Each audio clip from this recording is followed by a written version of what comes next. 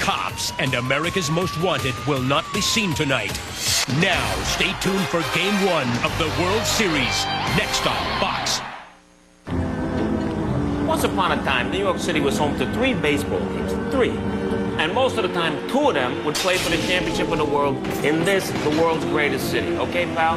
Hey, Mrs. Fanucci, the Iceman's here. Now, in 1923, the year that Babe built the house, the New York Yankees would beat the New York Giants and win the very first title against a team from across the river in Manhattan.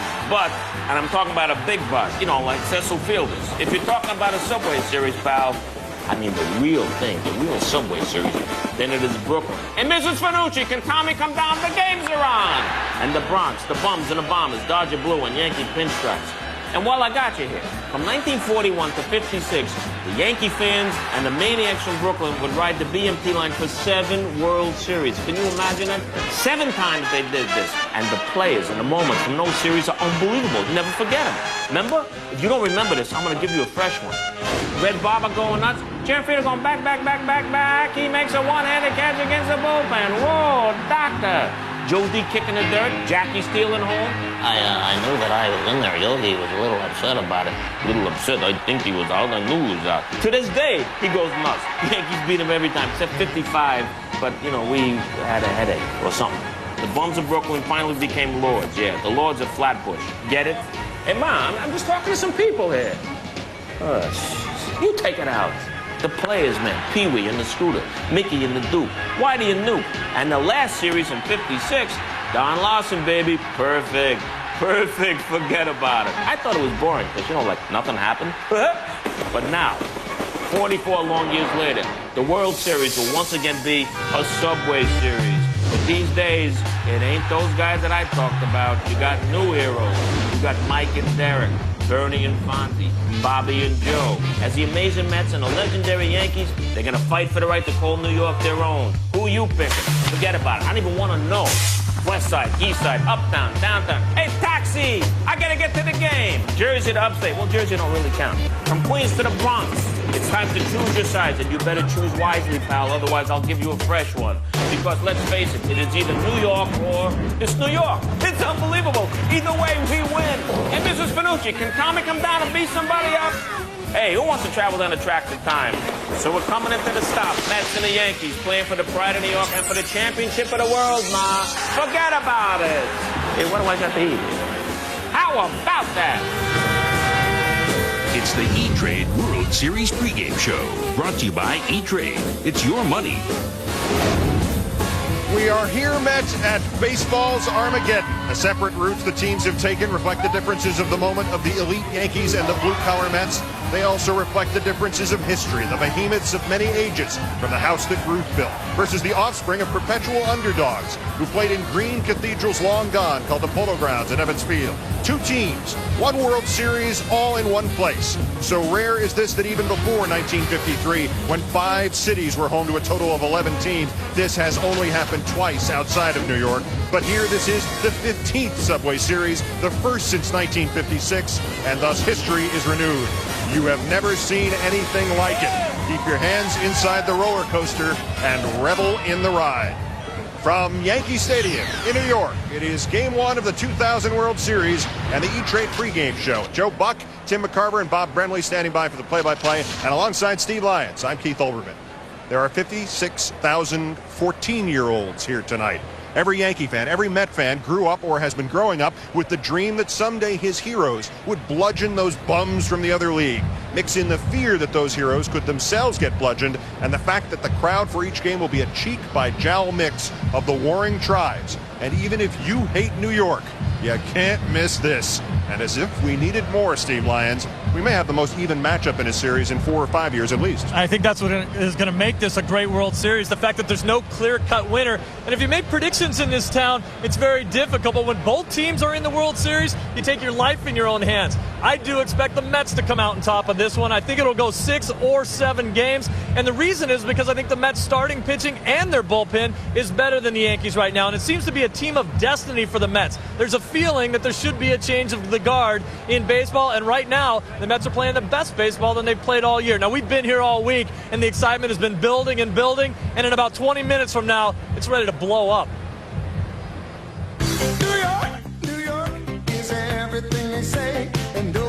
that I'd rather be. Where else can you do 500,000 things all at $2.45? This week on the floor of the New York Stock Exchange, it's not about Bears and Bulls. It's about Yankees and Mets. If the Yankees win, what's the market going to do? Rally. Well, take them. One both trades at 5.21, 20 bit over to 22, so. And the Mets? Big rally. Yeah. We don't know. We haven't seen it in 14 years. We don't know what the Mets are. Oh, look at him. He's a hater. He's a Met hater. So, where can I get one of those hats? You just sitting here like this, everybody walks by, you just say, Mets in 5. Mets in 5. Mets in 5. I got a gun. Mets in 5. You want the pulse of the city? You talk to the Con Ed guys. What do you got? Figures I'd come out and hang out with you guys, standing around as usual, getting paid a ton of money, not doing anything. Who's going to win this series? Is it Mets? Yankees. I don't care what these guys think. I think I just look good in this uni, don't I?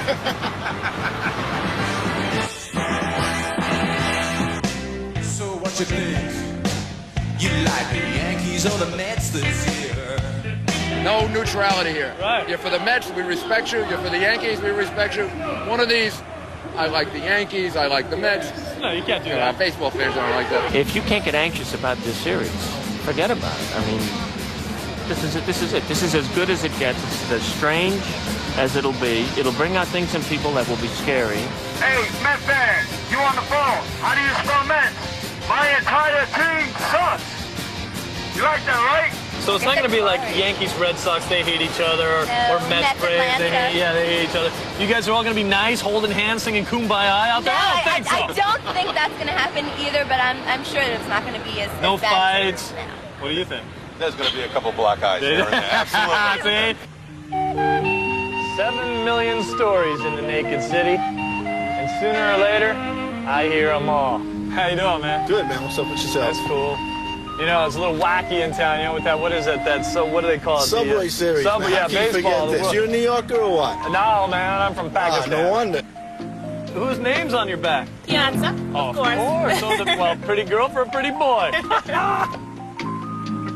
Now, is that a brand new Met hat? No, You've had that for a while. since the World Series in '86. That's an 86 Met 86 hat? World Series hat.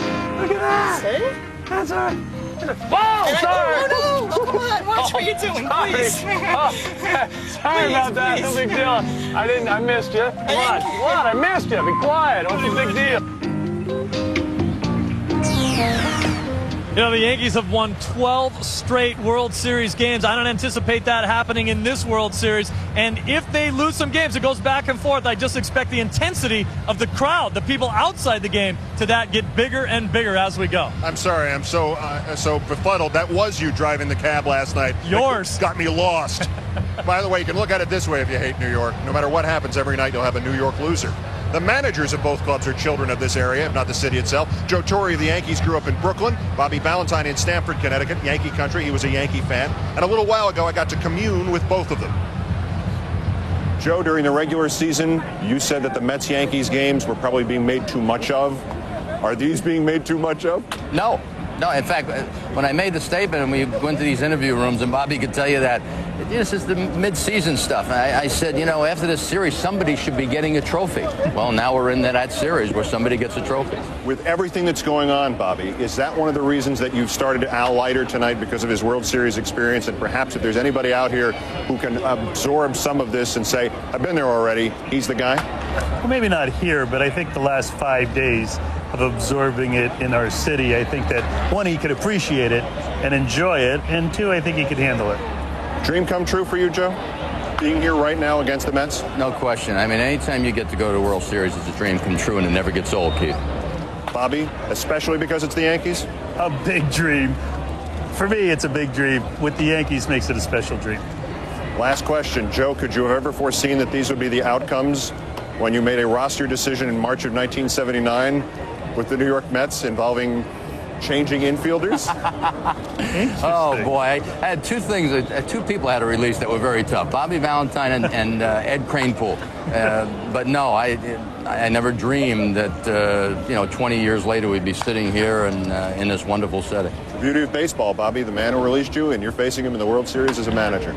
He holds a grudge, too. I couldn't be happier or more honored. As we are, gentlemen. Thank you. Thank you, Keith. Joe Torre cut Bobby Valentine. These managers are vital as any player in the series, Steve, as evidenced by the lineup changes and the choices. They are adjusters, or as we natives of New York would call them, nudges. And you talked about all the 14-year-olds in the stands. Count those two guys in, too. And I've learned over the years never to question Joe Torre's roster moves. From Shane Spencer a few years ago to Jose Vizcaino tonight. Vizcaino in the lineup, Soho out of it. And as you pointed out, Soho maybe one of the best players on this Yankee team since they acquired him. As far as the Mets are concerned, it's Leiter instead of Hampton. It was Hampton's normal day to start, but he was the only guy who threw 2 games in the division or the league championship series. So why not give him an extra day rest? Let Leiter start, the one guy who has the postseason experience, to give this team a little bit of relaxation. We'll see if it works. 2 men in uniform tonight have been to a Subway Series game before. Yankee coach Don Zimmer was the second baseman for the Dodgers when they finally beat the Yanks in '55. He also attended the first 2 games of the 1947 Dodgers-Yanks series as a 16-year-old. And using tickets given to him by his brother Frank, then the first baseman of the Braves, 16-year-old Joe Torre sat in the upper deck here on October 8th, 1956, when Don Larson threw his perfect game against Brooklyn. Well, I'm 16 years old. I remember going into the principal's office and getting permission to leave St. Francis Prep. I have tickets. Can I go? I was sitting in the 3rd deck between third base and left field. And I remember rooting for the Dodgers because I was a National League fan. And I think I became a Yankees fan about the 5th or 6th inning when I saw what was happening. It was exciting.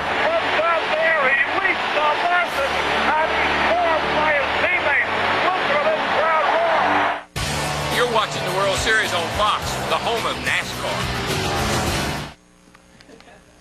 They're the Southland's one and only duty dudes. No job too big or too small for them. I'm Jeff Michael. See how they're literally cleaning up tonight on Fox 11 News at 10. In a test to determine how well luxury sedans protect drivers, the Insurance Institute for Highway Safety recently named the BMW 328i the best pick in its class. But BMW believes that in a contest to protect lives, there should be no winners. And certainly no losers. Because at BMW, we're as interested in saving lives as we are in selling cars. I send pigeons, you know, to communicate with friends, and family, co-workers. Some people think I do this for a hobby or for fun. Nope. I do this because my wife spends all day on the internet and we can't use our phone. Use the phone and the web at the same time. Another reason to get DSL. Call now for a free modem and free self-installation kit.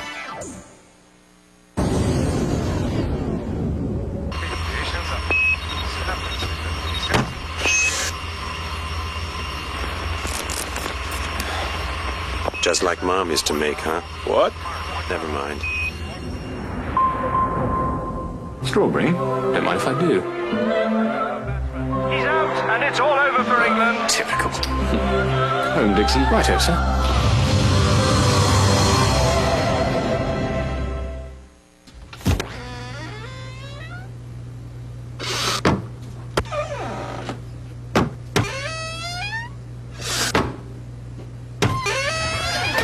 Need new cabinets? Get some at the IKEA Heart of the Home event.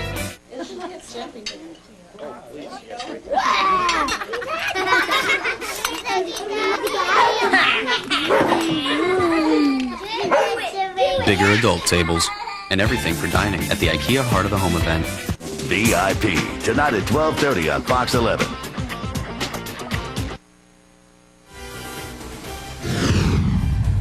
Welcome back to the E-Trade World Series pregame show. Every World Series is a stage for heroes, but it is also a foundry for them. For every Reggie Jackson, there is a Brian Doyle. For every Kirk Gibson, there's a Bill Mazeroski. And when it's been 2 New York teams, the rule of thumb has been the Babe Ruths can go sit in the back and cheer. They're not all Mickey Mantle and Duke Snider or Lou Gehrig and King Carl Hubble. In fact, most of them have been more like Bubba Trammell and Chris Turner. Consider possibly the greatest game in World Series history, October 3rd, 1947. Though he has walked 10 men, Yankee starter Bill Bevins is no-hitting the Dodgers with 2 out in the 9th. That's when Cookie Labagetto pinch hits the 2-run double. That, of a moment, robs Bevins of no-hitter and victory. You know, here comes the tying run, and here comes the winning run. Bevins never pitched another Major League game. Lavaghetto got only 4 more Major League at-bats. 2 games later, Al Gianfrido's famous catch off the bat of Joe DiMaggio, his last Major League game. Pitcher who saved the decisive game of the 52 series, who induced Jackie Robinson's bases-loaded pop-up to end the 7th. Bob Kuzawa, 13 saves in his career for 7 different teams. The Sandy Amorose catch to save Brooklyn's only series win against the Yanks. Sandy only spent 4 full seasons in the majors. As long as New York teams have met, the obscure have risen to fame. The Giants only beat Brooklyn in the first one in 1889 after manager Jim Mutry benched future Hall of Famers Tim Keefe and Mickey Welch and instead pitched Cannonball Crane, 20 career wins, and Hank O'Day, 10 career Giants starts, over the last 6 games of the series. And of course there was the ultimate unlikely hero. 3 Subway Series games ago, Don Larson pitched the only perfect game or no-hit game ever. Don Larson, who 2 seasons earlier with the Orioles had won 3 games and lost 21. In the next 10 seasons, Don Larson would pitch only 6 more shutouts. So Derek Jeter could be the star or Mike Piazza, but history tells us it's much more likely to be Clay Bellinger, about whom we hear...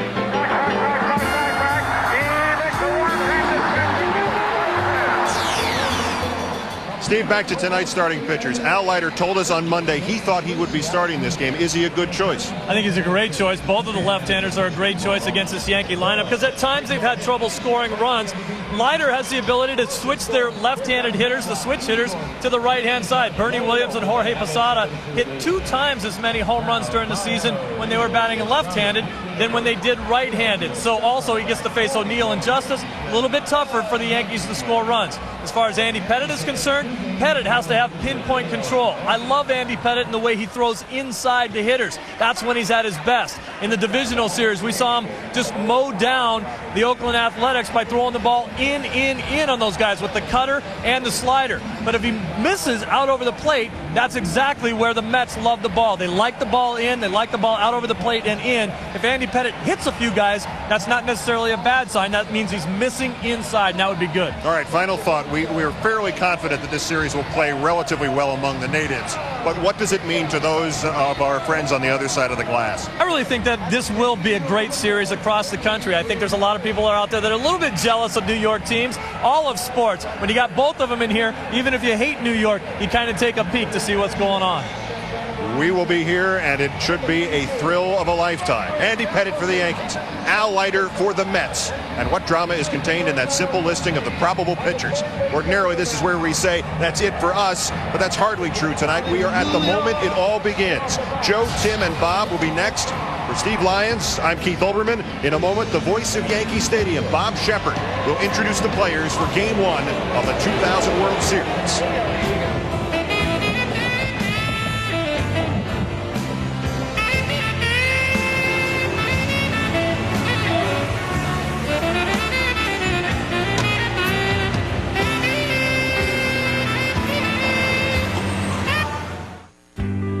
Gene Enterprises, we've harnessed the power of the human gene so you can say goodbye to your allergies forever with new Nozula.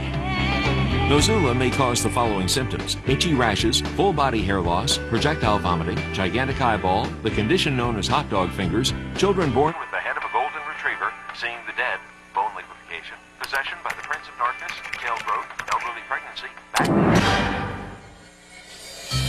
E-Trade. It's your money.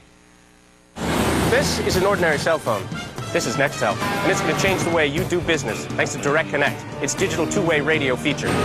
Frank? Not yet. It ensures instant contact. Bridget? Got it. Cost a fraction of cellular. It just passed. And it makes other cell phones... Ready now. Obsolete. Direct Connect from Nextel. How business gets done. Buy a Nextel Internet-ready phone starting at $99.99 and get an identical phone free. In our family, men lose their hair early. Thank you. By the time we hit 30, we don't have to invest much in combs. So I started using Rogaine when I was like 28, at the first sign of fallout. Before I looked like I needed it, because I knew I would. So there I am. I've been using Rogaine for about 2 years now, right at the source of the problem, and I don't see any difference. And that's the idea. You keep the hair you have. Look, I love my dad.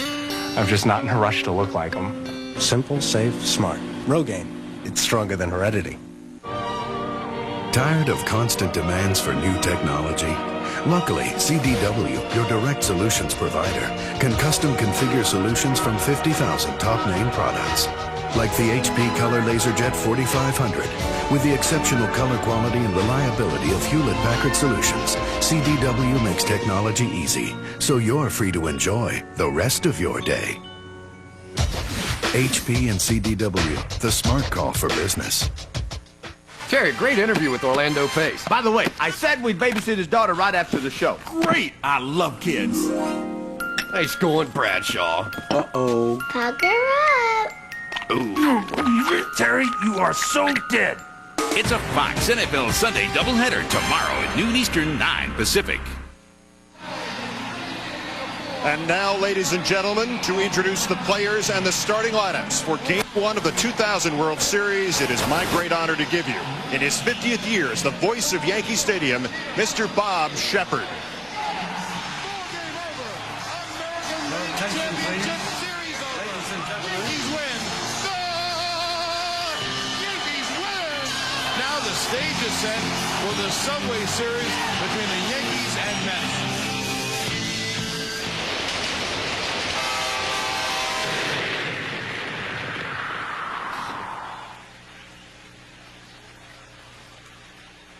Your attention, please.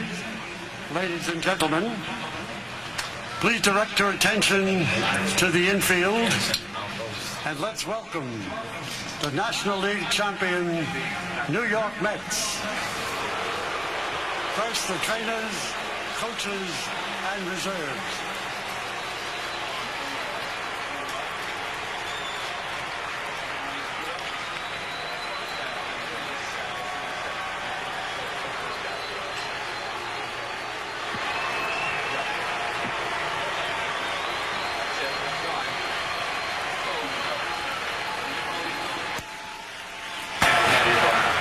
And now, the starting lineup.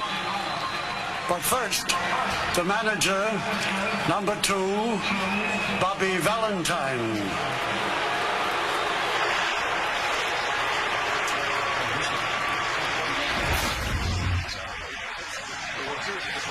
Leading off, number 6, right fielder, Timo Perez.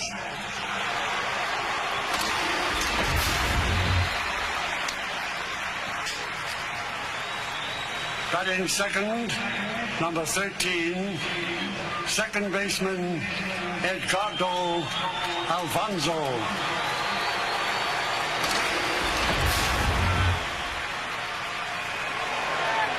Batting third, number 31, designated hitter, Mike Piazza.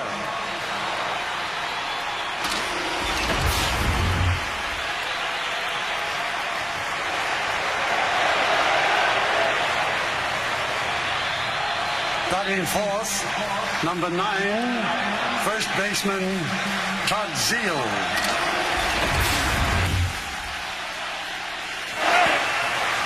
Batting fifth, number 4, third baseman, Robin Ventura.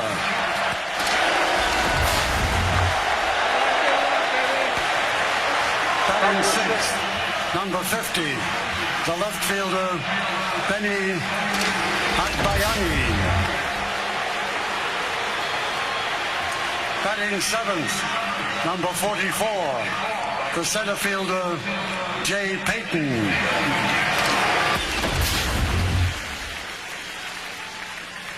Batting eighth, number 7, the catcher, Todd Pratt.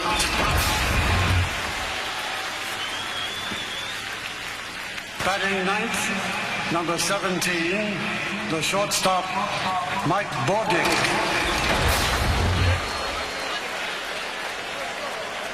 And warming up in the bullpen, the pitcher, number 22, Al Leiter.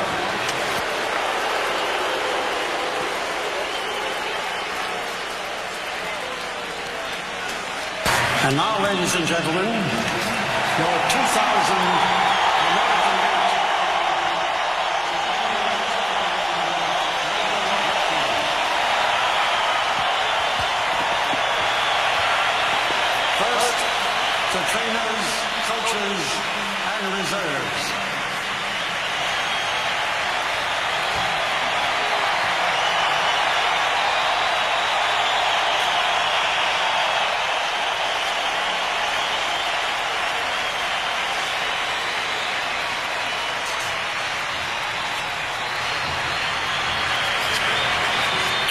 And now the starting lineup. First, the manager, number 6, Joe Torre.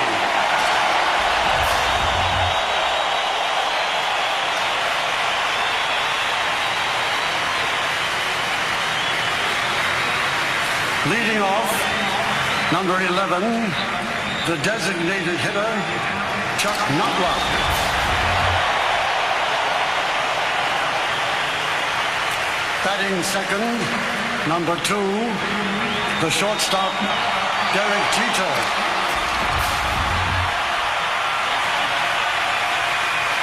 Batting third, number 28, the left fielder, David Justice.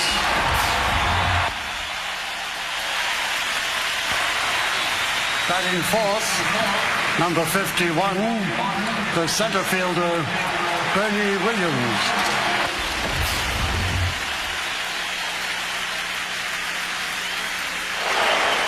Batting fifth, number 24, the first baseman, Tino Martinez.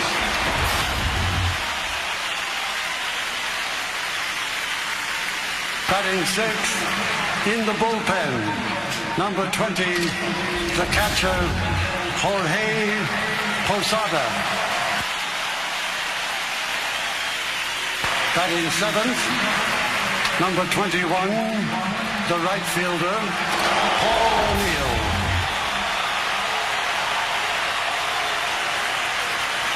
Batting eighth, number 18, the third baseman, Scott Brocious. Batting ninth, number 13, the second baseman, Jose Vizcaíno. And warming up in the bullpen, the pitcher, number 46, Andy Pettit.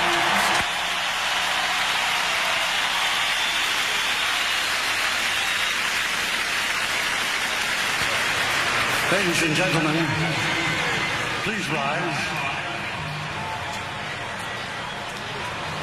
Presenting the colors for this World Series game is the United States Navy Honor Guard.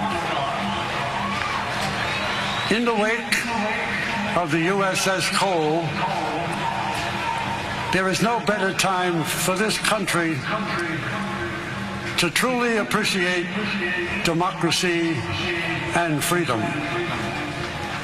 Tonight, we remember the young men and women on board the USS Cole who lost their lives.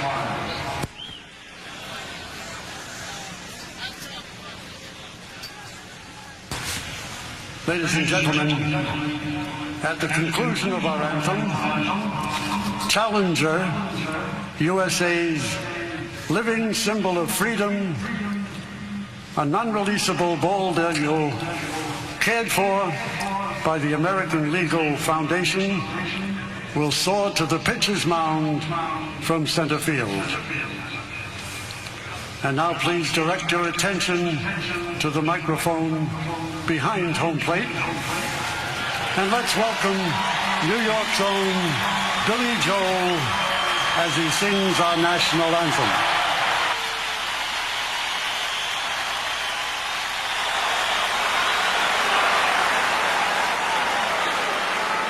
Oh, say, can you see by the dawn's early light what so proudly we hailed at the twilight's last gleaming, whose broad stripes and bright stars through the perilous fight o'er the ramparts we watched were so gallantly streaming, and the rockets red glare, the bombs bursting in air, gave proof through the night that our flag was still there.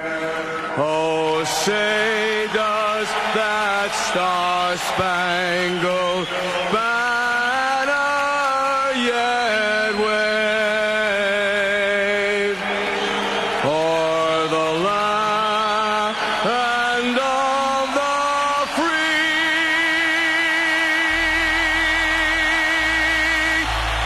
and the home of the brave.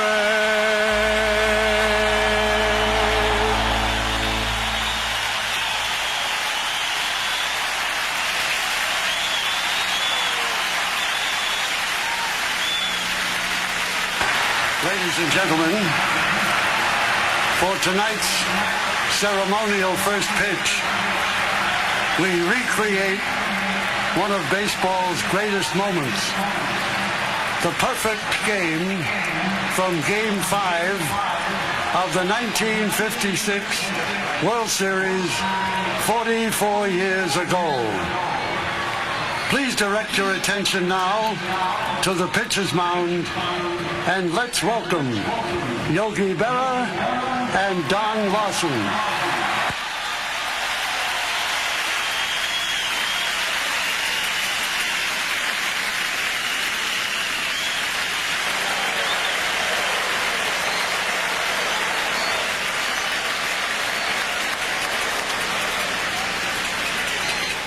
The last time Don Larson and Yogi Berra were here for a ceremonial first pitch, David Cone followed it with a perfect game. Here's Larson's delivery. Passed ball, Berra.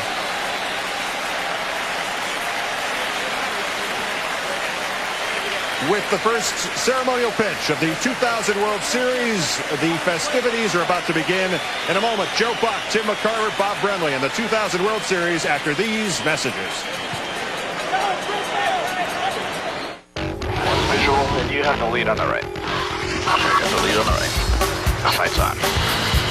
Left 9 now. Nothing else. You got the airspeed on me. Visual. Oh, there you are. Darn, I was hoping you wouldn't see me. Yeah, it's my turn to gun track. Let's do that one again. Okay? Just in case you didn't catch the number the first time.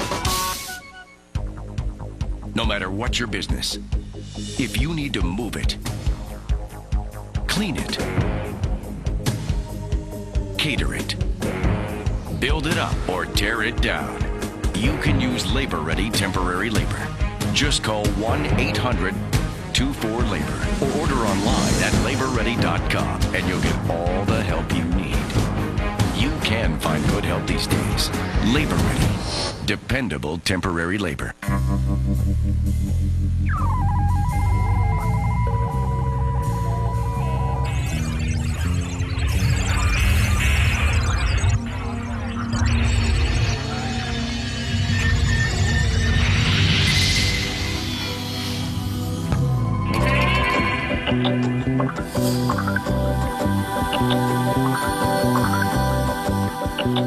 Avaya.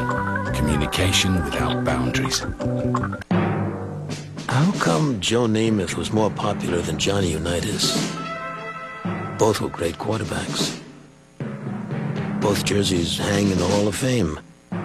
But then, only one quarterback was ever seen on the sidelines wearing a full-length mink coat.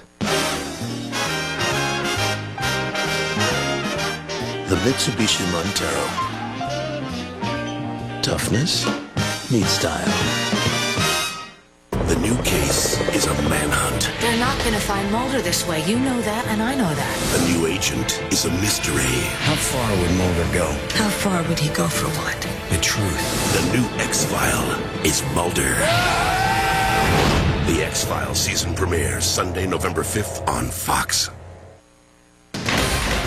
And welcome back to the 2000 World Series on Fox. As the National League's best, the New York Mets, visit the American League's best, the New York Yankees, in a place simply known as the Stadium. It's Game 1 on Fox. And welcome to the broadcast booth, everyone. I'm Joe Buck, Tim McCarver, and Bob Brenly.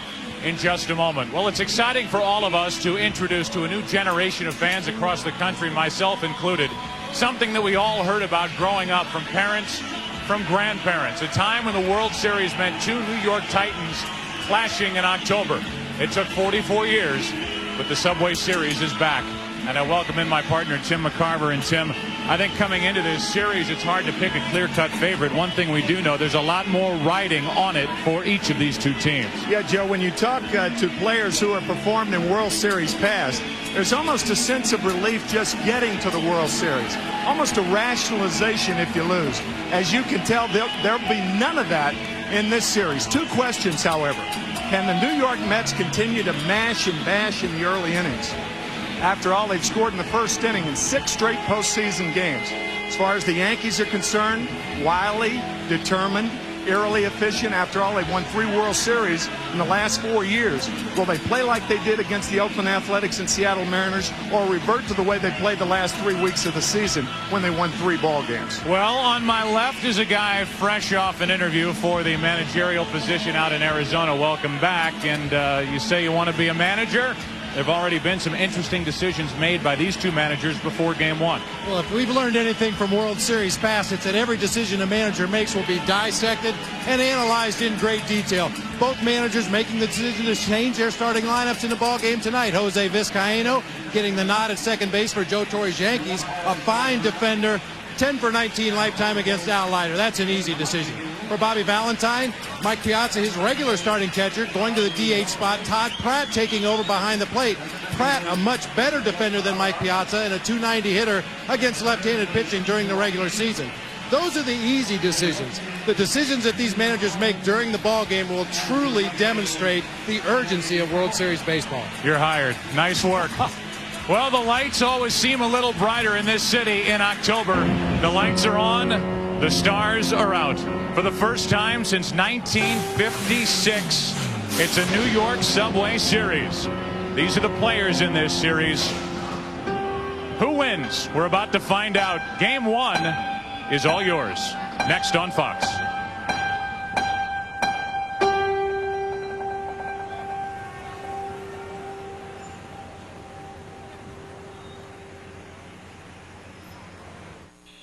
William, you're my only living relative. Jones, you have served me through thick and thin. Now, wrestle! Wrestle?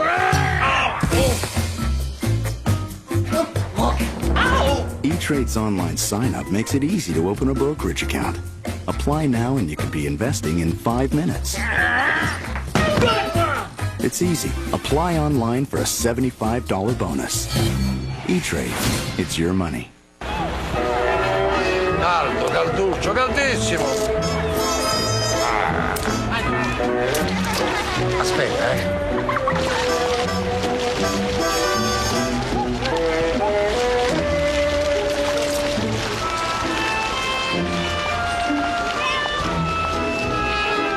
Wouldn't it be great if you could buy anything, anywhere, with your cell phone? Wireless e-business, coming from IBM. CD, $15. Baseball tickets, $60. Abstract painting, $3,000. Express checkout on the web, priceless. The MasterCard e-wallet. Online checkout is now 1 click away. There are some things money can't buy. For everything else, there's MasterCard. Get one at mastercard.com. What is the value of victory? What makes success so sweet? At American General, we help over 12 million people every day live the lives they've imagined. With retirement services, life insurance, consumer loans, and whether they have big dreams or little dreams, the real victory is seeing their dreams come true. American General Financial Group. Live the life you've imagined. The World Series on Fox is brought to you by American General Financial Group. Live the life you've imagined. By the remarkable power of Duracell Ultra. More power, more life. By MasterCard. MasterCard, proud sponsor of Major League Baseball and fan of the great American pastime. And by IBM, taking e-business and your business to the next level. Time for all the hype to subside for the moment, at least the pregame hype. Time to, for a moment, put the past aside and deal with the present. And here in the present, it is game 1 of this 2000 World Series between the Yankees and the Mets. The reigning world champions on the field, 25-time world champions. This October striving for a three-peat. And the starting lineup for the New York Mets brought to you by Original Coors. They lead it off with Timo Perez. He has really lit it up in this postseason for Bobby Valentine. Edgardo Alfonzo batting second at second with an 11-game postseason hitting streak alive. Mike Piazza's the DH. Then it's Todd Zeile at first. Robin Ventura, the third baseman. Benny Agbayani's in left. Jay Payton in center. Todd Pratt batting eighth. And Mike Bordick is the shortstop batting ninth. The Yankees defensively only one semi-surprise, and that's at second base. Bob Brenly talked about it a moment ago. Jose Vizcaíno, his first start in this postseason, and one of the main reasons why, if not the reason why, he is 10 out of 19 lifetime against Al Leiter, the pitcher for the Mets. And now we look at the pitcher for the Yankees, a left-hander, a 19-game winner during the regular season, Andy Pettitte. Interesting when you compare the two left-handers starting tonight, the zaniness, happy-go-lucky style of Al Leiter against the concentrated, determined look of Andy Pettitte. He'll be staring into your living room all night. He's 53-21 lifetime here at Yankee Stadium. And a scouting report, he's improved against left-handers. He'll run the two-seamer inside to the two left-handers starting in the Mets lineup tonight. Working faster from the windup and between pitches, a tip that he got from his father in midseason. Father said, you've always been working fast. Speed it up a little bit. And he's no longer cutter crazy, not running that cutter inside to right-handed batters, but the two-seamer away to right-handers to lure the ground ball in double play situations. Joe Torre telling us before the game that he loves the way Andy Pettitte is starting to prepare for these postseason games. And he is trying to ascend to the top of this rotation. You know, they had David Wells here, who was a clear-cut number one in the postseason. This year it's been Clemens, it's been Pettitte, it's Pettitte tonight. And while you talk about his good numbers lifetime here at Yankee Stadium, you should know that his numbers aren't good in World Series starts here at Yankee Stadium. He's 0-1 with an 18 ERA. The broadcast also available in Spanish by utilizing the SAP button on your television. A fitting announcement with Perez and Alfonzo, the first two hitters for the New York Mets. Timo Perez will lead it off. It took him a while to get here. He's only 23 years old, but he started with the Hiroshima Carp in Japan. He played in their baseball academy in the Dominican. Went to Port St. Lucie, where the Mets train in spring training. Hit .357 in AAA Norfolk.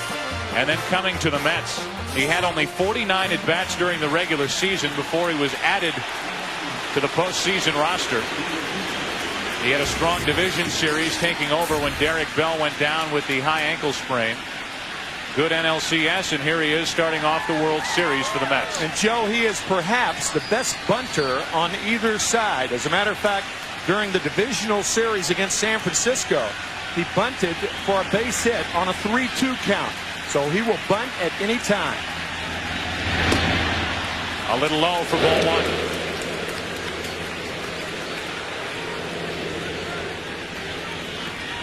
Perez, Alfonzo, and Piazza here in the first inning for the Mets. Low again, 2-0.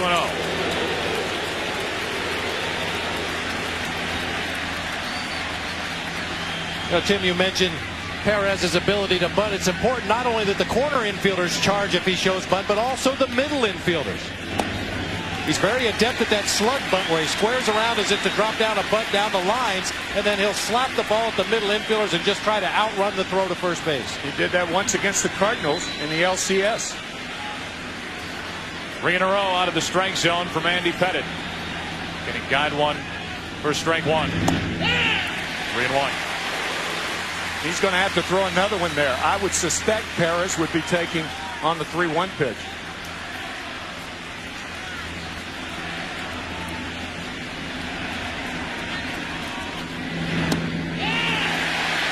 Full count.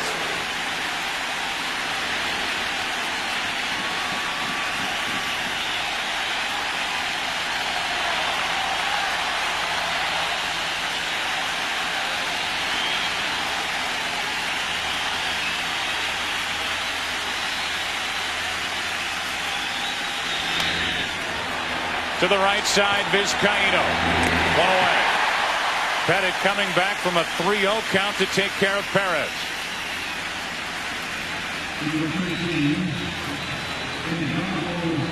Now Edgardo Alfonzo. The numbers during the regular season: 25 home runs, 94 runs batted in. First time All-Star. In this postseason, 13 of 36 with a home run and 9 RBIs. And he has a knack for the clutch hit. One out, base is empty, and Alfonzo up there swinging on the first pitch, strike one.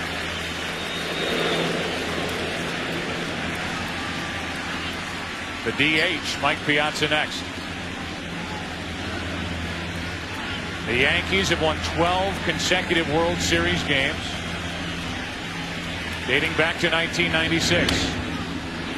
Alfonzo trying to go the other way, fouls at strike two. It's interesting that Alfonzo will do that on balls above the waist. He has a tendency to hit the ball to right field. His pull pitch is the ball down in the strike zone. You can see the pitch right up there.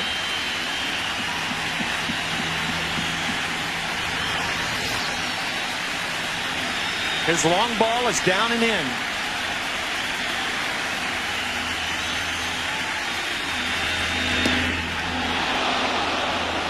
One and two.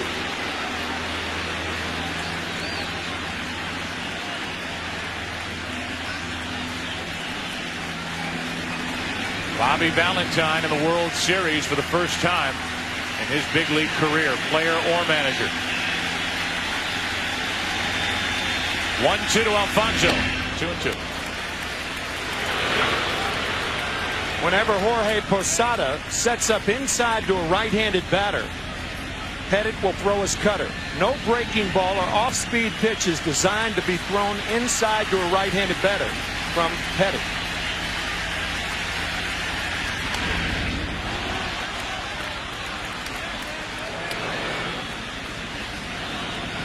The count remains 2-2, and the 26-year-old second baseman from Venezuela. Talked about it during the National League Championship Series. The Latin American influence in big league baseball these days, and lately so many good young Venezuelan players at the big league level. This guy one of the best as he fouls another back off to the right, and it stays 2-2. Some talk at the end of the season about whether Edgardo Alfonzo was the best player in New York on both sides of the ball. Hitting, defense, terrific defensive player. Or is it Derek Jeter? That argument will go on and on and on, depending on whether you're a Yankee fan or a Met fan. Again, the 2-2 from Pettit, and again a foul ball off the bat of Alfonzo. Toasts of the town from 1997 through this season. The numbers are comparable. RBIs, the advantage to Alfonzo. The runs, the advantage of Derek Jeter. And these two are front and center now, head to head in this World Series. Again, a 2-2 pitch. With one out, nobody on, first inning. Into right field, carrying O'Neill, 2 out.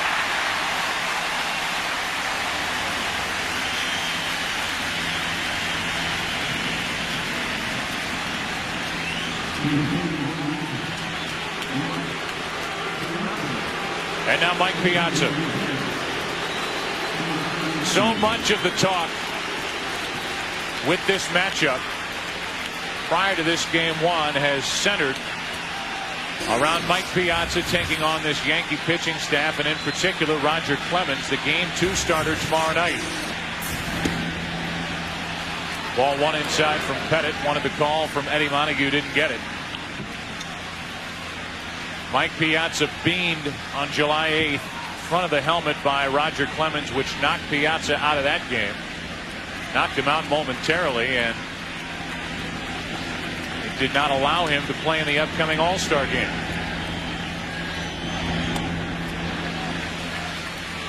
Two 2-0. You've heard of 57-foot curveballs. That was a 57-foot cutter right there. That ball bouncing about a yard in front of home plate. Dangerous situation when you fall behind to anybody, but particularly Piazza. I'm times what happens is a pitcher will grip the ball too tightly when he throws a pitch like that. 2 balls, no strikes, 2 out, nobody on here in the first half inning. 2-1. Saw those numbers for Piazza, his career numbers against the Yankees, that action in interleague play. One of the reasons that Clemens came up and in on him. Within those numbers, success against Roger Clemens specifically. 2 balls and a strike. 3-1 from Pettit.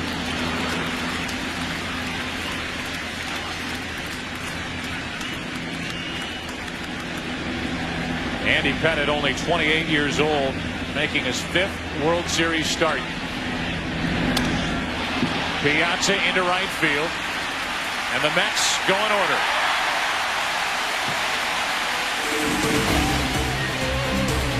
One half inning complete. Game 1, 2000 World Series. Leiter to work, no score.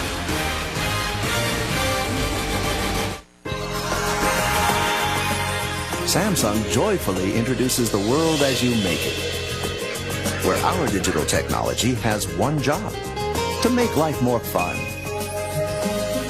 We want to thrill you, connect you, charm you, satisfy you, and delight you. Everyone's invited To the Samsung Digital Experience. We have a great game room. It's open from 6 to 9, but people can pretty much use it whenever they want. And this is one of our rooms. As you can see, all of them have a nice view over to the courtyard. Is your father staying with you now? No. Oh, he's not. So this is home then, huh? I just want to make sure he's well looked after. I mean, this could be his last move. I refuse. I refuse to lose. To be average. To fail. I refuse to die. To be afraid. I refuse to be taken. I refuse. AT&T's broadband technology can carry your company's voice, video, and data around the world at speeds over 2 billion bits per second.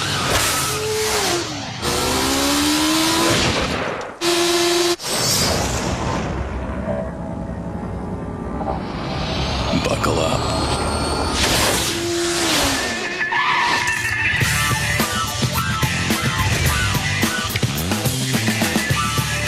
Only one thing can come between Ally McBeal and her man. How's the sex? I don't care to talk about that. Ooh, is that good, huh? Robert Downey Jr. joins the cast of Ally. I should have knocked. Season premiere, 9/8 Central, Fox Monday.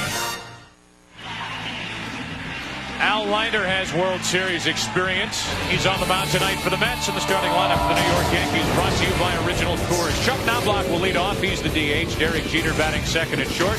Why not highlight Derek Jeter, a 9-game hitting streak in World Series play? And then it's David Justice in left, Bernie Williams in center, Tino Martinez at first, Jorge Posada is the catcher, Paul O'Neill is in right field, Scott Brosius is batting 8th, and Jose Vizcaíno at second base batting 9th. The defense for the New York Mets. Bobby Valentine has sent this lineup out throughout the entire postseason, with the exception of Todd Pratt getting the start behind the plate. Much better in throwing out potential base stealers, 39% during the regular season.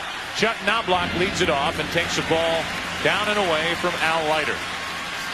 Al 16-8 this year, 17-6 in 1998, his best major league season. 1-1. Al Leiter has the most dominant cut fastball in the major leagues as he faces Chuck Knobloch, and the numbers on Chuck during the regular season. Bothered by tendonitis in his right elbow this season. A breaking ball in for a strike, and it's 1-2. You know, both these left-handed pitchers featuring the cut fastball. This should be a busy night for the Bat Boys if they're both on top of their game. Hope they got their rest last night. And the third baseman, for that matter. A ball and 2 strikes, and that's ripped foul. That was the cutter right there. Not to try to oversimplify it, but what happens on a cut fastball is the pitcher puts pressure on the middle finger and actually cuts the ball in on the right-handed batter. In order to put the good part of the bat on the ball, usually, as Bob suggested, they'll pull it foul. Knobloch behind in the count, 1-2. Just outside, 2 balls, 2 strikes. That's a side door slider. Leiter thought he had it, but a good call by Ed Montague, just missing. Third World Series start for Al Leiter. Working on 8 days rest, and Knobloch into center. Payton to his left, 1 out. I want to know more about Al Leiter. You're going to find out more about Al Leiter with our scouting report right here. Relies heavily on the bat-breaking cutter to right-handed batters. It's actually a better cut fastball than Andy Pettit uses. The two-seamer, as Pettit goes away to right-handers, so does Leiter. Change the other side of the plate, meaning the outside part of the plate to the right-handed batter. The difference is the Yankees have 3 left-handed bats in the lineup tonight, and left-handers have not done too well against Al this year. Here is Jeter, the 26-year-old shortstop. Who takes strike 1 on or just off the outside corner. Jeter has reached base in 27 of his last 28 postseason games. In on his hands, he went, and it's 0-2. Boy, this is a wicked cutter right here. Jeter sees it in the strike zone, cutting late, and he went too far. Wicked. In a blink, it's 0-2 on number 2 with 1 out, nobody on, and Justice on deck. Ball 1.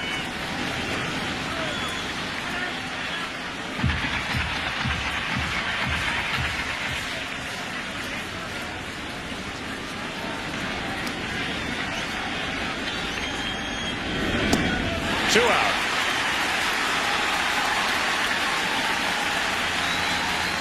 David Justice will stride to the plate. His trot around the bases. A big reason why the Yankees are in the World Series. To talk specifically, the Game 6 3-run home run to put the Yankees on top in that game for good. That against the lefty Arthur Rhodes, and here he is taking on a lefty Al Leiter. The 41 home runs during the regular season for Justice. He hit 20 of those home runs in 78 games with the Yankees.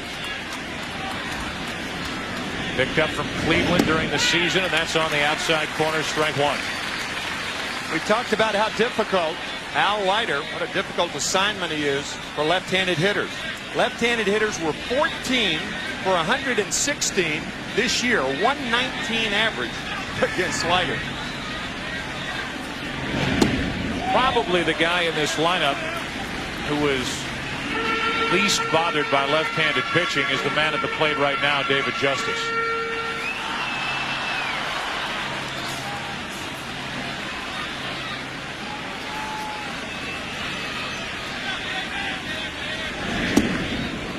Two and one. Joe, I don't know, but after that 0-1 pitch, it was a close pitch. Todd Pratt may have said something to the home plate umpire wanting that pitch, and I think Justice retaliated, saying something to Pratt. That'll happen often. Catchers want a pitch, and the hitter disagrees. Pop up into shallow left.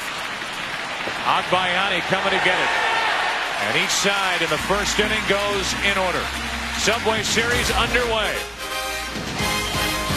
1 inning complete. Game 1. Yankees and Mets, no score.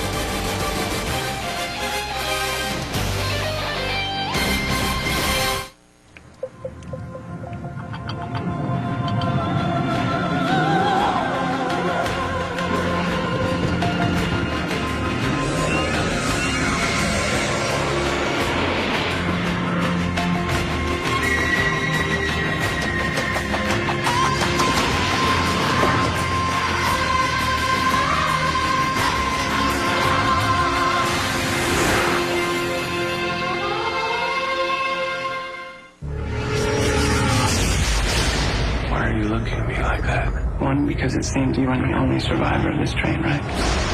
And two, you don't have a scratch on you. I've come to believe a rather unbelievable possibility. I hope you can keep an open mind. Are you ready for the truth? Unbreakable, rated PG-13. Coming this Thanksgiving. Tired of constant demands for new technology? Luckily, CDW, your direct solutions provider, can custom configure solutions from 50,000 top name products.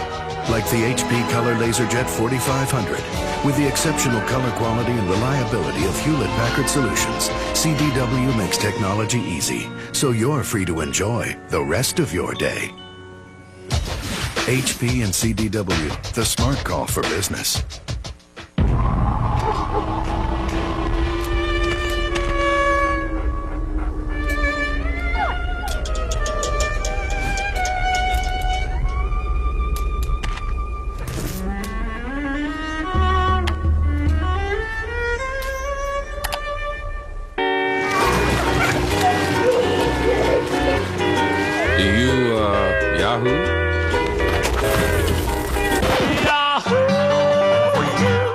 If you thought being a student was hard, try being a teacher. I had a crush. Not a crush, Miss Davis. I'm in love with you. See why USA Today calls Boston Public the Monday show to watch. I feel so clueless as to how to do this job. Just follow the teacher's manual. I do. Hey, kidding. Boston Public premieres at 8/7 Central, Fox Monday. Andy Pettit, a perfect first inning, and now here in the second, Zeal, Ventura, and Agbayani. Todd Zeal standing in. 34-year-old first baseman for the Mets. And takes a ball outside.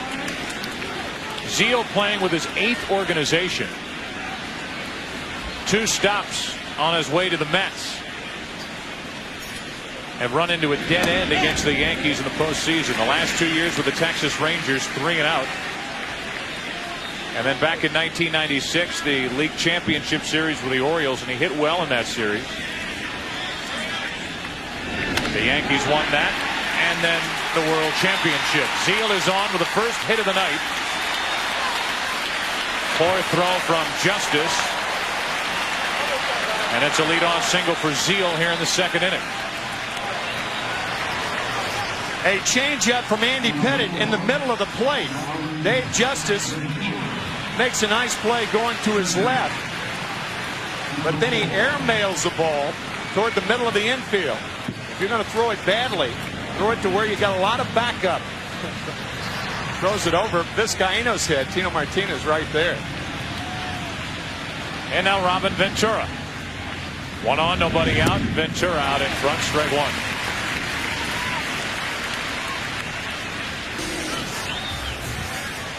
During the regular season, 24 home runs, one of which was against this left-hander Pettit back in June. That's the only home run a left-handed batter hit against Andy all year.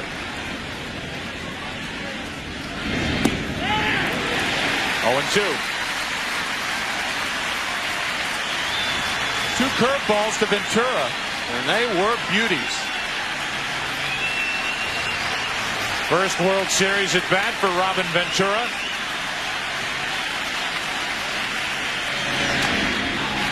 And he stays alive. That's an outstanding sequence from Pettit and Posada. 2 curveballs away, the fastball back inside. But you get the feeling that he's going to try to get Ventura out with pitches away. So far in this postseason, 5 hits, 28 at bats, 1 home run for Ventura. Leadoff single by Zeal at first with nobody out. Shattered bat. And out of play.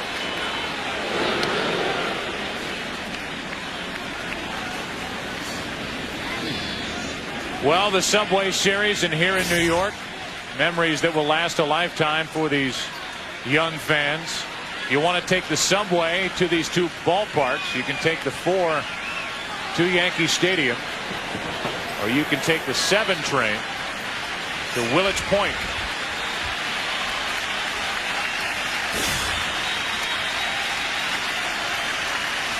One on, nobody out, and ball one in the dirt to Ventura.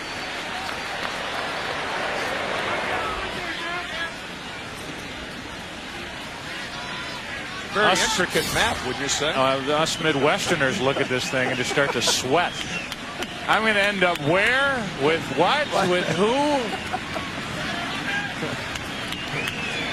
You can also take the B and D lines to Yankee Stadium. At least that's what I'm told. I don't know. 1 ball, 2 strikes on Ventura. And it stays that way.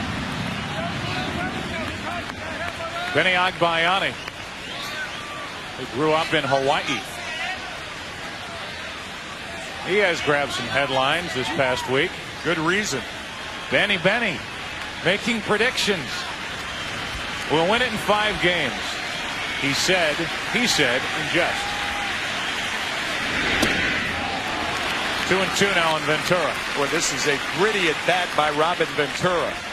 Andy Pettit has made some nasty pitches on him.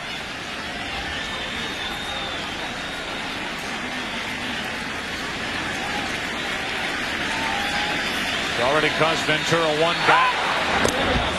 And now the first throw over, and Andy Pettit has one of, if not the best pickoff moves to first in the game. Don't even think about running on it. Only time the Mets will run on 3-2 counts, hit and run, things of that nature. 42 pickoffs. He has nailed runners the most in the majors the last 5 years. Ventura strikes out, 1 away. And the first strikeout for Andy Pettit.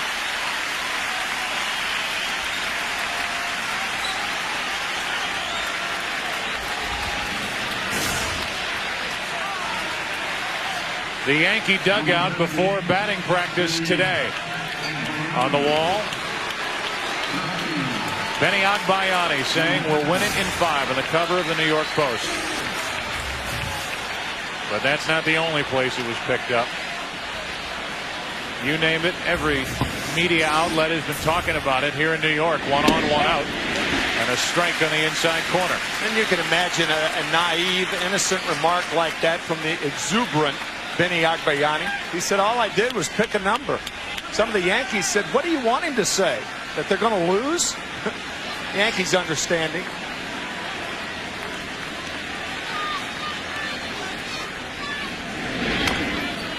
To the left side and foul. 0-2 on Agbayani. If you get asked the question enough, sooner or later, maybe for your own entertainment, you come up with an answer.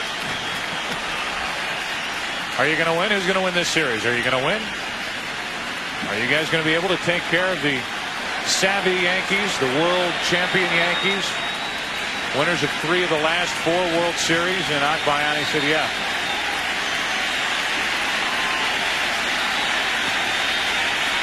The 0-2.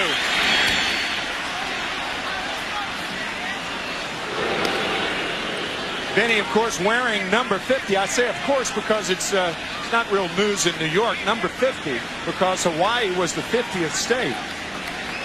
In fact, when the last World Series was played between 2 New York teams back in 1956, Hawaii was not a state. Again, the 0-2 from Pettit. Inside corner, 2 out.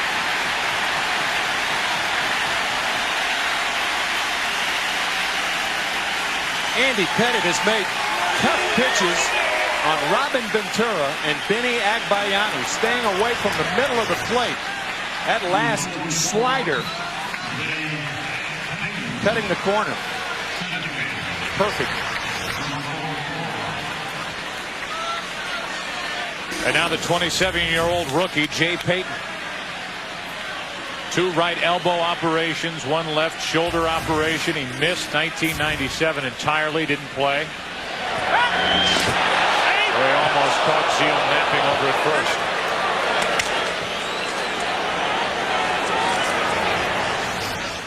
Watch the right foot of Todd Zeal. Fortunately for Todd, he used that foot on which to push off to get back to first base. Well, the franchise leader in the stolen base department is the first base coach for the Mets, Mookie Wilson. With a guy like Pettit on the mound, his job is vitally important as Payton hits one to center. Williams back to get it. A leadoff hit by Zeal. He never moved. Bottom of the second, Williams, Martinez, Posada coming up for the Yankees. No score.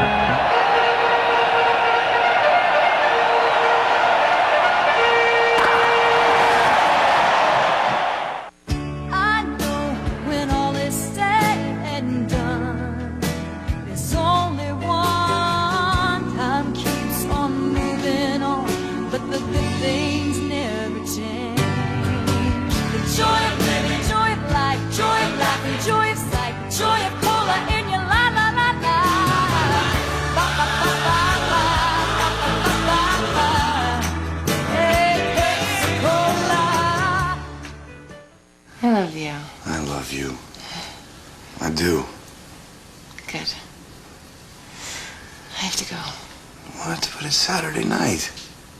I promised to sit right around before midnight. Oh. I'm sorry. God, I wish you could stay. Me too. I want you to stay. Look, let's get married. You could come move in here. I could take care of you and Molly. We could take care of ourselves. Looking for your home planet, Terry? Very funny, Howard. Actually, I'm tracking a satellite in geosynchronous orbit 22,000 miles above us. It's sending a digital signal to my cool little RCA Direct TV dish. Wow. But you don't have to know all that. Just the RCA experts at Radio Shack. Good. Now for a limited time, buy an RCA Direct TV system for $99.99 and get free Radio Shack standard installation when you sign up for Total Choice Programming. The RCA Digital Entertainment Center, only at Radio Shack. The World Series on Fox is brought to you by Subway. Take a Subway to the series. Subway, eat fresh. Up above here in the Bronx. This fantastic aerial viewpoint being provided by Budweiser and the Bud One airship, which travels throughout the year and appears at many exciting sporting events across the country. And as always, we thank them for joining us here tonight. A lot of action down below. In the seats on the field. Bottom of the second, no score. The cleanup hitter for the Yankees, Bernie Williams, will start it. Then Tino Martinez and Jorge Posada against Al Leiter.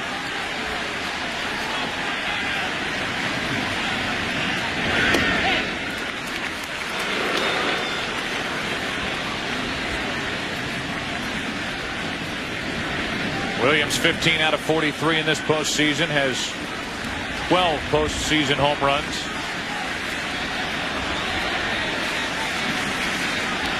That's in his career, and when you wear the Yankee pinstripes these days, you almost expect to be playing deep into October. No balls, one strike. 1-1.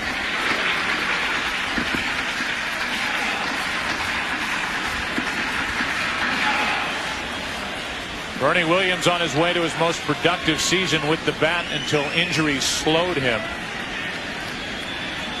Strained muscle in his right side, in the rib cage, a strained right calf. Good popping fastball from Leiter, 93 on our radar gun, and the count 1-2. Well, Joe, that's what happens when a pitcher throws two inside fastballs, two cutters inside, and then the fastball away. Little roller to Portick. One out. The cutting fastball inside makes you so conscious of that pitch that you're weaker on a ball that you would normally be strong on. Bernie usually handles that pitch very well, but he's so conscious of that pitch inside that he grounds feebly to Mike Portick. Both Leiter and Pettit very, very sharp in the early going.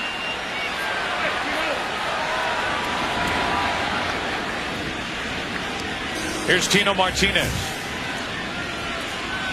hitting over .330 in his last 19 postseason games.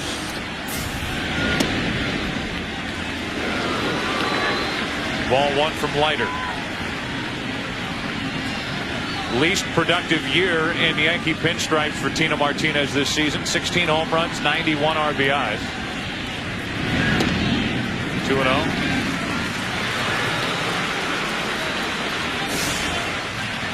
During the regular season, the numbers. But during this postseason, got the best average on this Yankee team, plus a home run. 2-1. That's a big drop too. 3 years ago, Tino Martinez hit 44 home runs in the pinstripes. His second full season with the Yankees, down to 16 this year. Hard hit up the middle, base hit. The first of the night for the Yankees. It belongs to Tino Martinez. 1 on, 1 out.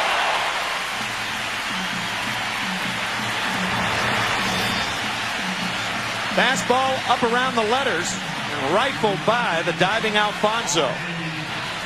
So the Yankees get a man on.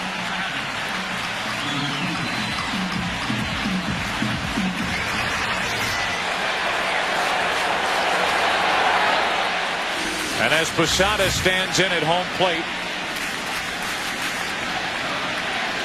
Tino Martinez will take his lead at first with that unorthodox style of holding against the runner at first employed by the Mets. Zeal off the bag, yet he's holding on the runner, and that's strike one on the inside corner to Posada.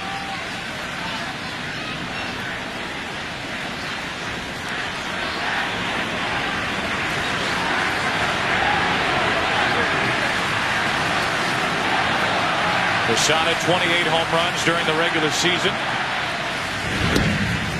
1-1. Todd Zeal plays off of first with a guy like Leiter on the mound because Al does not have a good move to first base. The worse the move, the more imperative it is to work your first baseman off the bag. The jockeying back and forth, going back to the bag.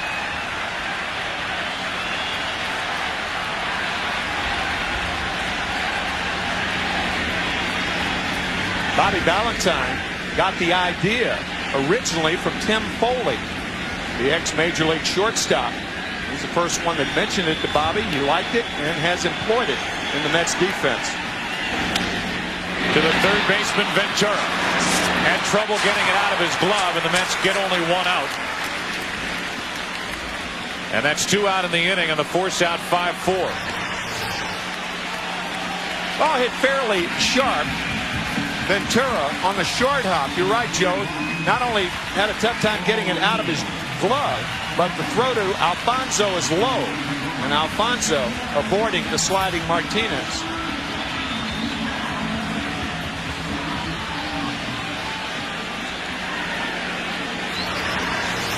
So a runner at first, 2 out for Paul O'Neill. O'Neill without a contract beyond this season with these Yankees. 9 hits, 39 at bats in this postseason. Takes a strike. Been bothered by a sore right hip. He's had 2 cortisone injections in that right hip, which has slowed him at the plate. It's taken away some of his power. It's slowed him out in right field. September 3rd, O'Neill is hitting only .205 with 1 home run, 11 RBIs. In 31 games, and that includes the postseason.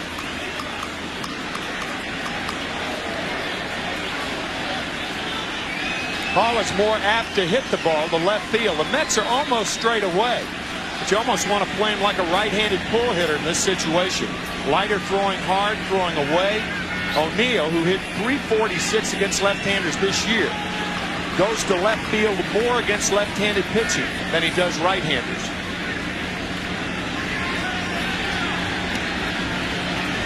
1 ball, 1 strike on O'Neill. Runner at first, 2 out.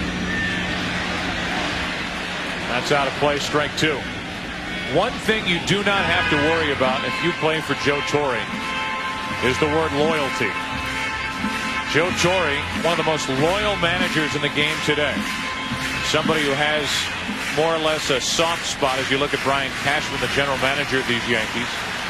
But a soft spot in the heart of Joe Torre for those who have brought him past October success.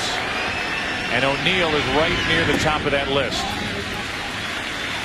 2 balls, 2 strikes. So even against a left-hander, And even with the struggles that O'Neill has been through, Knobloch another on that list.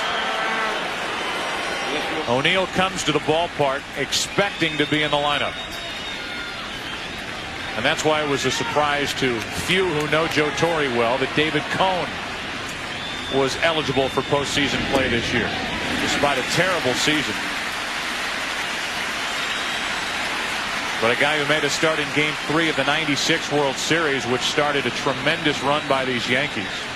A win that night, 12 consecutive World Series victories. And it was Cone on the mound for the Yankees with New York down 2-0 in Atlanta. That started that 4-game winning streak in the '96 World Series. Runner will go. 2 out, 3-2 pitch to O'Neill. Foul ball.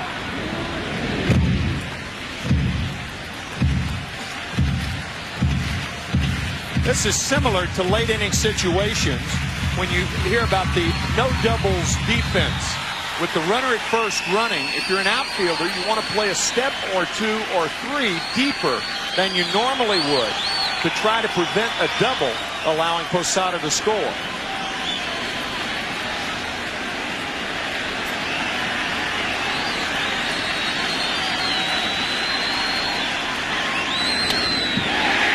Center field, a base hit.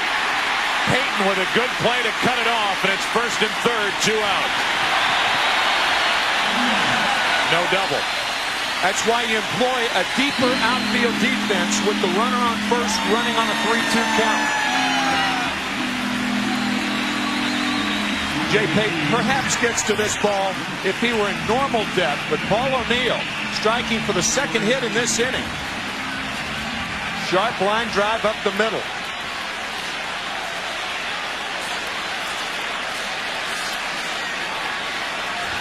And now for the first time tonight, runners in scoring position, 2 out here for Scott Brocious, who has also struggled since September 11. No runs batted in 28 games. 64 RBIs during the regular season. Trying to put the Yankees on top.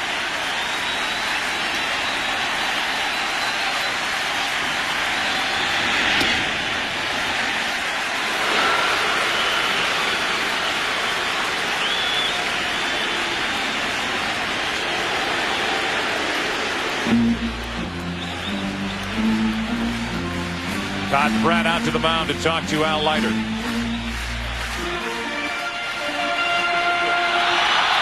Willie Randolph probably telling Posada at third base, if Joe Torre puts a steal sign on, and it's unlikely that he'll do that until there are 2 strikes on Scott, to stay in the line so the catcher can't see how far he is away from third base. The World Series MVP from 1998 takes ball 2 high, 2-0. Scott Brocious will look for something on the inside part of the plate now to hammer. He's a good inside hitter.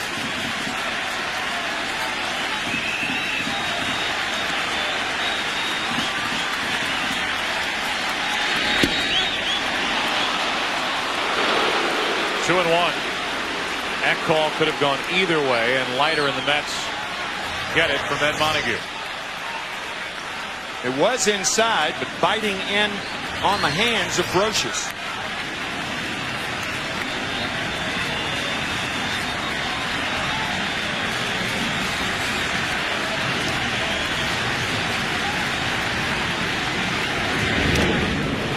Two and two.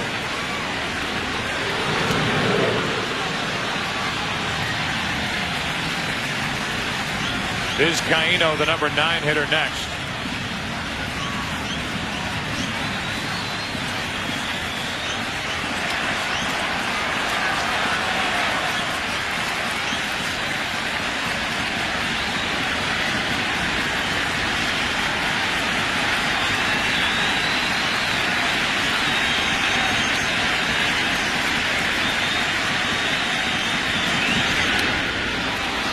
A squirter to first. Picked up by Zeal. The collision. He hangs on. The inning is over. Al Leiter pitches around 2 singles here in the second. After 2, Game 1 of the World Series, no score. Back after this from your local Fox station.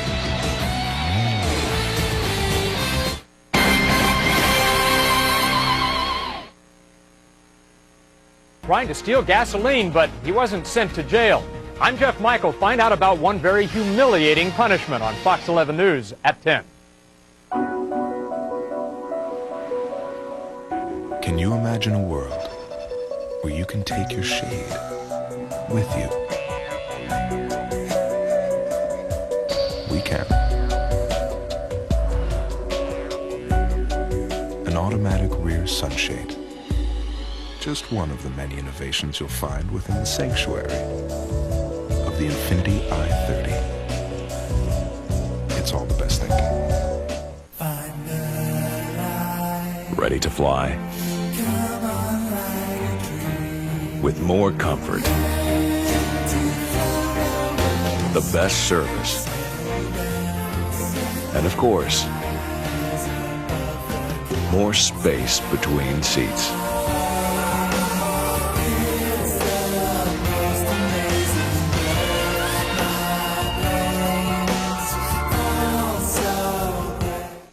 Whether you're at home conquering the world, venturing out into it, or just taking a break from it, there's a whole new way to stay connected to it. Because Verizon is giving its local customers who sign up for select digital wireless plans free internet access at home and on their wireless phones until Memorial Day 2001. It's the internet how, where, and when you want it. Call Verizon now to find out how you can get it all. Then consider it done. I use the internet to study molecular division. I study Johann Sebastian Bach. I study butterflies. As the first nationwide provider of high-speed internet access, COVAD is proud to help today's youth follow their dreams.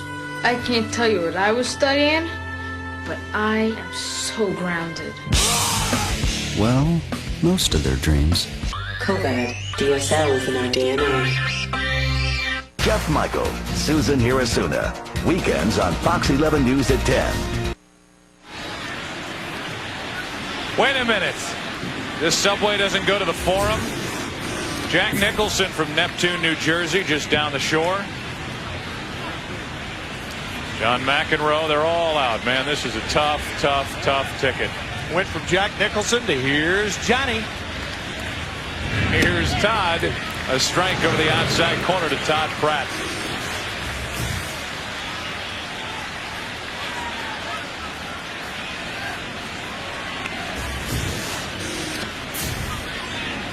No balls, 1 strike, and Pratt takes strike 2.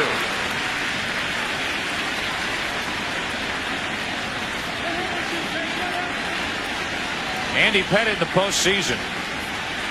6-2 on the road, 2-2 here at home with an ERA of 6.5. And as we mentioned, 0-1 in World Series action with an ERA of 18 as he raised one off Pratt. Pratt's going to go down to first. The home plate umpire, Eddie Montague, never signaled that it hit him. But Pratt will trot down to first, and he's on to start the inning.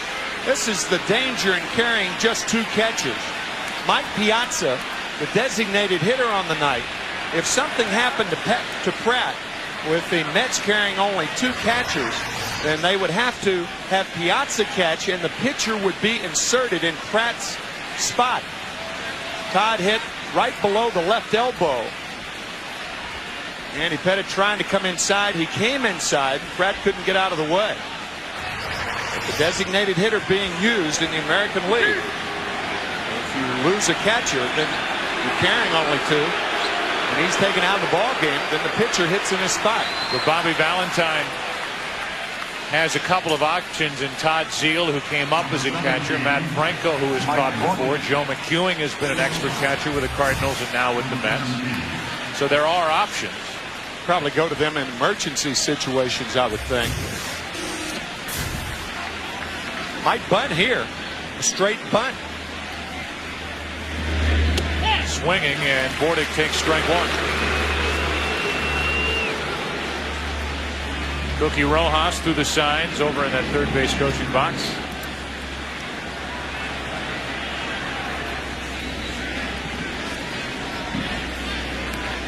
Mets had their leadoff hitter on for the second consecutive inning. Now to the bunch, and a perfect bunt. Pettit makes the play. The sacrifice good, 1-3. Out of the mouth of Andy Pettit, his thoughts on starting Game 1 here at home at Yankee Stadium. You know, I'm just hoping to have a good start here. I've started a couple of World Series games here now at Yankee Stadium, and have just stunk it up. So it'd be nice one time to go out there during the World Series for our fans here at Yankee Stadium and give a good start. Stunk it up is a technical baseball term meaning he didn't pitch particularly well. Thanks for your help, Bob.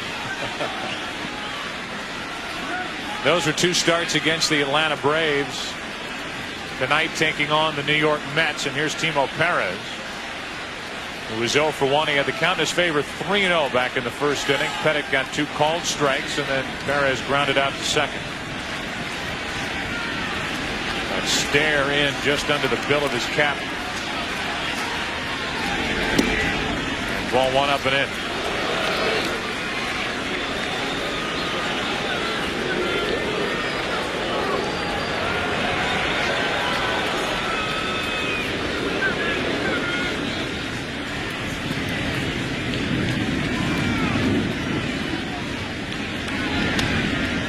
Pop up on the infield, Brocious. 2 out. That'll bring in Alfonso. Tomorrow on America's favorite pregame show, Terry and the Rams, Torrey Holt, give their poetic ode to the greatest offense in NFL history. Plus, the ever-opinionated Keyshawn Johnson will be live in the studio with the guys, and Mets fan Jimmy Kimmel offers his take on the Subway Series and what he thinks of Yankee fans. It's all a part of the wildest NFL pregame show on TV. Fox NFL Sunday at noon Eastern, 9 Pacific, tomorrow here on Fox. Here's Alfonso. Remember that knack he has for the clutch hit. Strike 1 from Pettit. Big numbers in the postseason.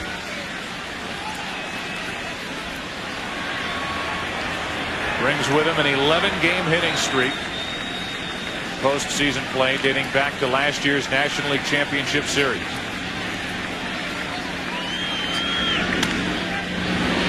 Jeter in the hole. Long throw, good arm, inning over.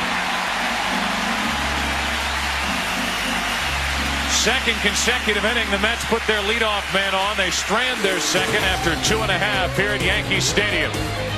Alfonso grounds to Jeter, 2 of the best in New York. Produce the final out at the top of the third.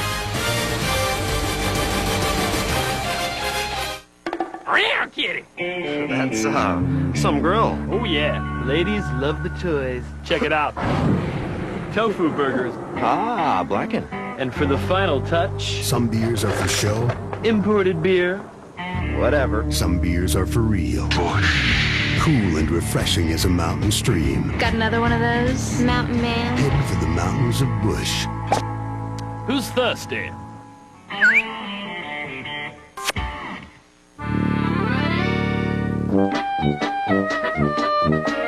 Cannonballs, $129 online.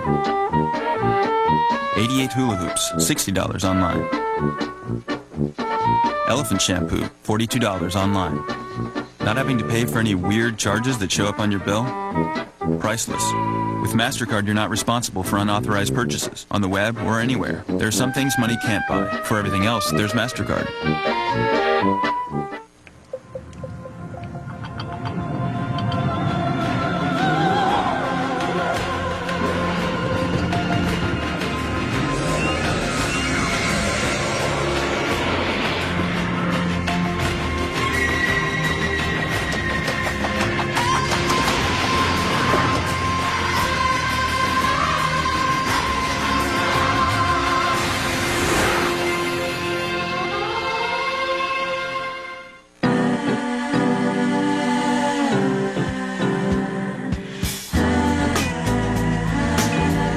No two eyes see the same world.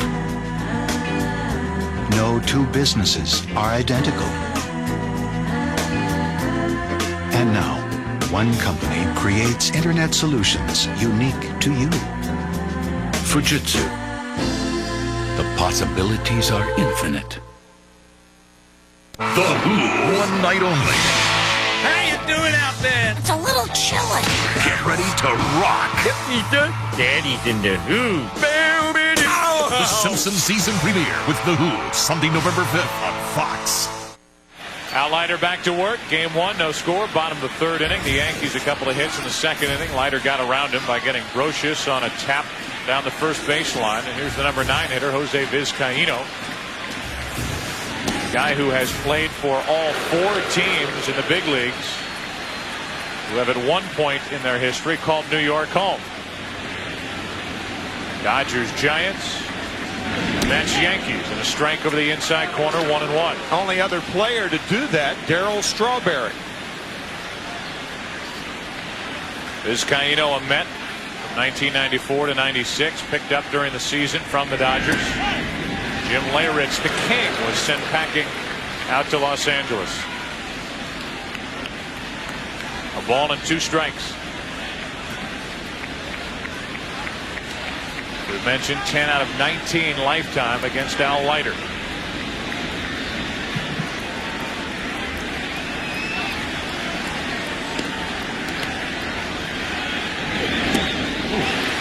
Nasty pitch with Tim grunting to my right.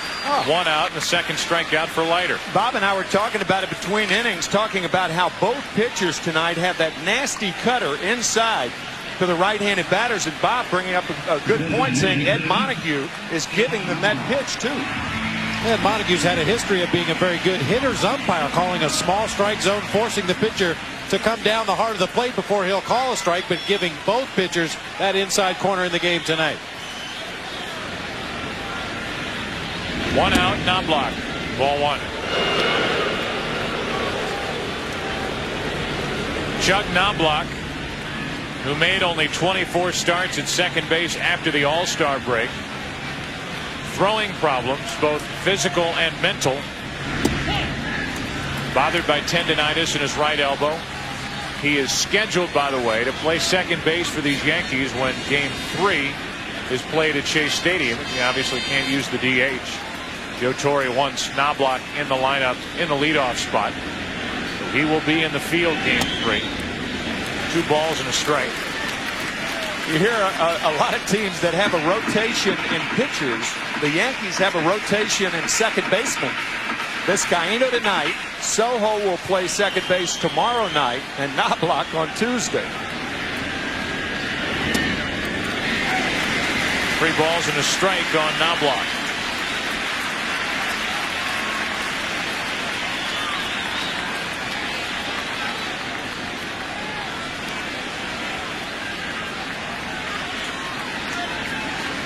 One out, bases empty, and a full count on Knobloch. That was a good shot of Derek Jeter.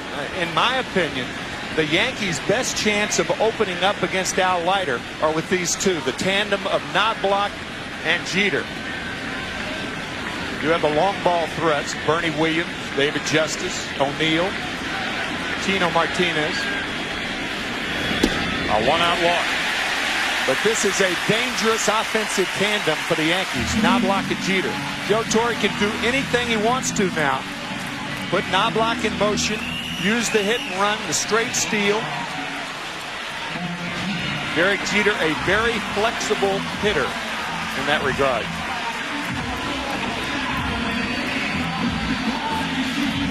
And now, as we touched on the subject last inning when Tino Martinez was the runner at first base, it is much more an issue now with Chuck Knobloch, the runner at first base, with the way the Mets hold against the base runner.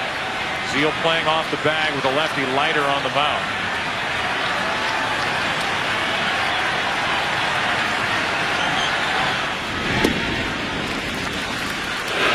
High delivery, a good fastball from Leiter, strike 1. Joe Torre told us before the ball game that the Yankees were going to try to exploit the first base defense of the New York Mets. He didn't explain exactly how they're going to go about doing that, but the Yankees runners so far reacting much the same way that everybody does against this particular defense, going back to the bag as Zeal decoys them back. The one problem with that There's a ground ball through the right side when the first baseman's going back. They've got him picked off. Caught stealing. 1-3-6. That play worked for the Mets against the Cardinals in Game 4, and it's worked against the Yankees right here. Notice how Zeal comes toward Leiter to make the play, and that clears that lane to where he can throw effectively to Board. He can now block an easy out at second.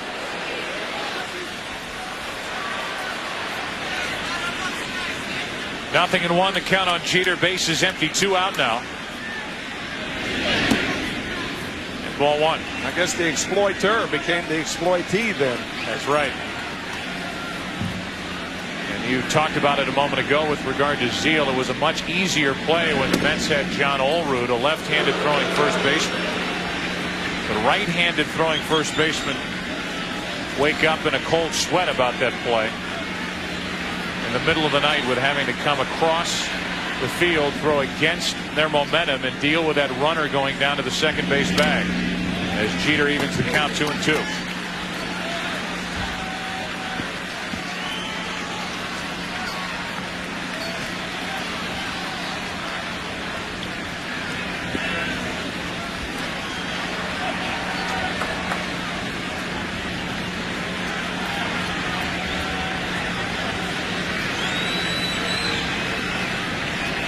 Two balls, 2 strikes, and Jeter hops out of there.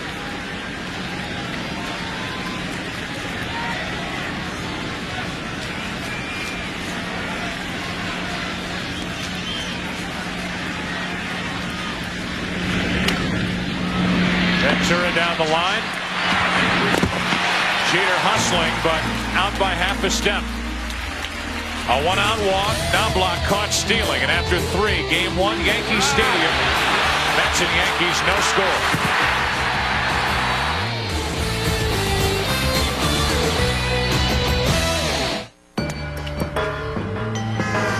Online brokers have a game.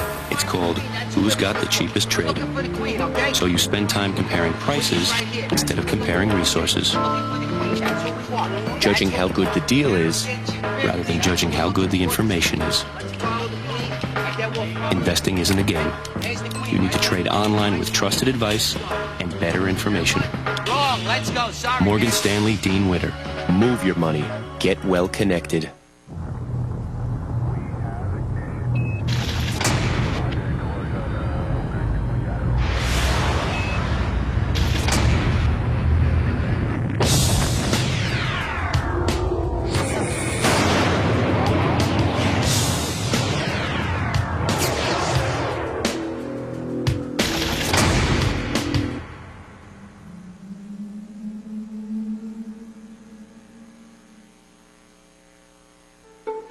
Where do you find inspiration? What if the things you do every day could be done with tools so instinctive, using them would be like riding a bike? If technology became your silent partner, imagine what you could imagine. We believe it's time to move beyond information technology to inspiration technology. Welcome to the new IT from Compaq. It's the wildest hour of pregame coverage in the business. The Fox NFL Sunday pregame show tomorrow at noon. What can you find at the new Lowe's Home Improvement Warehouse?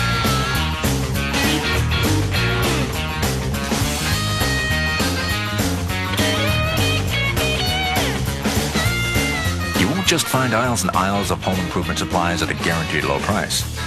What you'll find is a better way to get all of your home improvement projects done. Lowe's, improving home improvement. Lowe's Home Improvement Warehouse, now with 2 locations in Long Beach. The Simpsons, weeknights at 6:30 and 7:30 on Fox 11. The big bats for the Mets here in the 4th inning. Piazza, Zeal, Ventura. Anybody gets on Agbayani. No score, and Pettit back to work. To the left of Jeter and through. The 3rd straight inning, the Mets have their leadoff man aboard. The DH, Mike Piazza, is 1 for 2. This is what we were talking about as you see the topspin on the ball with Mike Piazza. He is so strong, gets a lot of hits like that. But this is what we were talking about with Todd Zeile on at first base. Now block the runner. Watch how Zeile takes about 2 steps right toward Al Leiter, and that clears the path to allow him to make a good throw to Boarding. Otherwise, you're throwing into the back of the runner, and that's what Joe was talking about, why it was so easy for John Olerud last year.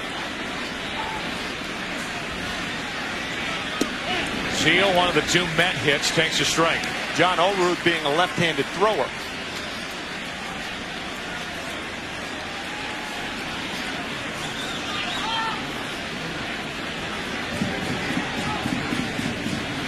A career that started in the big leagues in 1989 with St. Louis for Zeile. His first World Series action here tonight to count 1 ball, 1 strike. Todd Zeile was traded by the St. Louis Cardinals in 1995 to the Cubs. That same day, the Cardinals fired their manager, Joe Torre. Now they have Piazza caught. In the rundown, Jeter will take care of the rest. 1 out.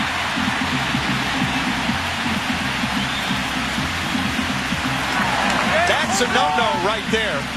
I think the hit and run was on by Bobby Valentine. More than any other Met, he likes to do it with Todd Zeile, and you hear it all the time. You cannot be picked off on a hit and run play. Your jump at first is not important. It's up to the hitter to put it in play, but Zeile doesn't have a chance to. Piazza did.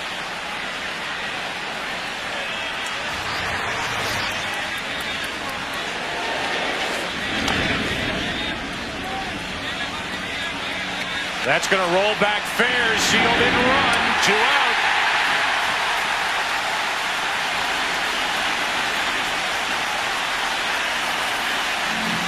Smart play by Scott Brocious. He saw no need in knocking the ball foul because Zeile wasn't running, and it trickles back fair. Check it out. Heads up play by Brocious. It's understandable in Zeile's case, but a no-no nonetheless.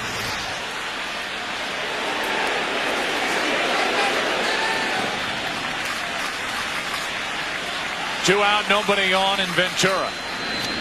Strike one. One thing that should be stated is all of these ballparks are contoured in different ways. True.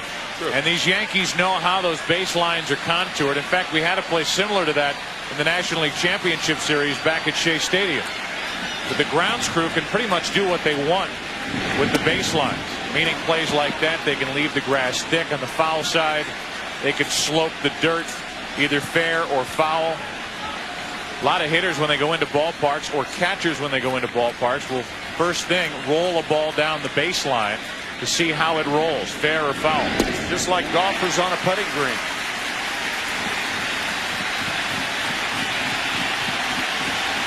One and two now on Ventura.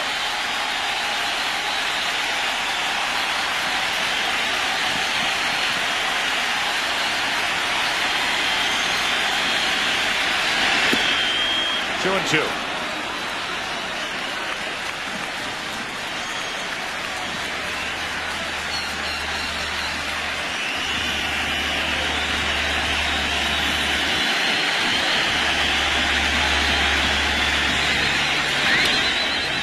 Jammed, Pettit, and over. A base hit by Piazza, out stealing. A ball that Zeile thought was foul is fair in a 5-3 ground out. Pettit faces only 3 in the fourth, no score.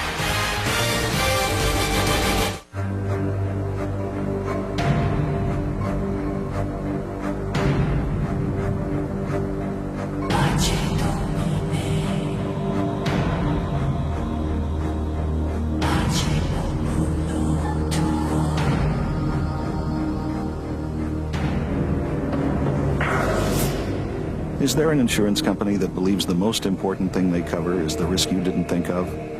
Without question, the St. Paul. Jensen, that's not getting it done! You gotta squeeze that hole! Jensen, this isn't college. It's time to show what you got. If I get beat this time, cold ones for everybody. Make it a Coors Light and you're on. I can taste it now. Done. Ready, Junior? Bring it on. Ready! All that. Rookie, meet the coach. The old man. Out of the way, Malone. You're never gonna make a block with your center up. Keep it down. Your head up. Your back straight. Keep a leg under you. Drive!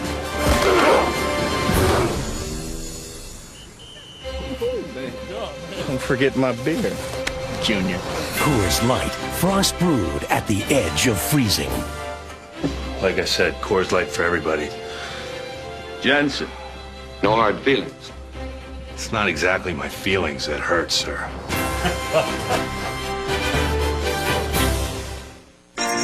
Want a simple life? Get a simple car. Simply powerful. Simply luxurious.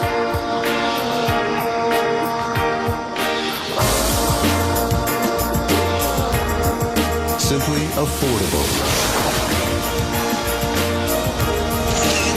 A compact car that's simply more. The new Nubira from Daewoo. Are you ready? I used that amendment thingy. What was it?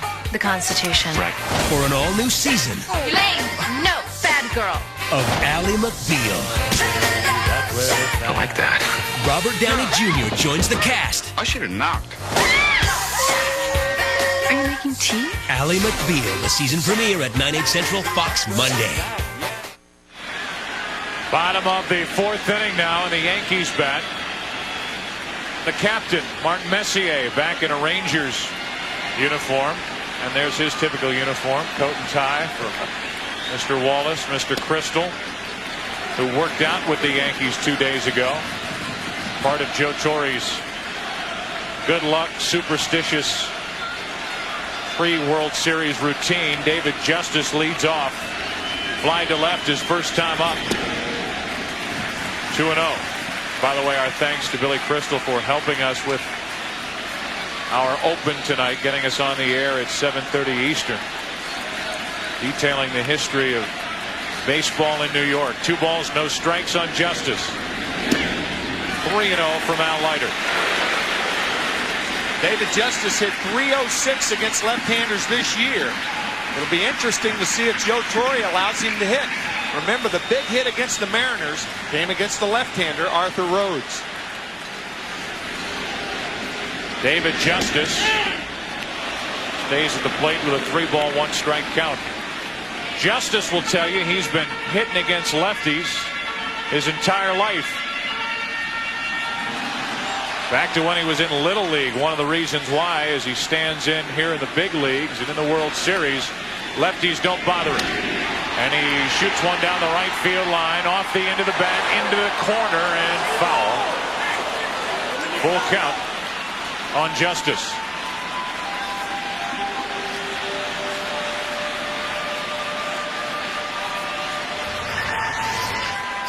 Off the end of the bat. Justice just a little quick with that swing.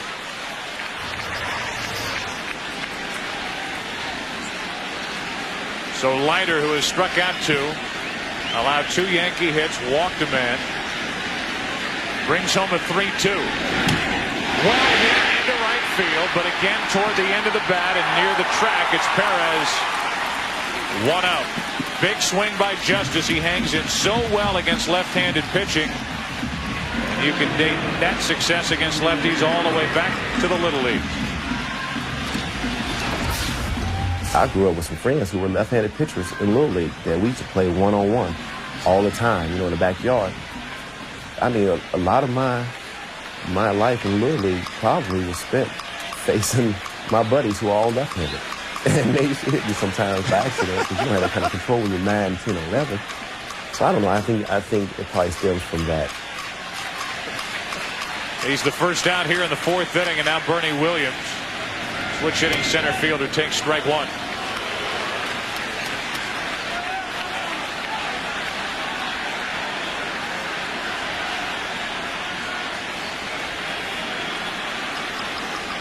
Bottom of the 4th inning of a scoreless game 1. Riding in on the hands, called a strike, and it's 0-2. Boy, a biting, heavy cutter.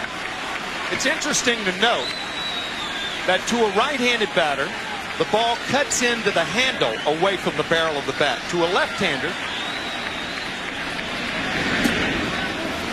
like David Justice, and we saw it on the 3-1 count, the 3-2 count, the ball cuts away from the barrel of the bat to the end of the bat.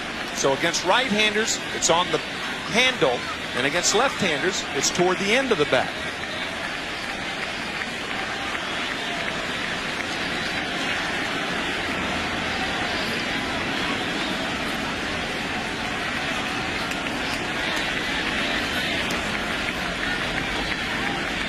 A 1-2 from Leiter. Still 1-2. Take a look at the St. Paul Company's trivia question. 3 players in World Series history have won multiple World Series MVP awards. Who are they?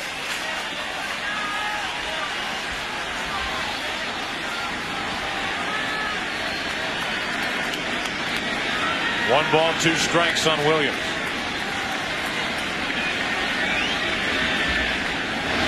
Two out. I hope you all had enough time to think and research. Got to be sharp with these trivia questions. Yes, you do. Come back with the answer in a hurry, aren't you? Come on. The St. Paul Company's trivia question. 3 players in World Series history. Well, there you go. Why am I reading the question? Yeah. There the answer. Yeah. Sandy Koufax, Bob Gibson, Reggie Jackson.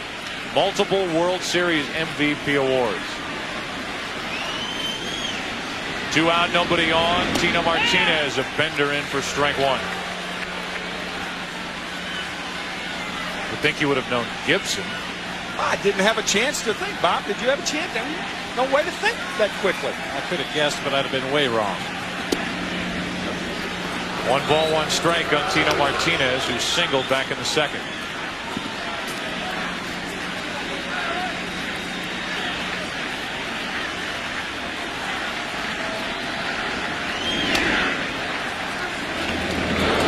From Leiter.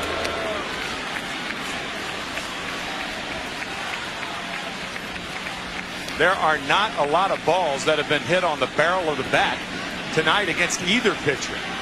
Either the end of the bat or the handle.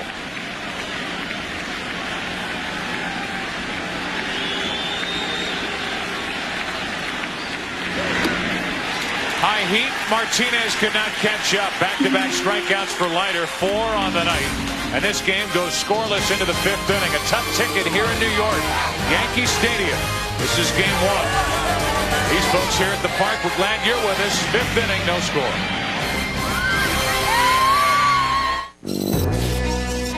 Surprisingly, many online brokers use very little online technology. They simply send your order to Wall Street, where it's processed the old way.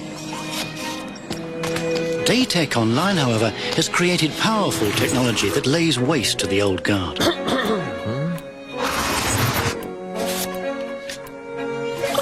Is your online broker even trading online?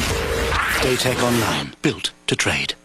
Reduce the drag. That's the idea behind Mach 3. Less drag means less irritation. DLC Comfort Edge blades are streamlined for less drag. With Mach 3, there's far less irritation. Mach 3 from Gillette. Believe it or not, many online brokers still rely on the technology of yesteryear. Is your online broker even trading online? Daytech Online, built to trade.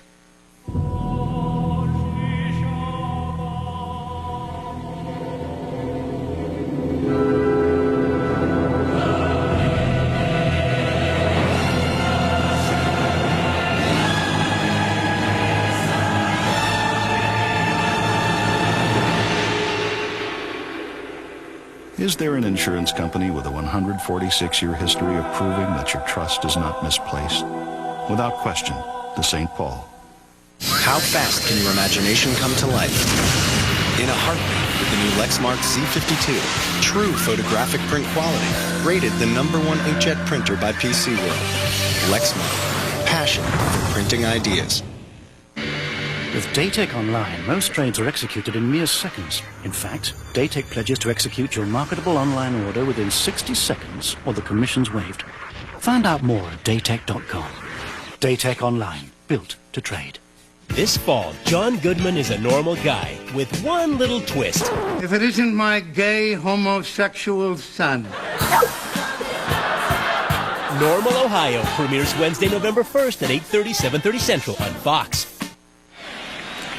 Hits are even at 2 apiece. No score. 5th inning. Agbayani, Payton, and Pratt for the Mets against Andy Pettitte. Hard hit and pass broaches down the left field line. Agbayani will cruise towards second as Justice gets it back in too late. A leadoff double. And yet again, 4th inning in a row, the Mets have their leadoff man on. First extra base hit of the night. A curveball in the middle of the plate. Vinny Agbayani, a hacker, meaning he is a free swinger. And what is it?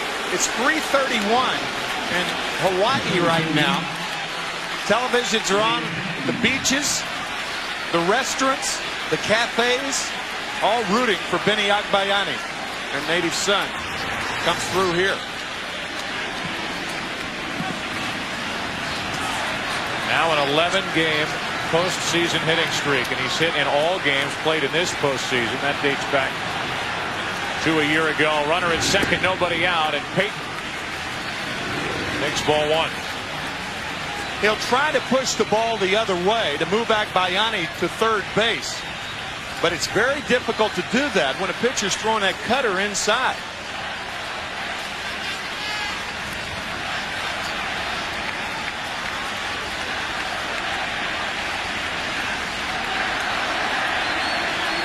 Mets trying to strike first here in the 5th inning.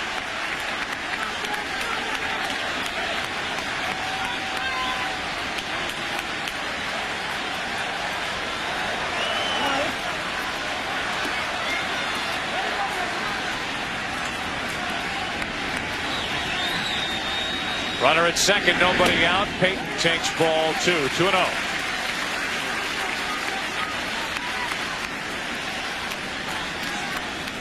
Todd Pratt, the surprise starter in this game 1, waits to hit next. The number 8 spot, then Bordick, the shortstop who's batting 9th.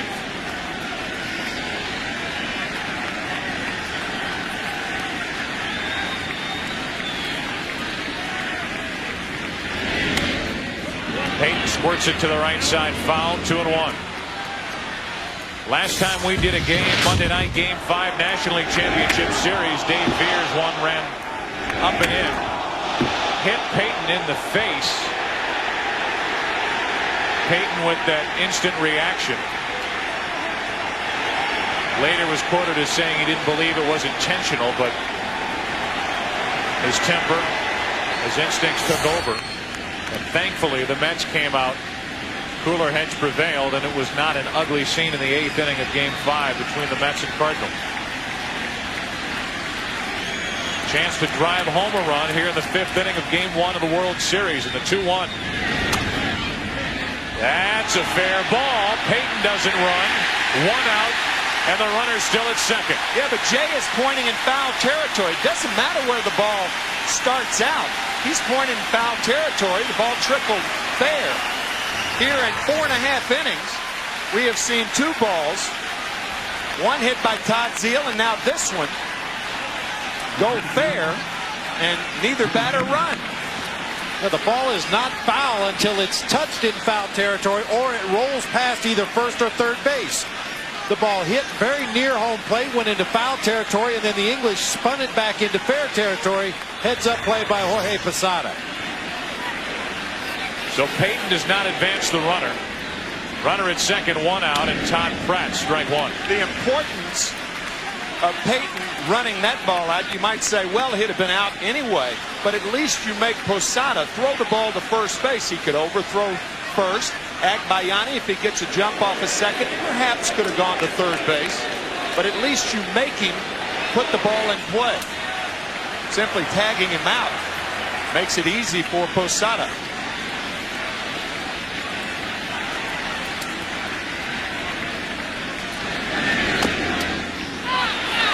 That's a foul ball. That hit Pratt while he was in the batter's box and then stayed fair after hitting Pratt while in the box. Picked up by Brocious, but it's strike two. It's tied on the left shoe, right on the top of the foot. These have been two tough at bats for Pratt. He was hit by pitches last time up. Here's where the ball lands right here against Payton. It lands behind home plate, and as Bob said, it trickles foul. Now it's fair. But by not having to make the throw, Agbayani with no chance to advance.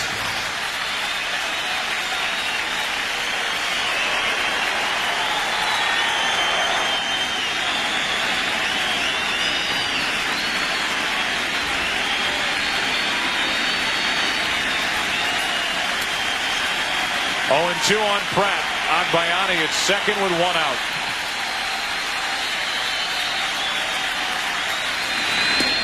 Got him looking. 2 gone.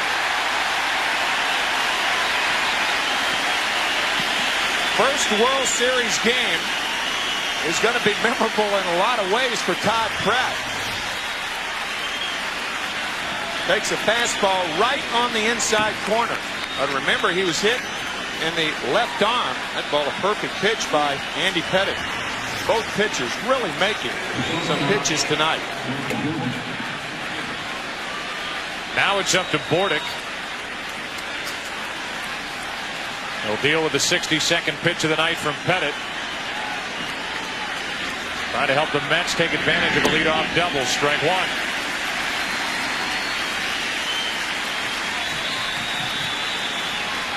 They ask for a hit out of Bordick, who doesn't have a run batted in this postseason. There's only 3 out of 25.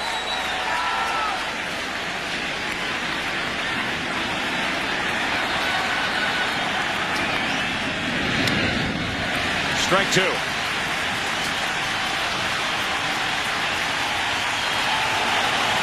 And after the Mets fans celebrated a leadoff double by Agbayani, it's the Yankee fans who went this top of the 5th inning to end right now.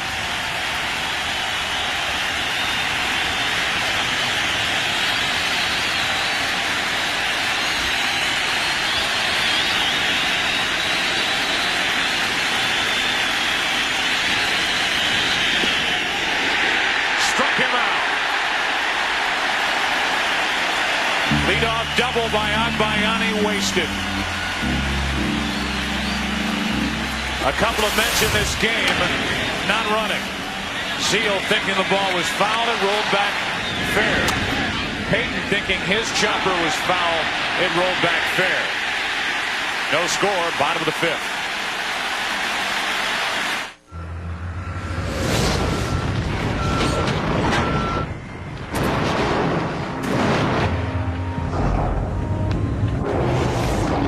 Introducing the all-new Silverado Heavy Duty. The most powerful heavy-duty pickup you can get. Silverado Heavy Duty. More truck from Chevy.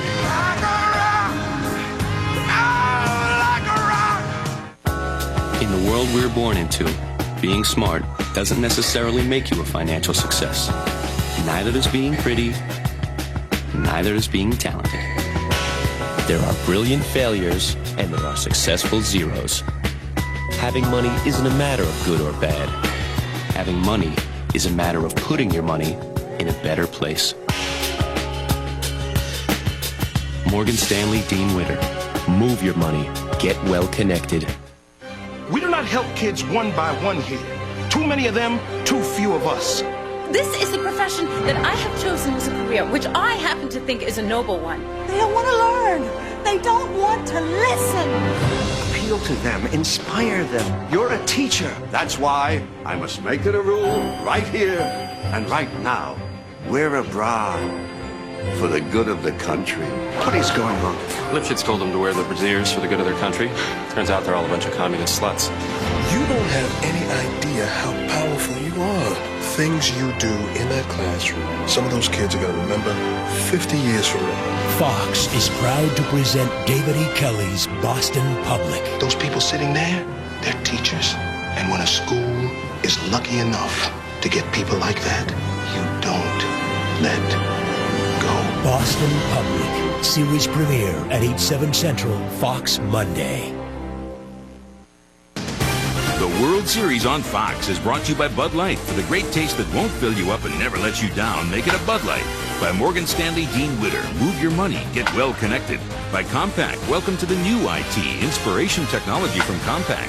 And by Bristol Myers Squibb, hope, triumph, and the miracle of medicine. The Bud One airship with a great view of Yankee Stadium. This interborough matchup between the Mets and the Yankees. 1,000 feet above New York. As a breaking ball is in from Leiter, strike one on Posada. Jorge is 0 for 1. Then O'Neill and Brocious, nothing. Bottom of the fifth.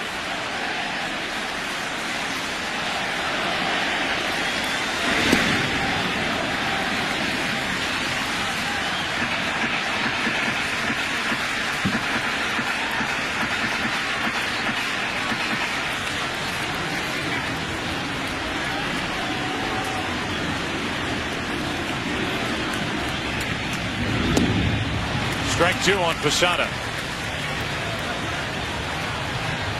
Need Eva Mataya in this booth to try to explain some of the spin in the English on these ground balls here in this game one so far. Willie Masconi. Long list of those who could help us.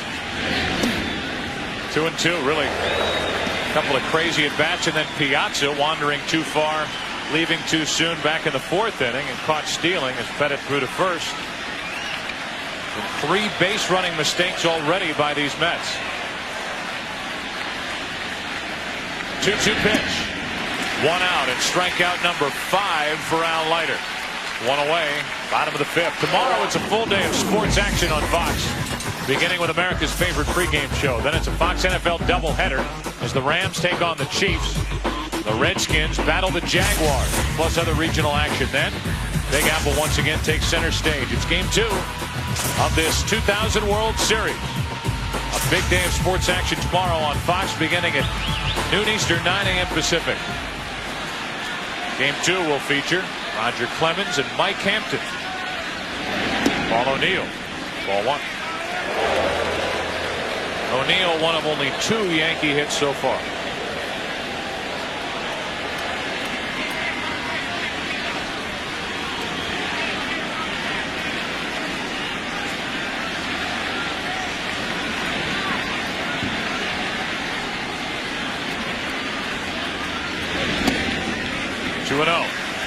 Al Leiter, who grew up a Mets fan, Toms River, New Jersey.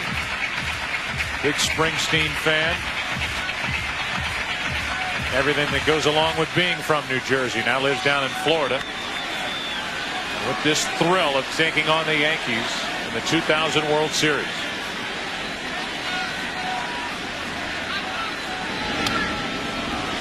Two and one. Bunch of guys from the New York area on both teams. John Franco, 420 saves to his career. Joe Torre attended the Don Larson perfect game in 1956. He said he came as a Brooklyn fan. He left as a Yankee fan. Lee Mazzilli, the first base coach. Willie Randolph, the third base coach.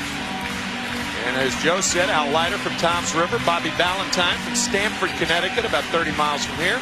And Dave Wallace, the pitching coach of the Mets, from Waterbury, Connecticut. Dave?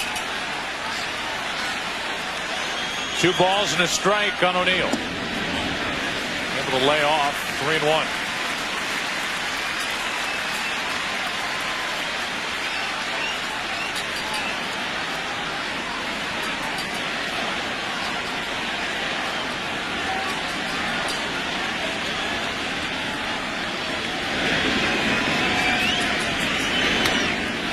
Down the left field line, pretty well hit.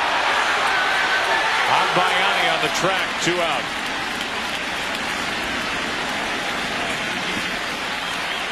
That didn't bring in a guy from Oregon. All these New York connections. In walks Brocious, 2 out, nobody on. This copyrighted telecast is presented by authority of the Commissioner of Baseball and may not be reproduced or retransmitted in any form. The accounts and descriptions of this game may not be disseminated without express written consent of Major League Baseball. Brocious 0 for 1. In this postseason, 7 out of 36.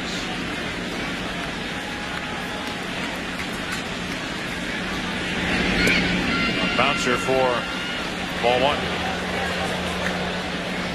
Talked about Don Larson throwing out the first pitch to Yogi Berra tonight. Keith mentioned it, throwing it to us before commercial for the start of tonight's game. The last time Don Larson did that, David Cone on July 18th of last year pitched a perfect game.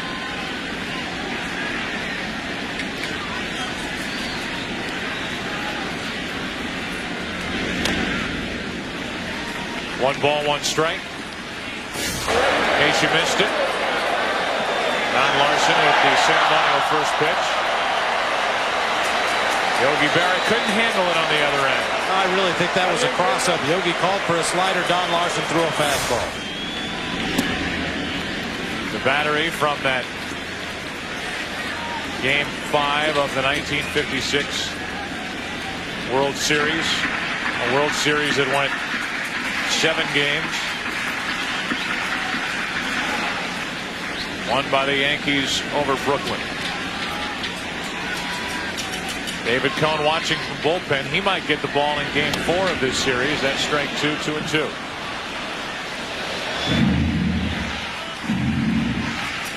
Joe Torre telling us before the game that a lot of that depends on whether Denny Nagel and or David Cone work in games 1 or 2.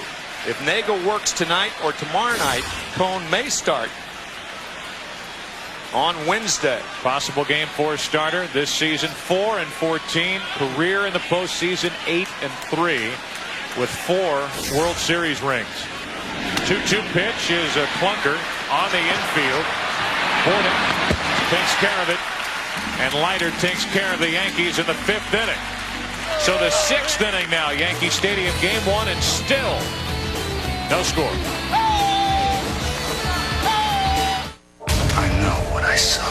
We will find him. The search begins. The X-Files season premiere, Sunday, November 5th on Fox.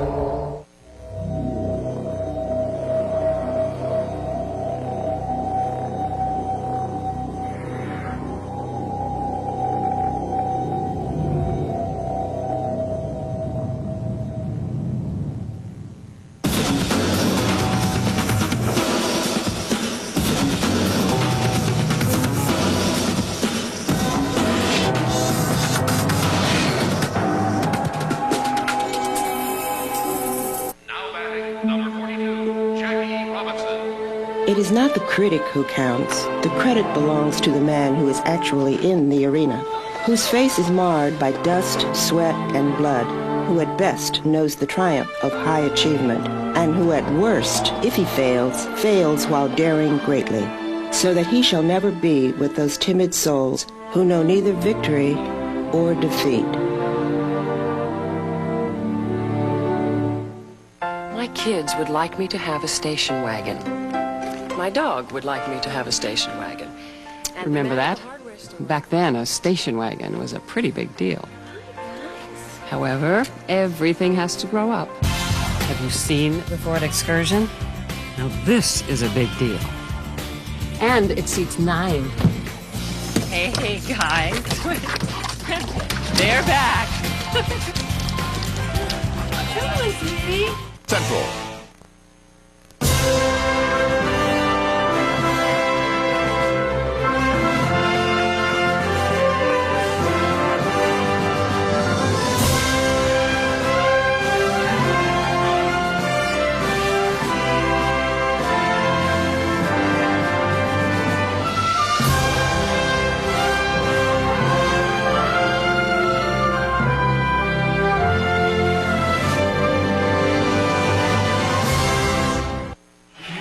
Andy Pettit back to the hill back in the 4th inning. He caught Piazza leaving too early. Here's what bench coach John Stern said to Piazza after that half inning was over. I've never seen a move like this guy. I've seen some guys with some good moves, but he's got the best. And already twice in this postseason. He's thrown to first once in the ALCS. picking off Edgar Martinez. And here in the World Series in the 4th inning, getting Piazza, who we assume was leaving too early on a hit and run. As Timo Perez leads it off here in the 6th inning, no score. Perez 0 for 2.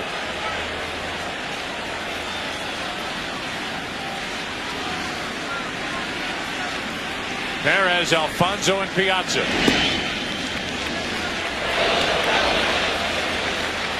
John Stearns a chance to catch a great Mets pitcher with a good move to first base, Jerry Koosman.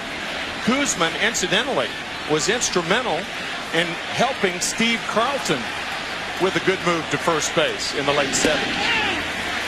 2-1 on Perez.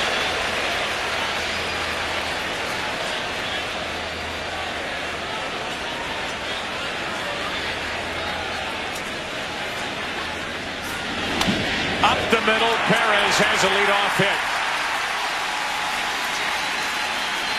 So now Perez will take his tentative lead off first base because of this. This move by Andy Pettitte, getting Edgar Martinez in Game 3 of the American League Championship Series, and in the 4th inning, Game 1 of this World Series. Whoops! Piazza caught and eventually out, stealing 1-3-6. That was the appropriate caption, by the way. Whoops. Tim said earlier, most in the major leagues the last 5 seasons with 42 pickoffs. Now it's Perez at first with nobody out. Strike 1 on Alfonso. So here are the options for Bobby Valentine. Timo Perez, a fast runner at first base, but Andy Pettitte, a good move to first base. Bobby telling us during the National League Championship Series that he's reluctant to hit and run with Edgardo Alfonso because on the hit and run you have to swing the bat. And Alfonso is too good a hitter to waste an at bat. A quote from Bobby. In this matchup, you've got a veteran left-hander with a great move against a 23-year-old rookie who has been well schooled in the Dominican Republic by the Hiroshima Carp. Another look at that Andy Pettitte pickoff move. Bobby Valentine told us before the ballgame he conceded it would be hard to steal second against Pettitte, but should Perez reach second base, look for him to attempt to steal third, especially with 1 out. How are you? Introducing himself to Charlie Relaford, the first base umpire.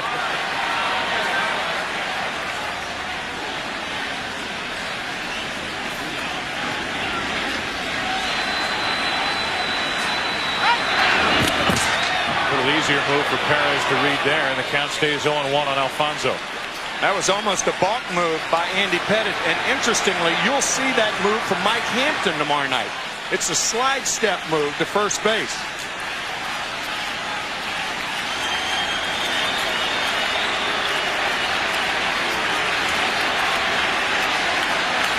No score, 6th inning.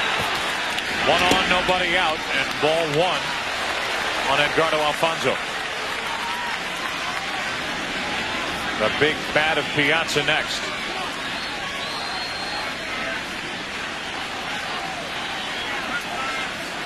Alfonso's fly to right, grounded to deep short. Took a good play from Derek Jeter to retire him back in the 3rd. High for ball 2.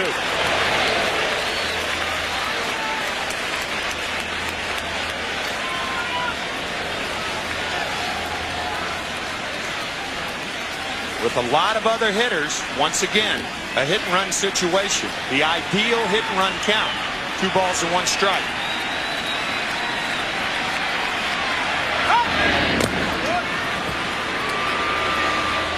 And again, you can hear Mookie Wilson with that shout out of the first base coach's box as Pettitte makes his move over to first.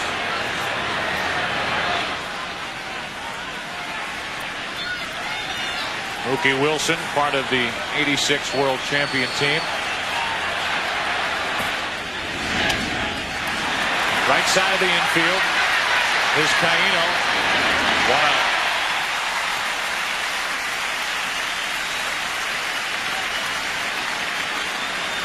And now as Piazza walks in, his bench coach John Stearns cheers him. us on your shoulders and carry us, baby.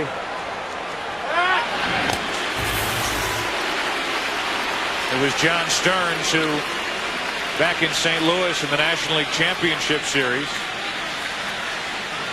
when Mike Piazza hit an RBI double in the first inning of Game 1, was up and down that bench saying the monster's out of the cage.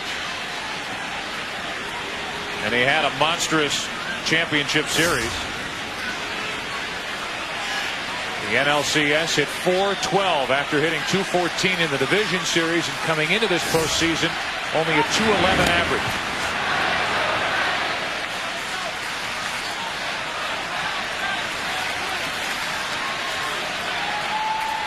Timo Perez is not going to run here, not with Piazza.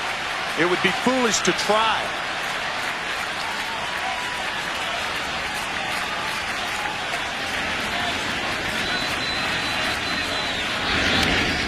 Big rip. Strike one.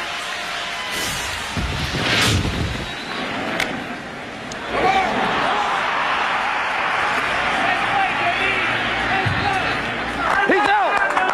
He's out of the cage. The monster's out of the cage. The monster is out. The monster is out of the cage. Let's go. The monster's out of the cage. Mike Piazza on your right, saying after that night, what do you mean monster? Not a monster. 1 ball, 1 strike on Piazza. First 8 seasons, as far as catchers go, overwhelming numbers. The best in Major League history. Power, average. From a 62nd round pick in 1988 by the Dodgers. Good pitch down and in, strike 2. Mike going after a cut fastball that just disappears. Hitters pick it up about 10 feet from home plate. It's high enough, but the late break takes it down.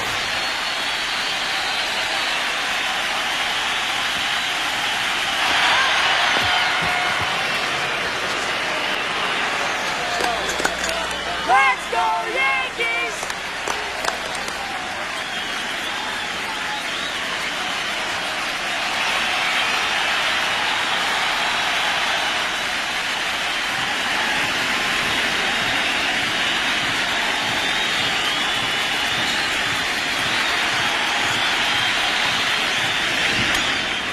Into right center field. Williams going to get it. 2 out. Andy Pettitte and Al Leiter continue to master the big bats of both teams. Let's take a look at the sequence, pitch by pitch. Fastball, foul back. Another one misses. The slider, a beauty. Now the fastball just overpowers a powerful man.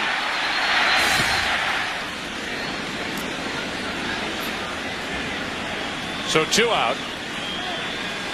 And it's Zeal.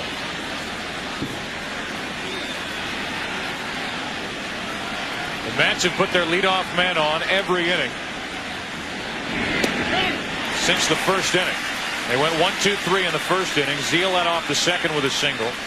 Pratt led off the third, was hit by a pitch. A single by Piazza in the fourth inning. He was out stealing. A double by Agbayani was wasted in the fifth. A leadoff hit by Perez here in the sixth inning, and he's still at first base with 2 out.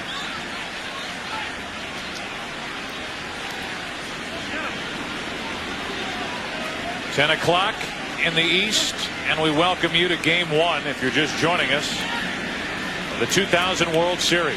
Joe Buck, Tim McCarver, Bob Brenly, Michael Weissman, Billy Webb in the truck. The one thing that I've noticed about Perez, and about the only thing that I've noticed that he does wrong, he takes a lead off of first base with his hands on his legs. And what's wrong with that? In order to run to second, you have to take your hands off your legs first. That's how he takes most of his leads, and that is wrong. No good base stealer or base runner has his hands on his legs when the pitch is on the way.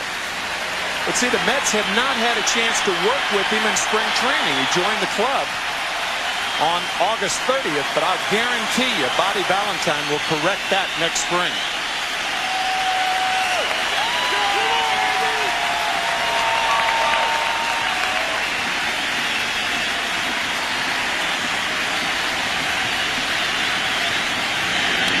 Zeal into left field, well hit. Track, wall, off the top of the wall. Into third is Perez. They bring him around. Throw to the plate by Jeter. Great throw. In and over. Derek Jeter with a relay throw to end the inning.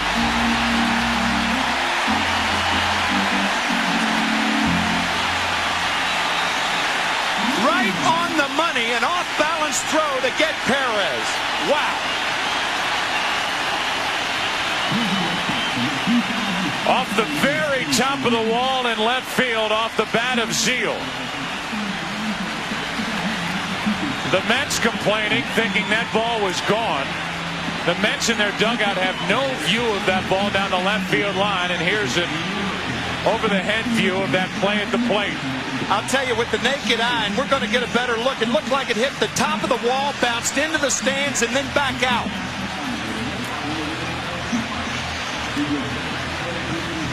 But it didn't. Good call. Excellent call. Tim McClelland is the left field umpire. It appeared to hit the very top of the wall. It was deadened and dropped back into the field of play. That's a good call. Yes, sir. Perez not sure if it was gone or not. Out at the plate. Bottom of the sixth inning. Still no score. American General Financial Group presents A Century to Remember. Exactly 25 years ago tonight, Cincinnati at Boston in a classic World Series Game 6. Score tied, bottom of the 12th inning. Carlton Fisk hits it down the line and pleads for the ball to stay fair. Gets his wish, ending what many consider to be the greatest baseball game ever played. American General Financial Group. Live the life you've imagined. Where does courage begin? In the body, the mind, or in the heart? At American General Financial Group, we're here to help the ones who never give up their dreams. With retirement services, investments, life insurance, and consumer loans.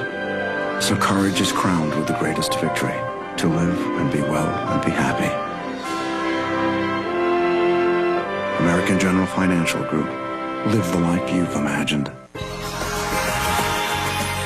Samsung joyfully introduces the world as you make it, where our digital technology has one job: to make life more fun.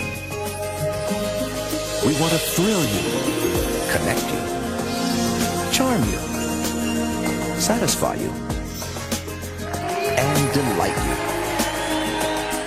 Everyone's invited To the Samsung digital experience. Thank you. As you know, profits have been down. And with that being said, I'd like to announce my new CFO, Monsieur Chappie. Look at the people. Monsieur Chappie says that casual Fridays will now be tube top and foot pajama Fridays. Chappie likes, Monsieur Chappie likes. Wee wee, wee wee. E-Trade, it's your money. In a moment, we will detail yet another base running mistake tonight by the New York Mets. Vizcaíno, a leadoff base hit for the Yankees here in the sixth. Again, bench coach for the Mets, John Stearns.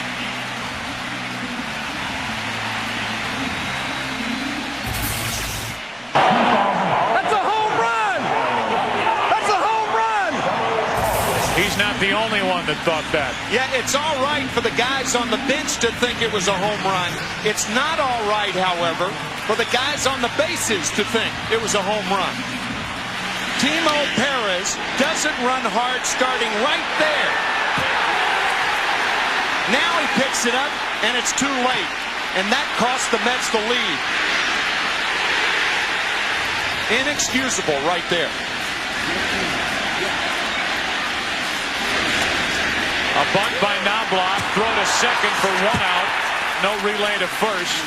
And a force out 1-6 for the first out here in the 6th. Not only did Perez think it was out, so did Todd Zeile. In baseball, you run till you're out. He even thought it was out after he crossed first base.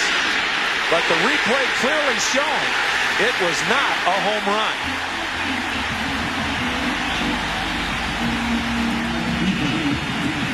It has been a disaster for the Mets on the bases tonight. Embarrassing.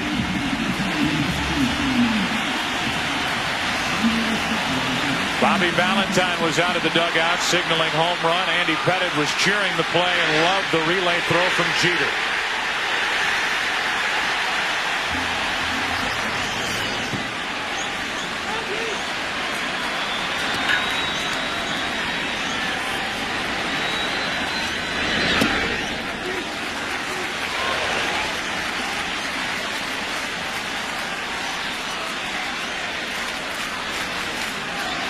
One of the characteristics of this Yankee team over the last 5 years, they have been very opportunistic.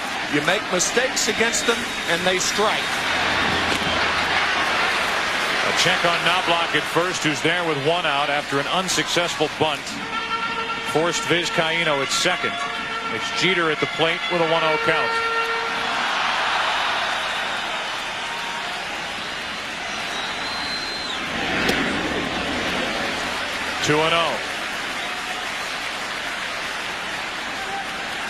Todd Zeile, who hit that ball off the top of the wall, was a member of the Baltimore Orioles back in '96. So he was on the short end of that umpire's call out in right field, the Richie Garcia call. There's another check is on Knobloch at first, with the infamous Jeffrey Mayer home run in right field. A ball hit by Jeter, who's at the plate now.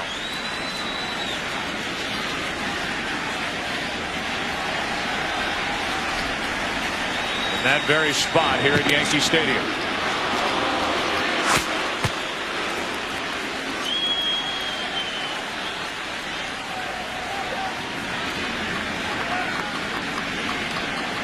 That can't be comfortable during the course of the night. Talk about a guy who doesn't like how long these games are running.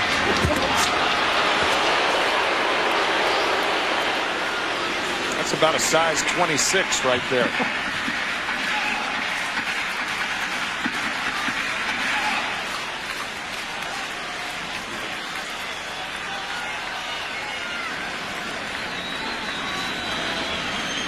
Leiter with a count of 2-0 on Jeter. Now 3-0. You mentioned that Jeffrey Mayer play. Had Todd Zeile gotten a little bit of help, perhaps he would have had a home run. Don't know if that's a Mets fan or a Yankee fan sitting in the front row out there where that ball landed, but Todd certainly could have used about 3 inches worth of help out there. 3-0 to Jeter. Second walk of the night handed out by Leiter, and it's 2 on, 1 out. Here it is, Armando Benitez on the mound, who now is with the Mets. And Jeffrey Mayer, who's now playing high school baseball. Tony Tarasco, Richie Garcia, the players, and it was Mayer who pulled the ball into the seats, ruled a home run.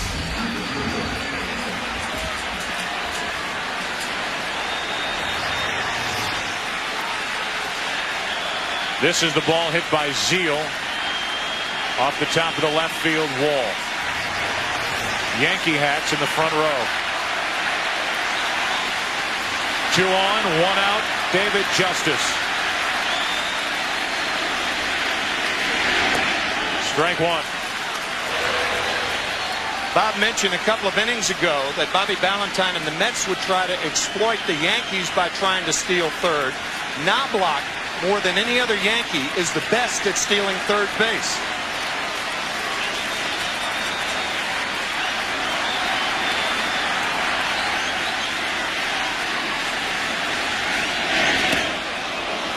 Let's go down near the Yankee dugout and Keith Olbermann. Keith? Joe, astonishment down here on that last play with Todd Zeile and the home run or would-be double that turned into an out that neither Perez nor Zeile ran it out fully. One player, I will not identify who, said there's no call there. The ball bounced off the top of the wall. Back to you, Joe. 2 on here, 1 out. 1 ball, 1 strike on Justice. Into left center field. Payton won't get there. Up against the wall. 2 runs will score. Knobloch. Jeter. 2-0 Yankees.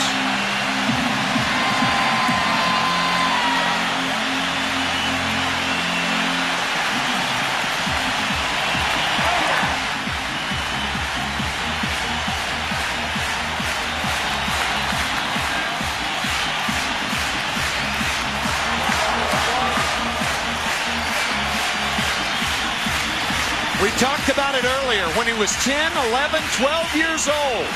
He faced left-handers in Little League. He's still facing them. Watch Jeter taking nothing for granted. Running right up the tail of Knobloch to score the Yankees' second run.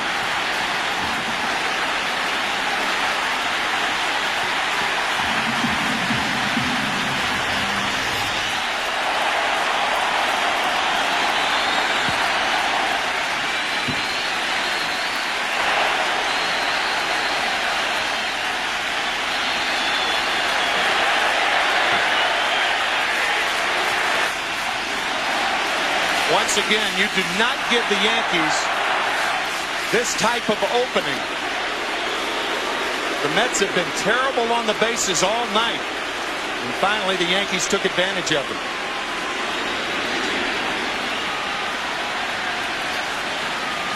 '53 postseason RBIs for Justice, most all time. But again, that's with extra rounds and more chances. As opposed to those who won the pennant and went right into the World Series. The intentional pass to Williams, 2 on, 1 out.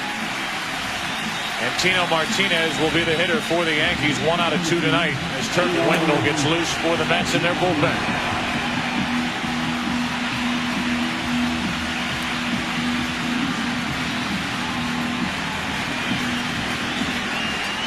A big postseason already for Tino Martinez.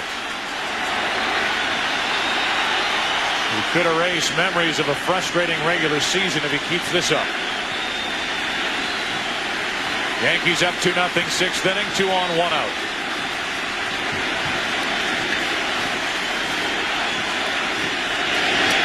Strike 1 from Leiter.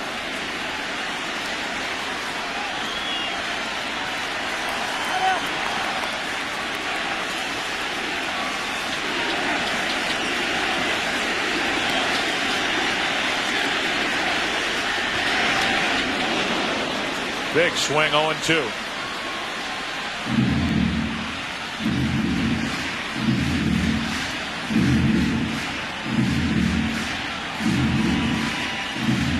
Al Leiter kept throwing that cutter.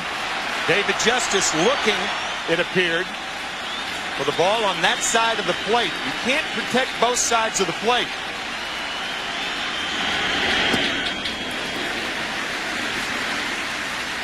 In other words, if you're looking inside, you can't hit the ball away. If you're looking outside, then you're vulnerable inside. It looked to me like Justice was looking for the cutter. He got it and produced.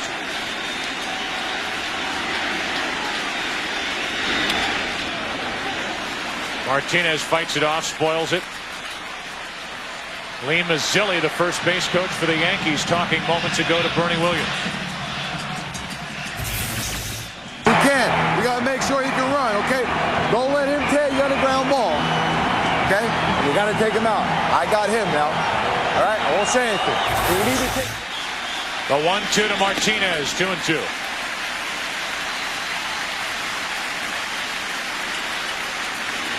Come in talking about pitching matchups,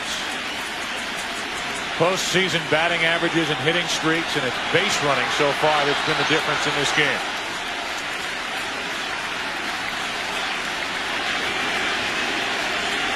2-2 to Martinez.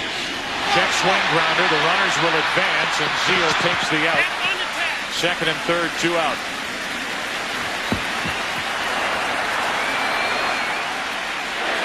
Very interesting decision coming up. Check swing, easy roller for Zeal to handle. And I'm sure Bobby Valentine wished he didn't have this decision to make. It's a tough one.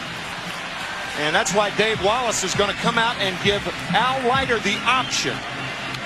What do you think, Al? You want to pitch to Posada? If you take a chance and throw breaking balls or cutters out of the strike zone, hoping Posada will swing at him, you take a chance on a wild pitch. O'Neill's the next hitter. He has 1 hit tonight, but Posada has continued to do poorly in postseason play. We'll see.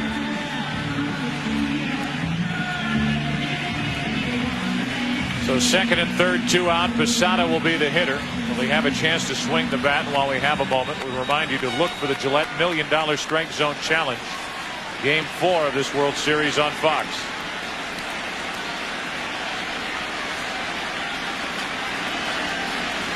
They'll pitch to Posada.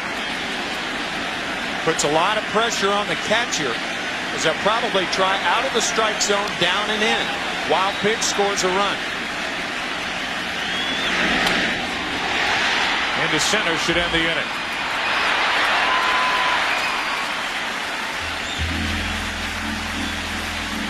Base running the story here tonight. Timo Perez out at the plate in the top of this 6th. In the bottom half, a shot to the gap by Justice. Scoring Knobloch and Jeter with good base running. 2-0 Yankees. Back after this from your local Fox station.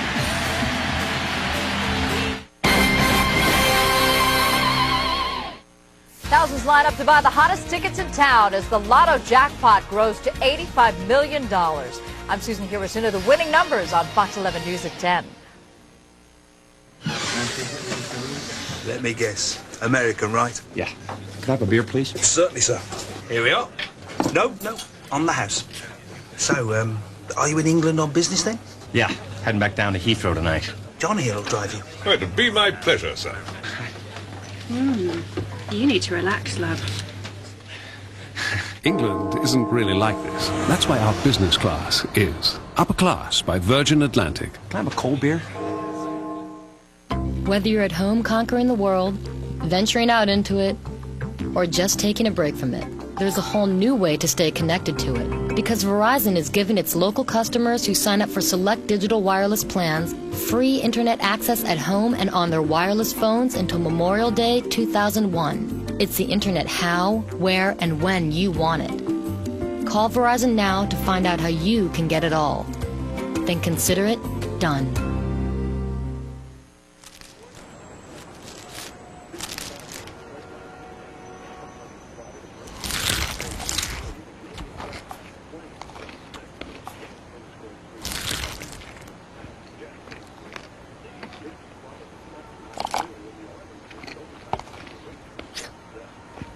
The spicy chicken sandwich.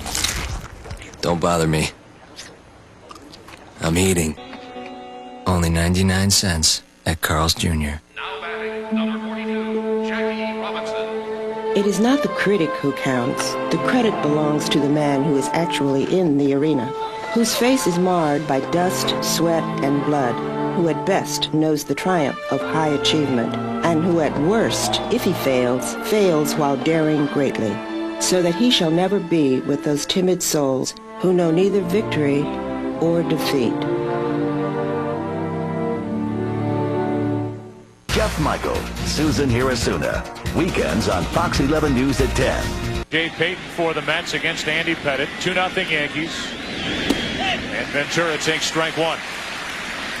Robin 0 for 2 tonight with a strikeout. He's grounded back to Pettitte. Mets have had their chances tonight.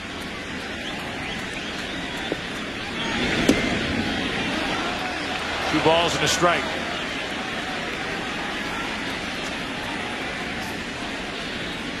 Last 5 innings, the Mets have put their leadoff man on.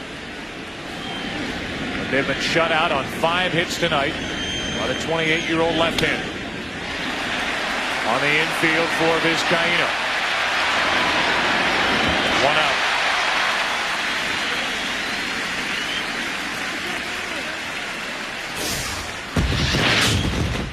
The Yankees won their first World Series in 1923, defeating the Giants 4-2. A shot of Frankie Frisch there.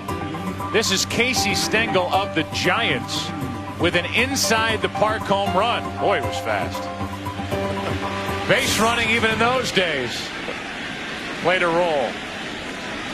That was back in 1923, and Stengel playing for the Giants. Here's another hit for Anbayani. He's 2 out of 3, and he's on with 1 out here in the 7th. Don Zimmer told us earlier in the year, and what a prognosis for Zim. Prognostication, I guess. Zim telling us that more games, in his opinion, more games are won and lost on the bases from an offensive standpoint than any other facet of the offensive game. Boy, is that proving so tonight. The reason being, these major leaguers these days look into the dugout for help from the manager or a bench coach for everything. A catcher for pitch outs, throws to first for a pitcher, defensive positioning. 1 on, 1 out. Payton chops one up the middle. Back-to-back hits by these young Met outfielders, and it's 2 on, 1 out. Zimmer, to finish the story, said the one time that we can't help them on the bench is when they're on the bases. And mistakes are made time and time again, and that has been the case tonight for the Mets, who have 2 on, 1 out here in the 7th inning, trailing by 2. That is so true, because when you're on the bases, you're your own coach. Now, that's not to say the third base coach doesn't help you occasionally, ball down the right field corner, but for the most part, you make your own decisions, and the Mets have not made good ones tonight. Here's Pratt. Tying runs on. 1 out. Ball 1.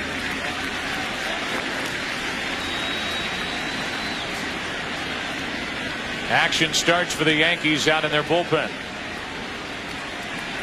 as Pettit again gets into trouble. Must be the 7th inning. Jeff Nelson, Mike Stanton getting loose. 2 balls, no strikes on Pratt.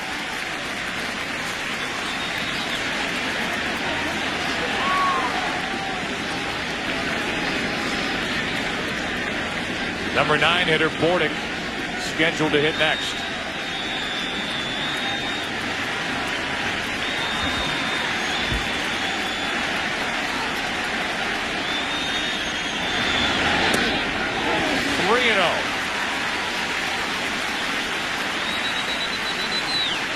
Now the Mets fans here at Yankee Stadium a reason to cheer. 2 on, 1 out. 3 balls, no strikes on Pratt. He could be hitting here. Pettit's certainly aware of that.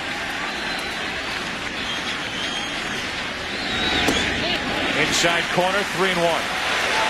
Sometimes the hitter is given the green light on a 3-0 count, and he gets a pitch, but it's not exactly where he wants it to be.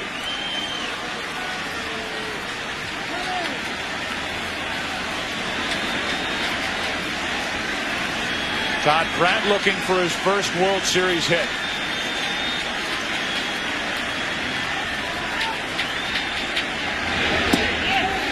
On the outside corner, full count. Mets trailing by 2. And Bobby Valentine, I would think, would send the runners here. Pratt struck out his last time up.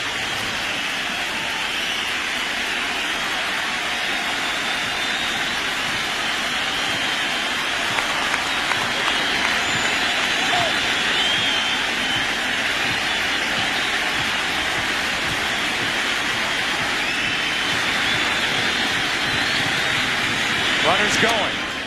And a foul ball, as that does stay foul. 91 pitches on the night for Pettit. This season through 75 pitches. Opponents hit 256 against Pettit. After the 75 pitch mark, 301. Working now in the 7th inning, protecting a 2-0 lead. 2 on, 1 out for the Mets.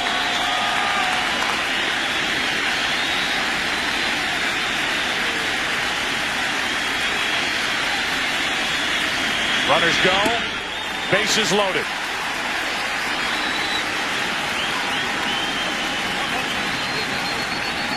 That's the first walk of the night handed out by Pettit.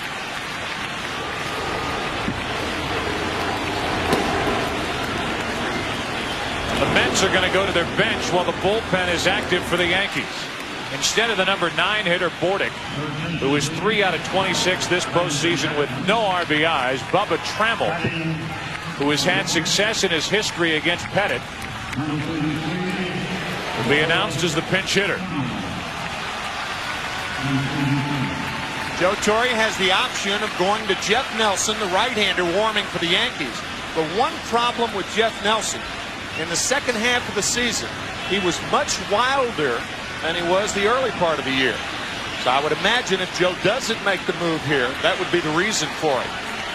No place to put Bubba Trammell.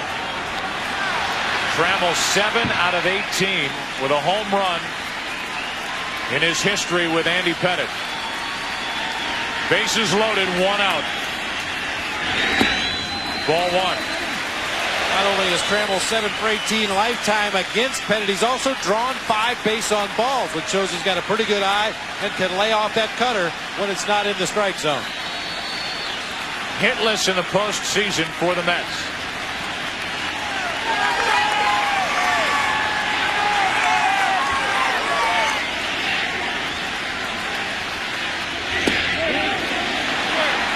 They appeal, and the first base umpire, Charlie Relaford, calls strike 1 on Bubba Trammell.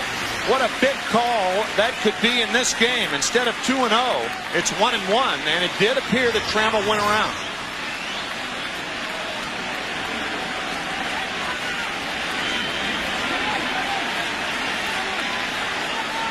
Two hits and a walk in the inning. Still no runs for the Mets. Down by 2 in the 7th.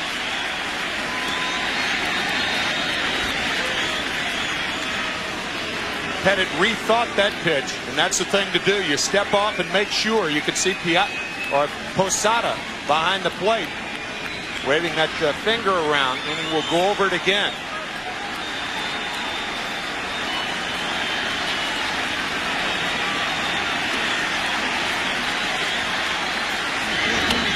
Into left field, a base hit. Agbayani scores. Here comes Payton. This game is tied.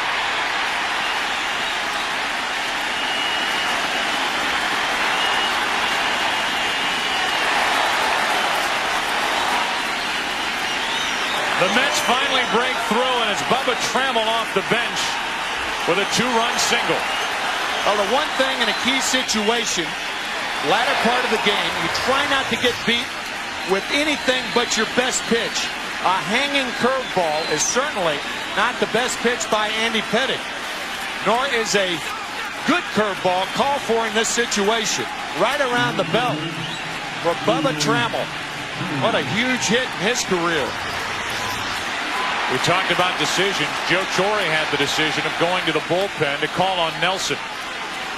Nelson then would have faced Franco Harris or Hamilton. Torre preferred the matchup with Pettit against Trammell, and it works for the Mets. Now Perez drops one down. Good play by Pettit, 2 out. The runners advance to second and third. Andy Pettit beat the Atlanta Braves in 1996 in Game 5. He made a great play with runners on at first and second. He won that game 1-0. Watch how he hops on this drag bunt from Perez. Barehands it and gets his man. Fine play by Pettit.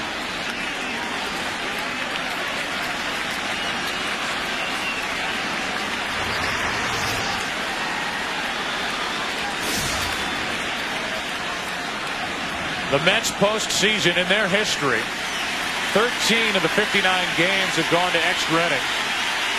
17 of their 36 postseason wins have come in their last at bat. Andy Pettit is gone with Edgardo Alfonzo coming up. Jeff Nelson will come out of the Yankee bullpen in a tie game.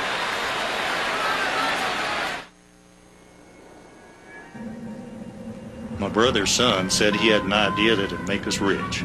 That funny-looking kid said that. Said we can use the internet. The internet? We ain't selling books, we're selling feed, and we already sell every ranch in the county. Arlen, you ever been outside the county?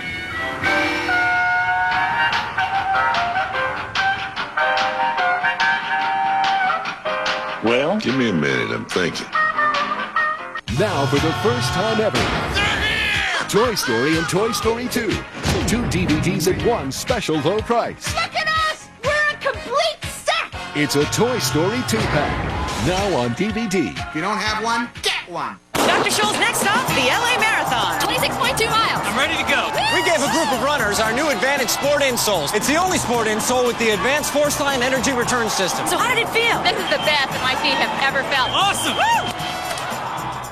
We've all heard about XO Communications with their broadband wireless licenses and fiber rings in every major U.S. city, and how they'll have more U.S. and European fiber backbone than the big three combined. Well, we still can't beat their technology, but we can beat their name.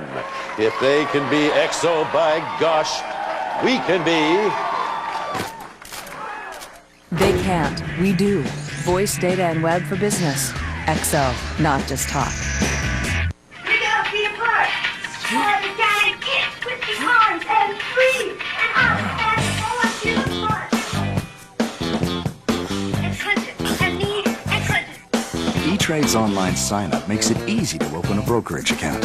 Apply now, and you could be investing in 5 minutes. Good one, 2, 1. Great warm-up. Now let's work out and...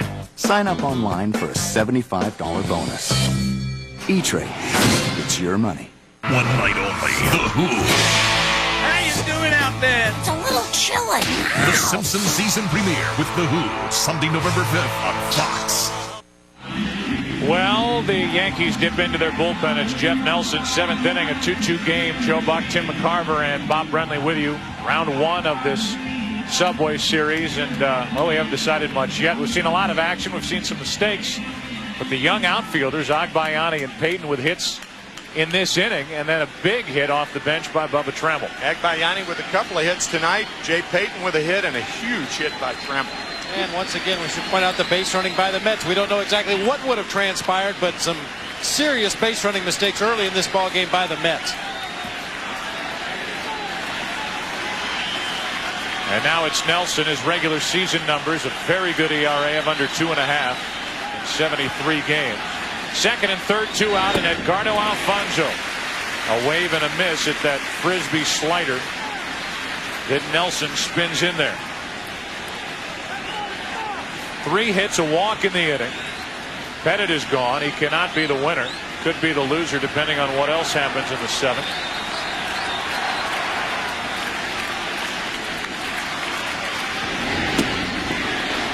Just outside, a ball and a strike.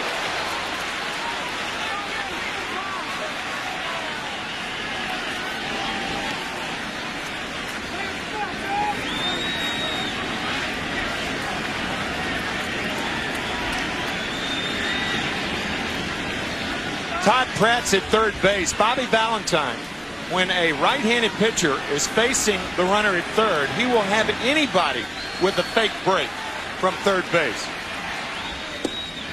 Alfonzo able to lay off, 2-1. Nelson can certainly pick his poison. He's got Alfonzo at the plate, Piazza on deck. First base open, 2 out. Edgardo hitless in this game.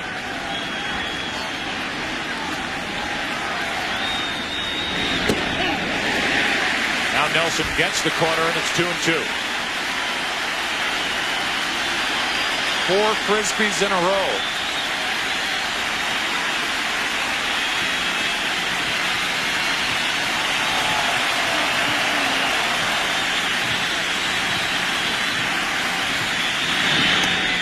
Slow roller, tough play. Brocious with a bare hand. Safe, and the Mets take the lead. Pratt scores, and it's 3-2 Mets in the 7th.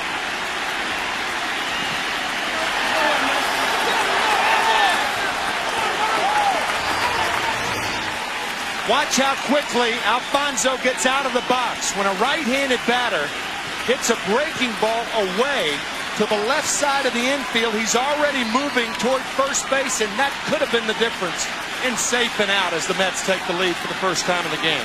Could not have done much more than Scott Brocious did on this play after backing up on the 2-strike count, the barehanded attempt.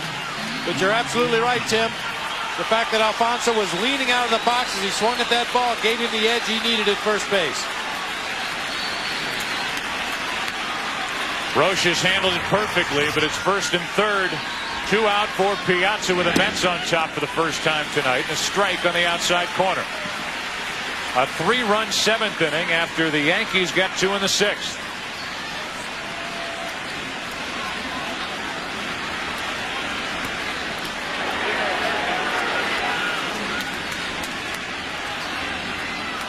Step to third, look to first, and nobody moved.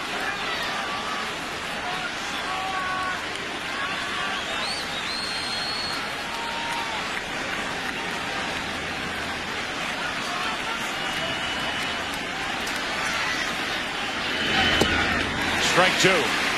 For those of you unfamiliar with that move, you can fake to third or to second when you're on the rubber, but you can't fake home or first base with runners on base. That's why you can stay on the rubber when you go to third, but then you have to leave the rubber when you fake to first. Off the end of the bat, shallow center. Bernie Williams ends the inning, but not before major damage done by the Mets. John Stearns once again on that Mets dugout bench. That's what I'm talking about! Nice going! Come on, Michael!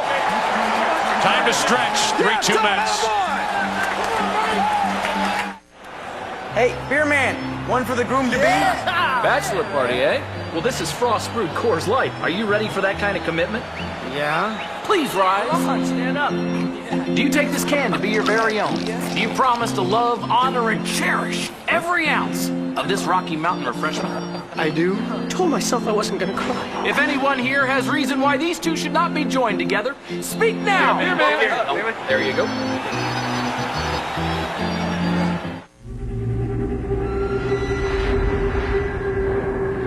Introducing the all-new Chevy Tahoe. It brings even more power to remote areas than ever before.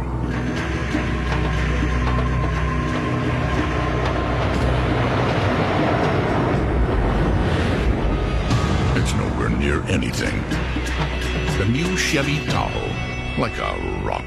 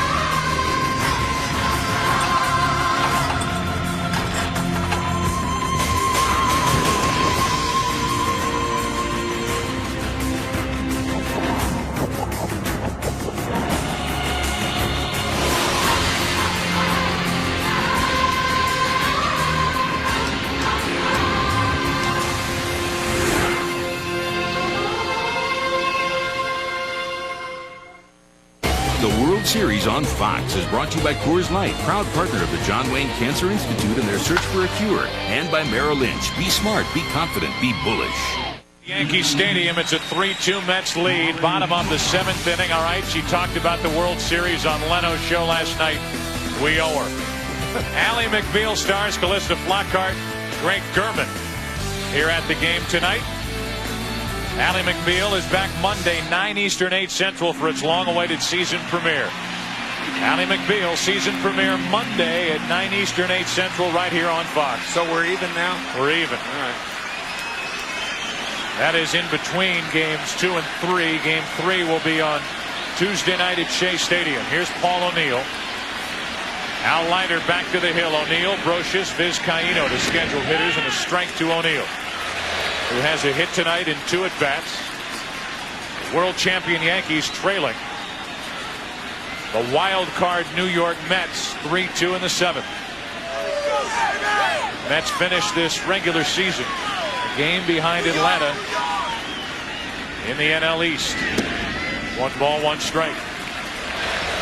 Kurt Abbott takes over at short. The Mets pinch hit for Bordick with Bubba Trammell, and now it's Kurt Abbott.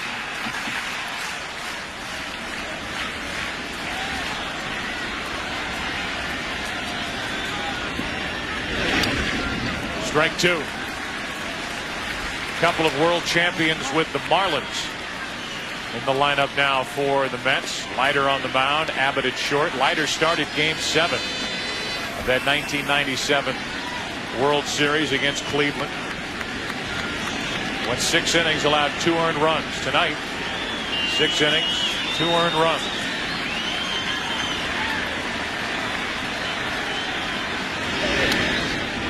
Still 1-2 on O'Neill.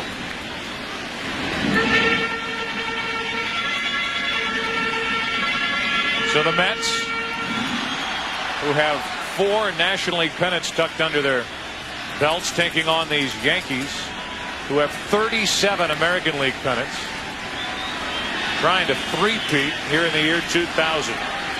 25 world championships. A 1-2 is shot foul, a dangerous foul ball left side. These Mets talked about their confidence coming into this series.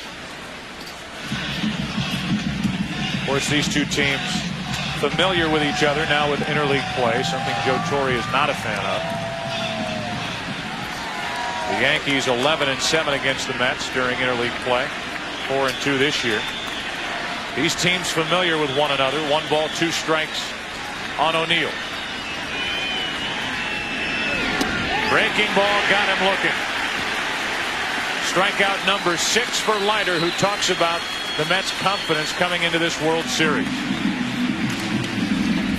What we experienced of almost blowing it last year, of having a decent, comfortable lead and having to push it to 163 games, having the extra game against Cincinnati, and then going through a series in Arizona, et cetera, and to be down 3-0 against the Braves and make a series of it. I think all of those things collectively have a good reminder for us mentally, knowing that we can do it.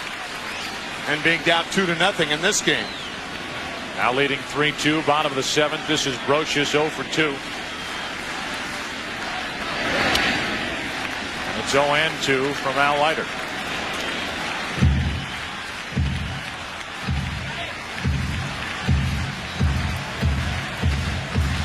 First time in a World Series game for Bobby Valentine. Sent the right guy to the plate in the top of this 7th inning, calling on Bubba Trammell, who delivered with a 2-run single to tie it. Up the middle, base hit, Brocious, and the tying run is on for the Yankees.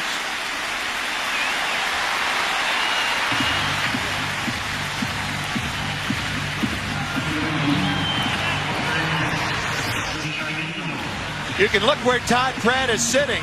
Al Leiter hit the glove, but Scott Brocious hit the ball. Fine piece of hitting. That's one thing Al Leiter is not short of on the mound, his reaction. Rather animated.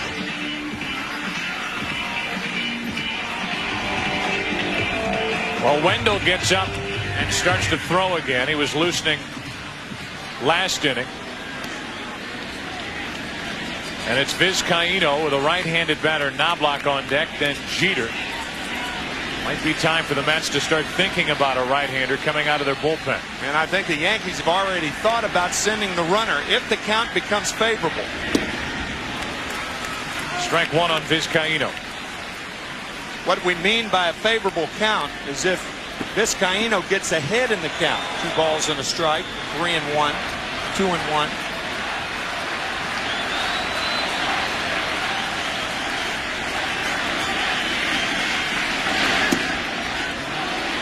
Ball and a strike.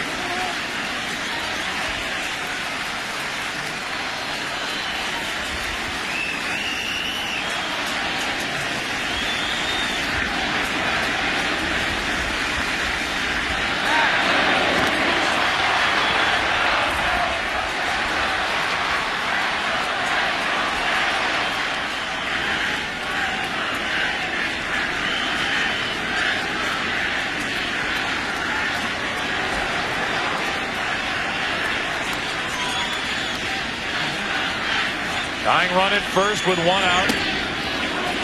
Drives Vizcaino off the plate. 2 balls and a strike. Now the count's in Vizcaino's favor.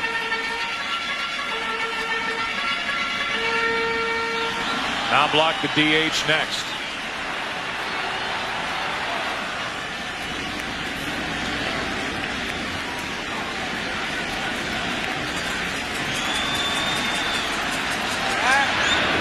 Check on Brocious.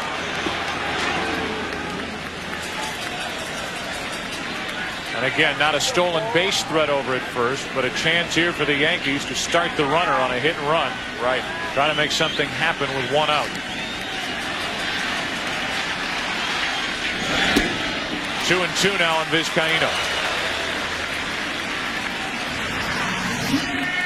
Fastball off the plate inside. Ties up Vizcaino. That's the best place to jam hitters, right at the belt.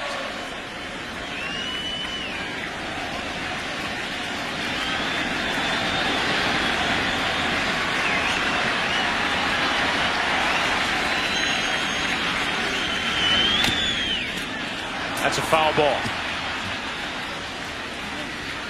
That's an old catcher's trick. If the ball is foul, put your body in fair territory. Watch how Todd Pratt turns his back to first base. Trying to coax that ball fair.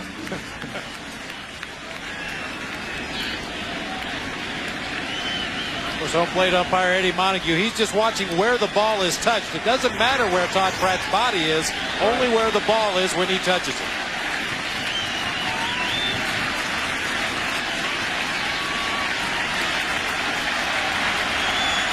The 2-2 to Vizcaino. Breaking ball. And it missed for ball 3. Wow, that was a close pitch. Leiter was frozen looking in at home plate after not getting the call. One thing Montague tonight, the home plate umpire, has given the corners. That ball could have been low. Now you're going to see Brocious off and running. And it stays 3-2.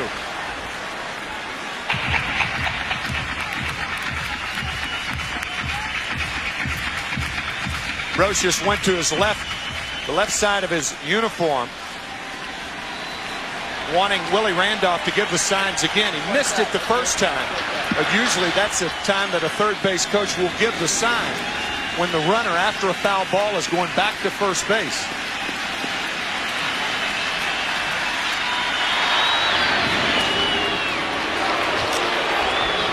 Once again, you cannot get picked off in this situation.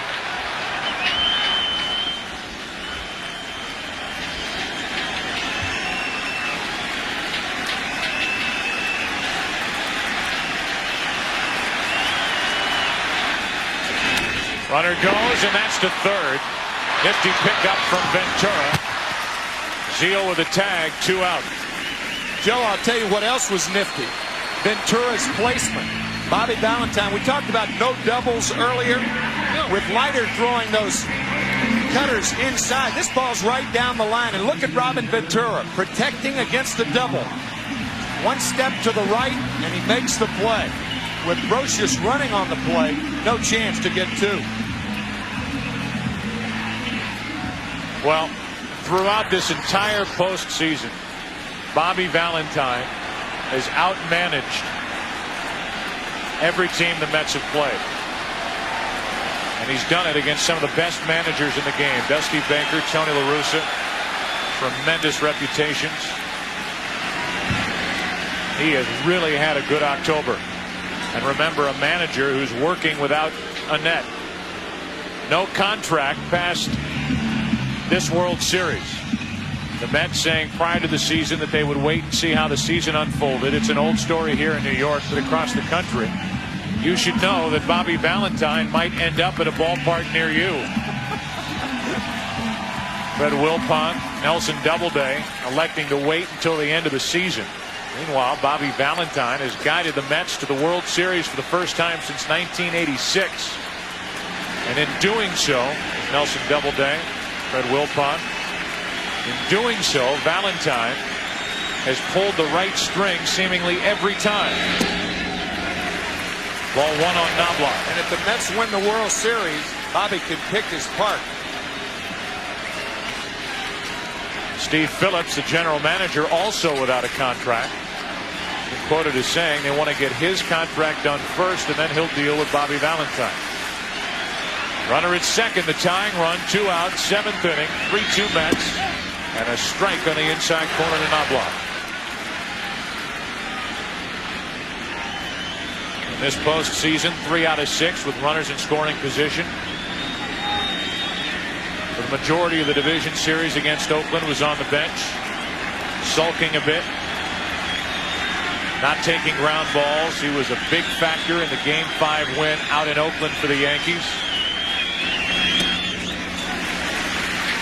He's ahead of the count here, 2 balls and a strike, as again Joe Torre has gone back to him, figuring his lineup works best with Knobloch in the leadoff spot and Jeter batting second. In that Game 5 in Oakland, a game in which the Yankees scored 6 times in the first inning, Knobloch had 2 hits in 1 inning.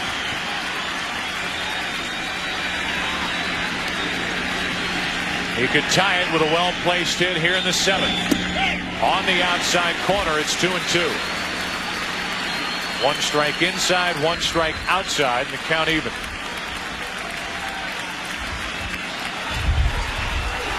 Scott Brosius, the runner at second base, is not a fast runner. The Mets, however, do not have strong arms in Agbayani in left, Payton in center. But in right field, look out. He can throw and he's quick. Timo Perez waiting, and the 2-2 to Knobloch. Popped up, ran in on his hands. Will it stay playable? Ventura gives it a look just out of his reach.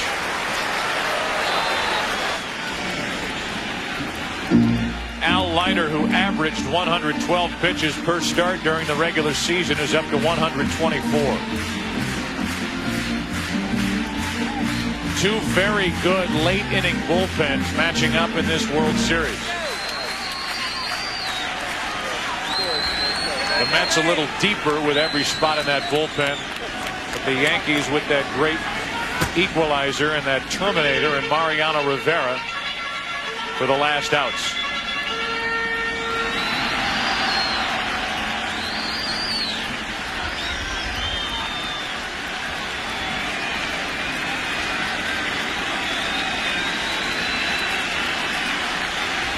Leiter and the Mets trying to hang on to a 7th inning lead.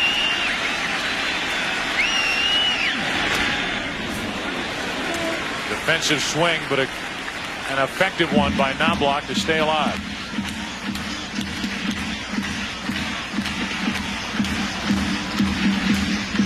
Came on the air talking about the first Subway Series in 44 years, and these kids here at Yankee Stadium may be late, but they are piling in memories for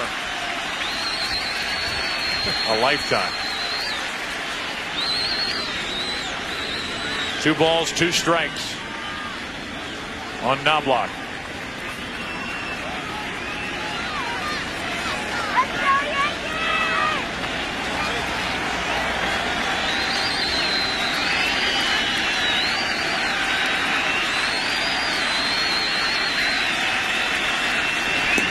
Got him to end the inning. Al Leiter, who turns 35 on Monday, trying to celebrate early. He and the Mets lead 3-2 after 7. 54-yard field goal. 5 seconds left. Their season all comes down to this. Here's the snap.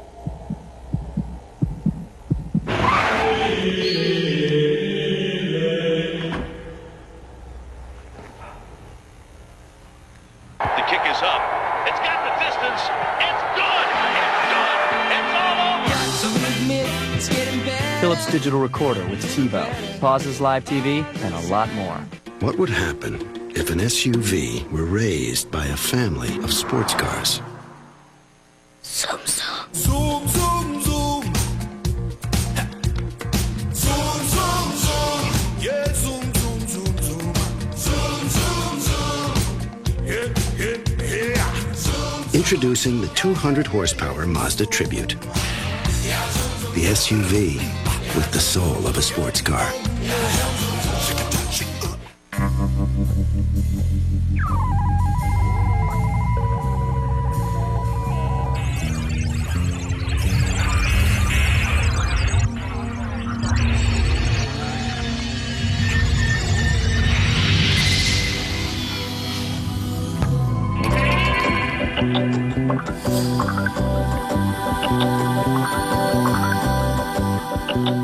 Avaya, communication without boundaries.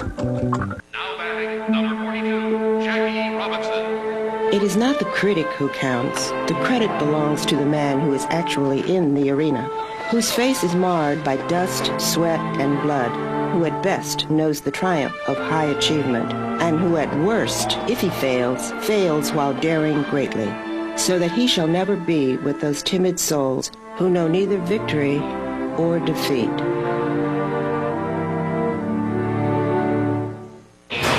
This fall, if you thought being a student was hard, try being a teacher. See why USA Today calls Boston Public the Monday show to watch. She gave my boy an F. Because he thought Lincoln was a log, Washington was a Redskin, and Hamilton was what was Hamilton? A blender. From the creator of Ally McBeal and The Practice. What are you doing? Not a whole lot, sir. Boston Public premieres at 8/7 Central, Fox Monday.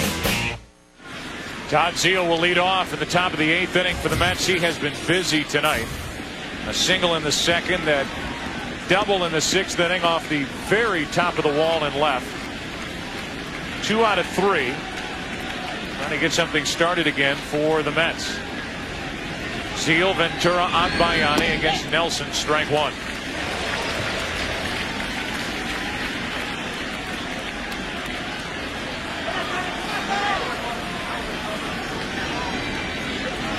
Al Leiter maybe finished for the night.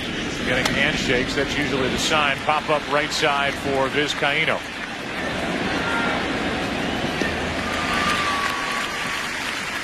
Back to the 6th inning with Perez at first and 2 out. Zeile did this. Off Pettit. And off the wall. Perez not running hard the whole way. He thought it was gone. Zeile thought it was gone. Tim McClellan, the left field umpire, got the call right. And it's Jeter in the middle of this play. The throw from Justice, the relay from Jeter, and the out at the plate to end the inning. Clearly, if Perez is running hard all the way, he scores. Zeile doesn't run either, but he's a trail runner. And once Perez is nailed at home, it didn't matter. But still, the Mets, a comedy of errors on the bases tonight.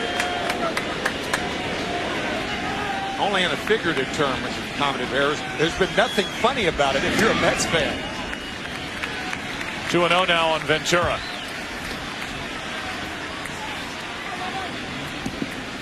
This postseason in the 150s with his average. Career a 172 hitter. 25 postseason games coming in. That'll get out of play. 2-1. Joe, it is so odd to find the Yankees ahead after 6 innings and then fall behind. They have just been remarkable with their late inning relief since 1996. They're 27-1 when leading after 6 innings. The only mar on that record was the home run by Sandy Alomar against Mariano Rivera.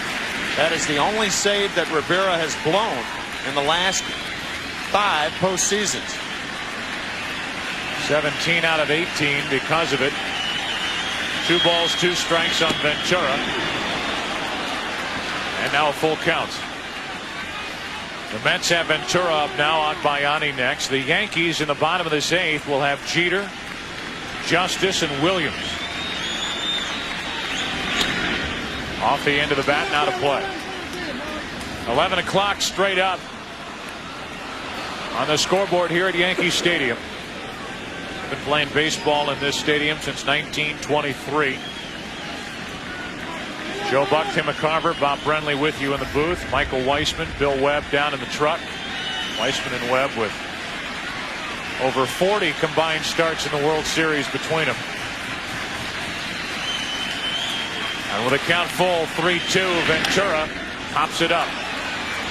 Playable for Posada at the moment.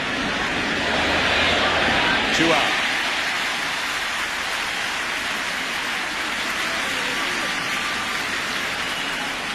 So with 2 out and nobody on, Agbayani will bat. Emmy Award-winning David E. Kelly, the creator of the practice, and Ally McBeal, brings you his newest series, Boston Public. Coming right at you Monday, 8 Eastern, 7 Central, followed by the season premiere of Ally McBeal right here on Fox. That's Monday night, while this series will take a rest. Yankee Stadium, Shea Stadium will be dark. Before Game 3 on Tuesday night, El Duque against Rick Reed at Shea Stadium. Tomorrow night, Roger Clemens and Mike Hampton. Good matchup. Game 2, Agbayani. Ball 1. Agbayani has hit in all 10 postseason games this year. 2 out of 3 tonight. His 1-out single started the 3-run rally in the 7th inning to put the Mets on top. Into right center field, well hit, slicing to O'Neill in the opposite way. Agbayani hits it to near the track, and the inning is over. The Mets go in order. We go to the bottom of the 8th. Jeter, Justice, Williams coming up for the Yankees, who trail by 1. We have a great game room. It's open from 6 to 9, but people can pretty much use it whenever they want. And this is one of our rooms.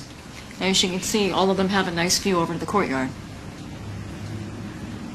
Is your father staying with you now? No. Oh, he's not. So this is home then, huh? I just want to make sure he's well looked after. I mean, this could be his last move. Hello? Hello? Hello?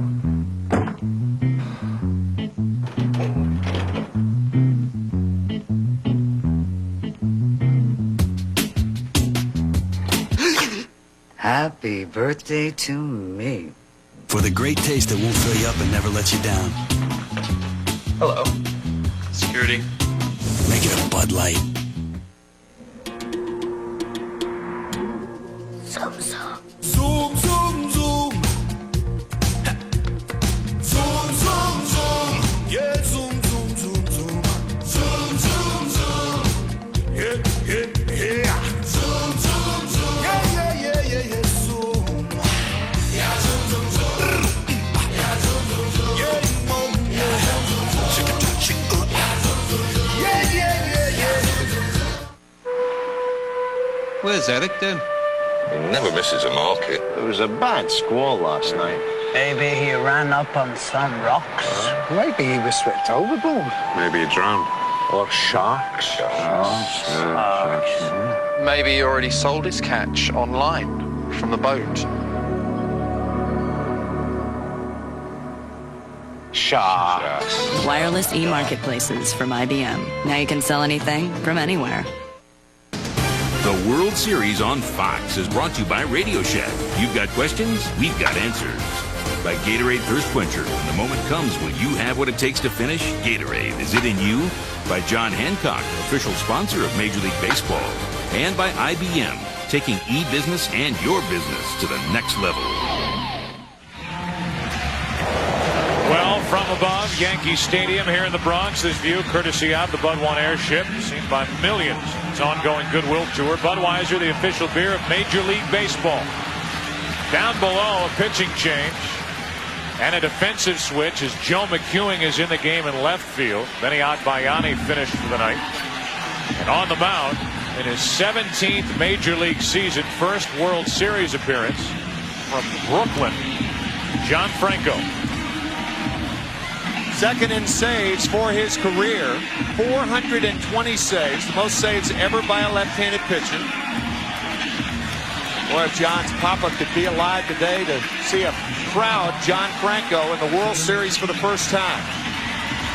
29th player, 40 years of age or older, to appear in a series.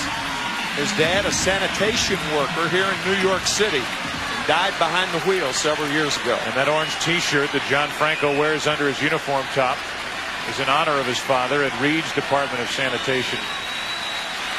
On it. He's on the mound for the Mets.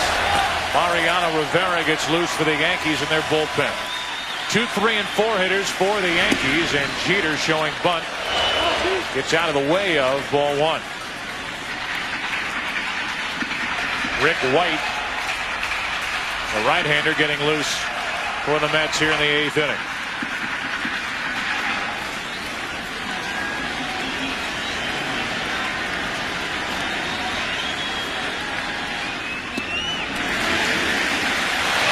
John Franco, who used to collect milk cartons with his brother, they get free tickets to Shea Stadium to watch the Mets, pitching for the Mets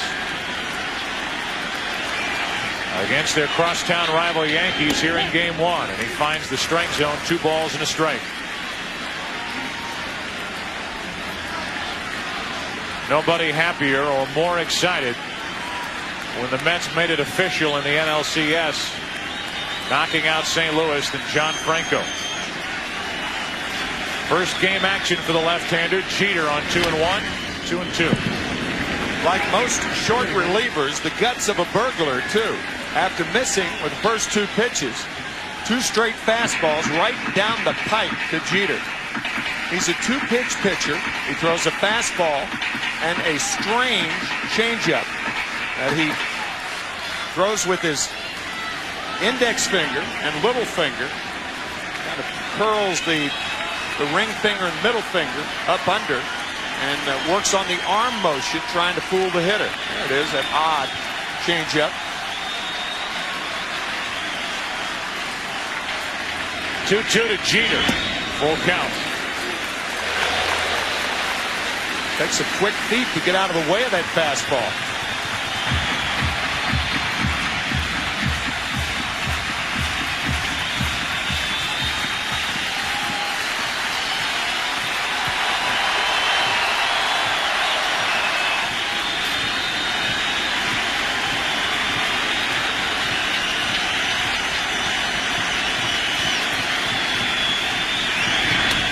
Jeter starts it with a hit.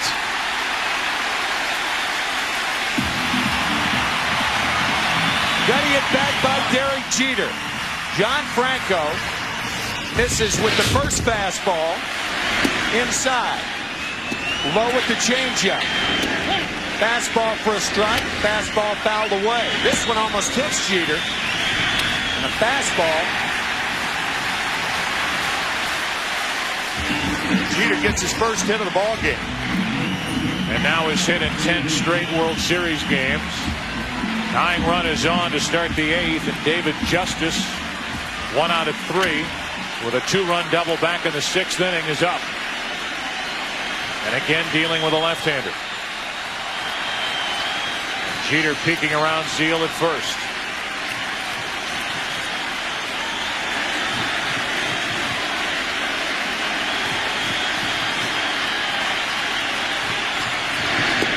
Strike 1.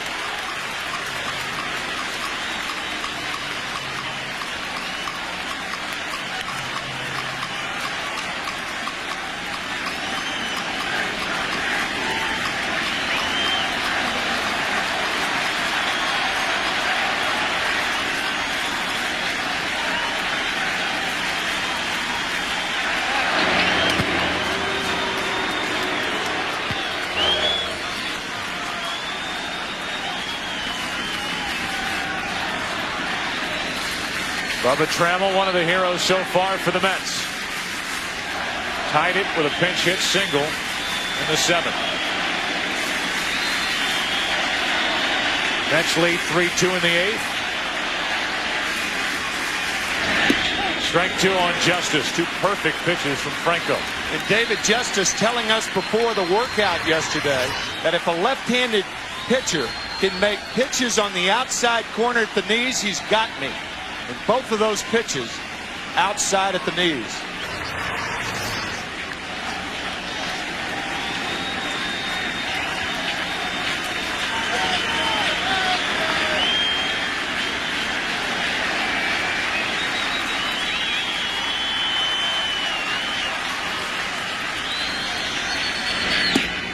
out there, and Franco missed with it, ball one.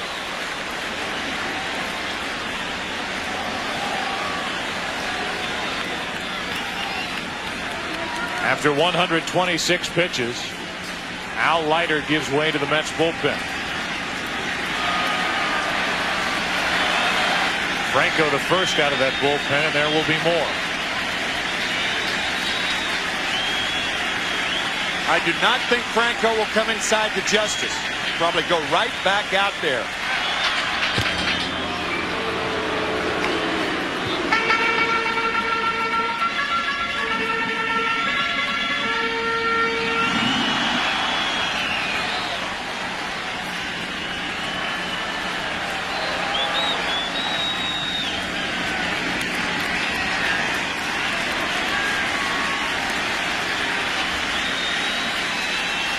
Setting up outside again.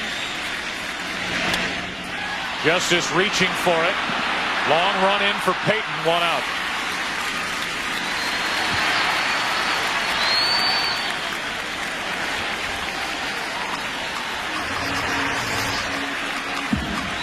A breaking ball, and a rare breaking ball from John Franco. Totally fooling David Justice after 3 fastballs. Payton easily made the catch. 1 on, 1 out for Bernie Williams. Justice giving Tino Martinez. That's who you go to. You go to another left-handed hitter. If you're a left-hander, you don't talk to right-handers about how a guy's pitching it. David Justice relaying that information. Probably something to do with it. I've never seen that pitch from Franco. That's an unusual slider that John threw David to get him out. 2 longtime National Leaguers, by the way, and Franco and David Justice.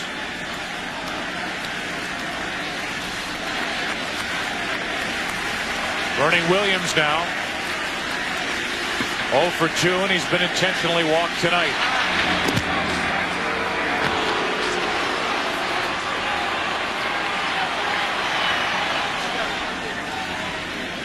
Derek Jeter with 22 stolen bases on the year. He was caught a couple of times. An excellent base runner.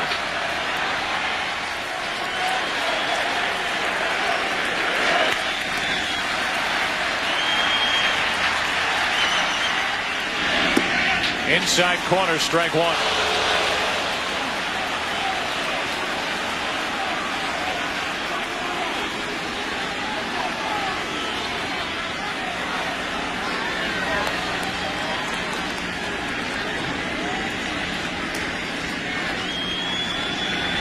Tying run at first, 1 out.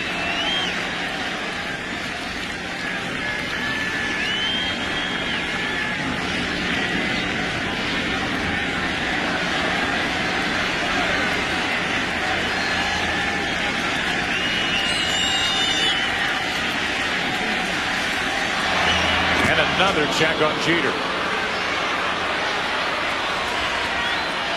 Mentioned that quick scouting report from Tino Martinez to David Justice, partially because John Franco is underexposed as far as this Yankees team is concerned. Glenn Allen Hill off the bench has 12 at-bats lifetime.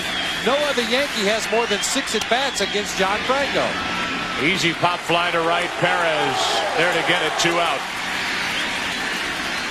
Don't forget tomorrow night, and we'll hit the air at 7:30 Eastern here on Fox. Game 2, Mike Hampton, who was the National League Championship Series most valuable player for the Mets, will take on Roger Clemens, who authored a 15 strikeout 1 hitter in the American League Championship Series against Seattle.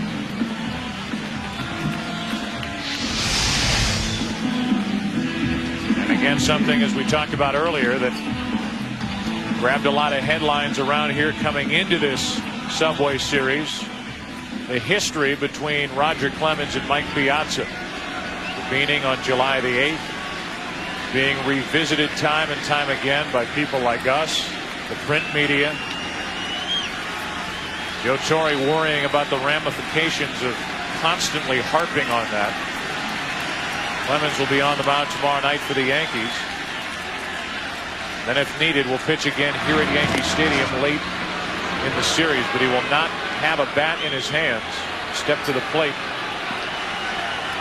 Take on these Mets pitchers in this 2000 World Series.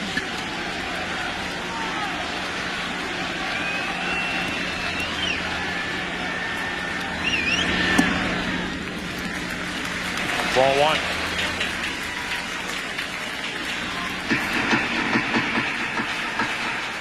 That's for tomorrow night. At this moment, it's a matchup of Franco and Martinez.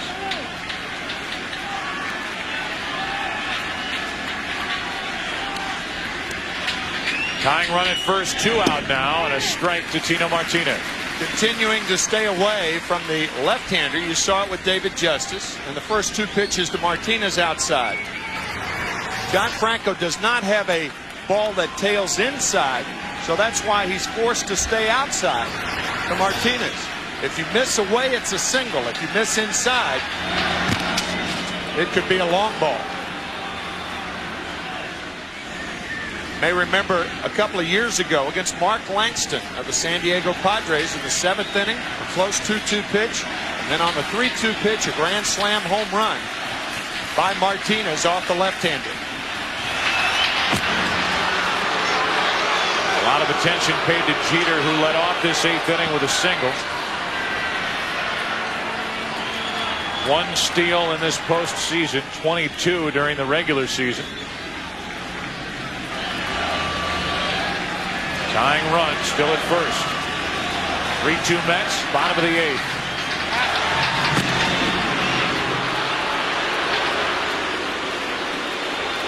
Talked about this in the League Championship Series.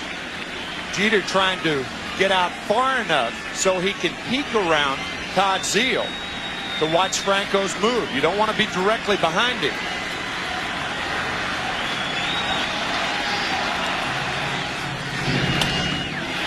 Center field, Payton back to get it. And John Franco gets around a leadoff single by Derek Jeter. He grew up a Mets fan. He gets through the 8th. 9th inning, game 1, 3-2 Mets.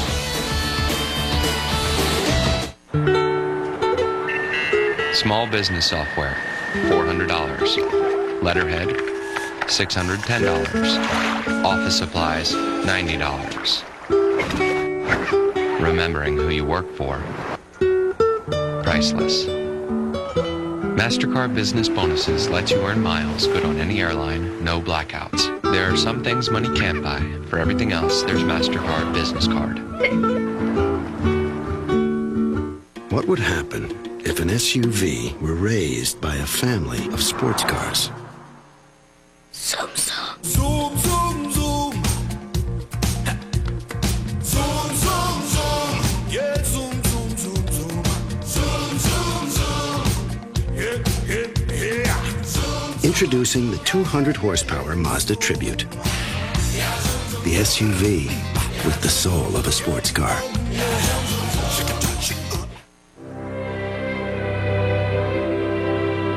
What is the value of victory?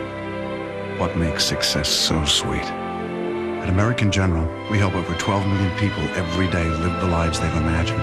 With retirement services, life insurance, consumer loans, and whether they have big dreams or little dreams, the real victory is seeing their dreams come true. American General Financial Group. Live the life you've imagined. Running our own e-business suite, Oracle saved $1 billion in 1 year. How much will you save? Oracle. Software powers the internet.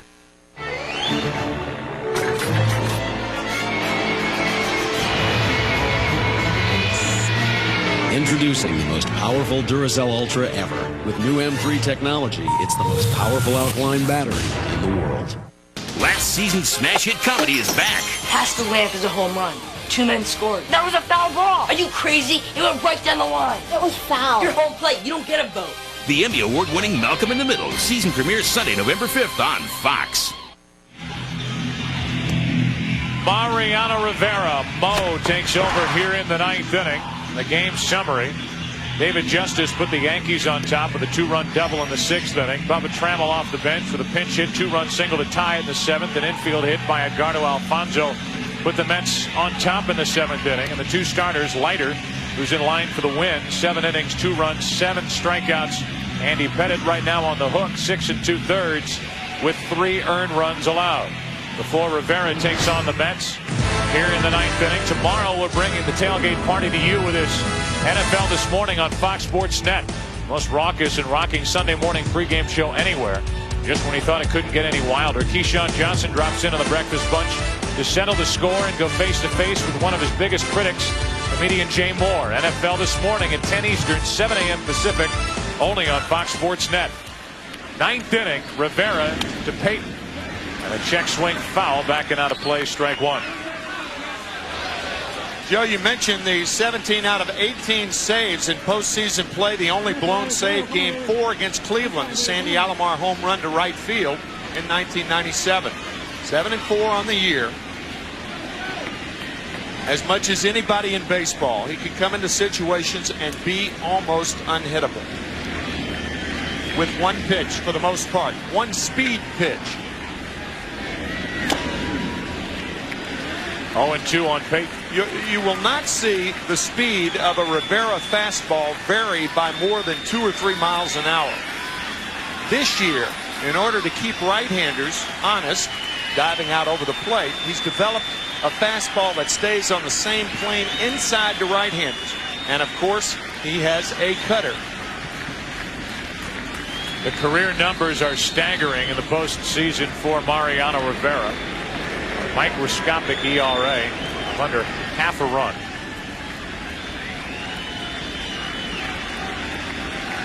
Pitched 34 consecutive scoreless innings. That string was snapped in the ALCS Game 6. Payton off the end of the bat into right for O'Neill. Payton's 1 out of 4 and the first out here in the top of the 9th inning. Look at these numbers. 4-0 in his career in the postseason. 17 saves and 18 chances. 57 innings. 36 hits. And in this game, to try to keep it, a 1-run affair with the Mets on top 3-2. Here's Todd Pratt.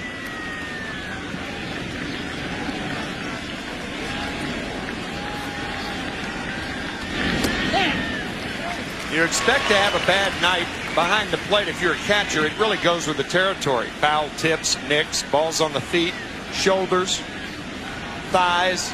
No man knows it better than that man who'll be the starting catcher tomorrow night. He's DHing tonight. Look at this. Oh, man. That one hurt. He's been hit everywhere tonight. And he hasn't been hit as a catcher. Look at this night. Todd Pratt, his first at bat, hit in the left forearm. His next at bat, foul ball off his left foot. That was actually Jay Payton, but trust us on this one. Todd Pratt fouled the ball off the top of his left foot. I trust you. All right, there it is. And that was his second at bat, and this is most recently. So he's been hit on the left forearm, the right elbow, and the top of the left foot. And he can still smile about it. Yeah. Somewhat. It's almost like bingo when you 4 corners, right? So Pratt's on. He gets the start. He will remember it every time he gets dressed for the rest of this World Series. Bruised and battered. Now Kurt Abbott, his first at bat, takes a strike. 96 from Rivera.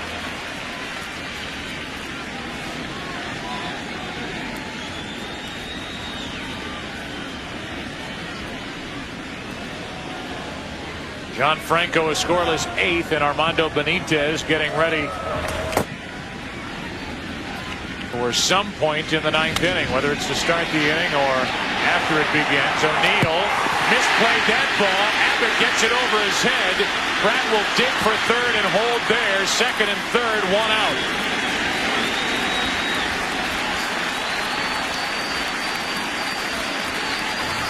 Once you see an outfielder turned around then you know the ball's going to get the best of him. Watch Paul O'Neill turn to his right and now turn to his left, back to his right. In the process, he lost the ball. It's going to be a double for Kurt Abbott, but a ball that O'Neill usually catches. Todd Pratt had to hold up momentarily to see if O'Neill was going to make the catch. He's not a fast runner anyway, and Cookie Rojas, the third base coach, had to hold him.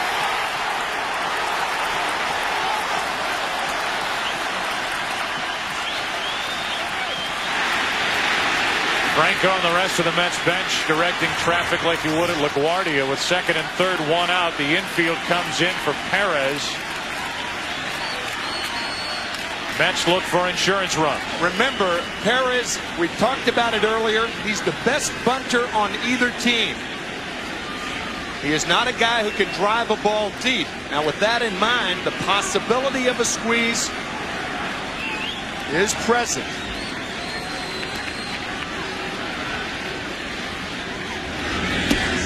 And with that, a pitch way up and out of the strike zone, ball one. Yeah, the more you fall behind in the count, the better the chance for a squeeze. We've talked about how difficult Rivera is to hit. He's even tougher to bunt a ball on the ground.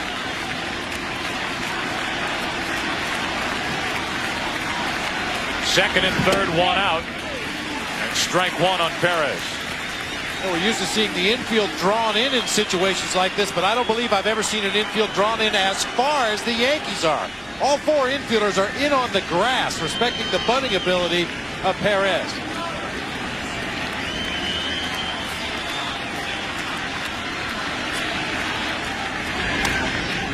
Now strike two on Timo.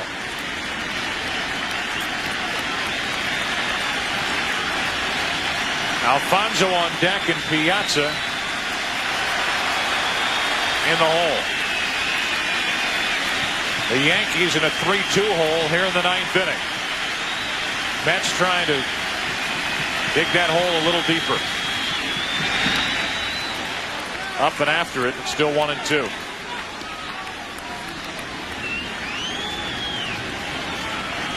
Payton flying to right. Pratt hit by a pitch. By the way, to tie a World Series record. The times hit by a pitch in one game, 2. Pratt at third after the double by Abbott, misplayed by O'Neill in right. And Perez stays alive with the count still 1-2. Timo Perez is listed as 5'9". He's more like 5'7". And the fastballs from Rivera have been about 5'5".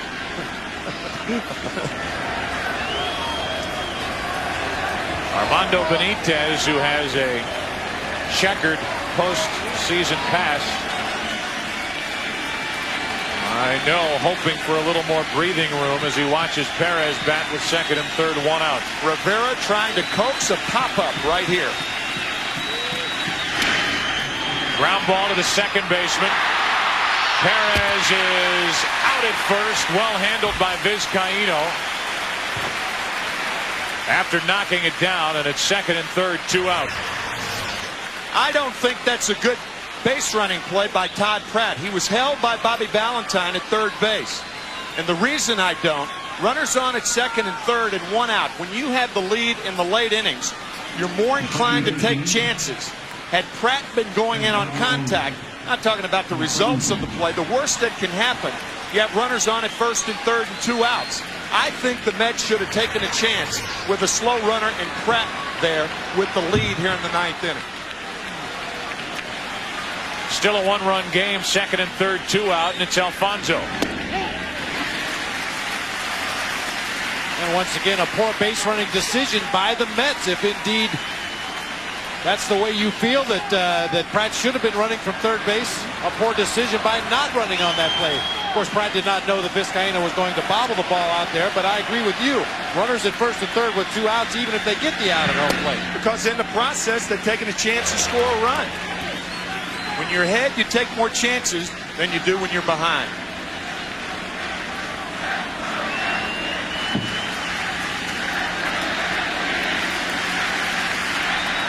6 out of his last 8 with runners in scoring position. During that stretch, he has not faced the likes of Mariano Rivera. Alfonso put the Mets on top back in the 7th with an infield hit. And he's set up here at a ball and 2 strikes. This, by the way, constitutes a rally against Rivera. A hit batsman and a misplayed double in right.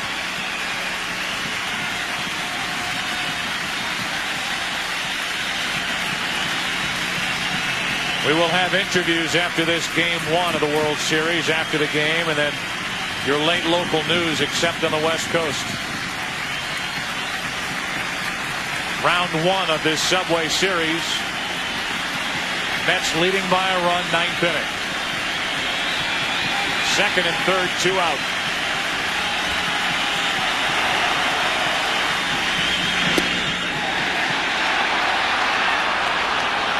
They do not appeal. Now they do, and the first base umpire, Charlie Relaford, rings up Alfonso.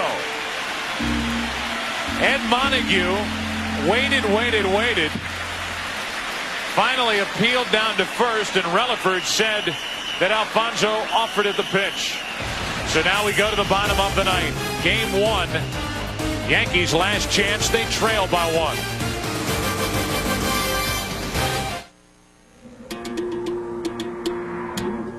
Zoom, zoom. Zoom, zoom, zoom. Zoom, zoom, zoom.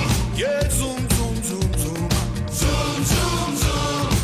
Yeah, yeah, yeah. Zoom, zoom, zoom. Yeah, yeah, yeah, yeah, yeah. Zoom. Yeah, zoom, zoom, zoom. Yeah, zoom, zoom, zoom. Yeah, mom, yeah. Yeah, yeah, yeah, yeah. 1, 2, 3, 4, 5. Howie. What are you doing? Counting. Counting what? All this cool stuff I got on my shopping spree at Radio Shack. Shopping? You hate shopping. Not when it's... Oh! Get $400 to use toward anything in the store when you sign up for or switch to fast, reliable MSN Internet access from Microsoft at Radio Shack. Howie, come on, stop it. Imagine a world where coffee breaks last all day. And where your cup is always full. Thank you. It's where the coffee world meets the cyber world, and you can be there with the new Smart Visa cards with remarkable chip technology. And at the Web Shack Cafe in London, you can buy your coffee with Visa, but not American Express, not even Blue. Learn more at Visa.com. The new economy won't be like the old new economy. The new economy will have new ideas. Ideas like profitability. With powerful e-business solutions, the new economy will be about how well you run your e-business, not just how well you promote it. SAP. USA Today calls Boston Public the Monday show to watch. What are you doing? Not a whole lot, sir. Series premiere at 8/7 Central, Fox Monday. Joe Torre, the manager of the Yankees, had this to say prior to the game about the perceived home field advantage in this World Series. I don't think either club is going to have an advantage or disadvantage, other than if we have a game that's going to be determined in the 9th, 10th, or 11th inning, then of course being a home team is of a great deal advantage because you don't have to protect that lead once you get it as a home team. But I really don't see a home field advantage just because we play 4 games at the stadium. This game may very well be determined in the 9th inning. The Yankees batting down by a run. Benitez during the regular season, a Mets franchise record with 41 saves. 1 save in this postseason. Jorge Posada first up, ball 1. One of the best fastball hitters in the American League against one of the best fastball throwers in the National League. More to support what Joe Torre talks about with a home field advantage. 2 balls, no strikes. Posada, O'Neill, and Brocious, the scheduled hitters.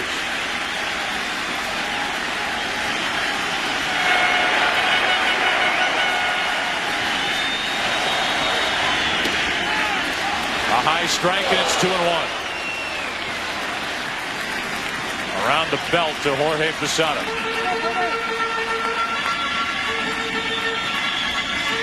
28 home runs during the regular season.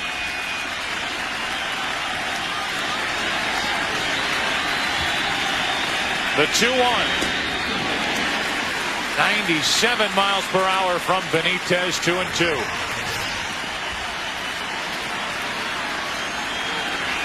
Along with those 28 home runs, Posada also struck out 151 times.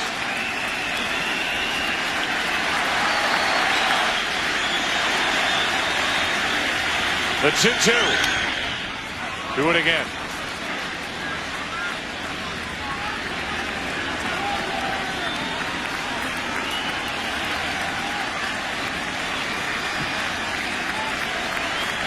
Team winning game one, 59% of the time victorious in the series.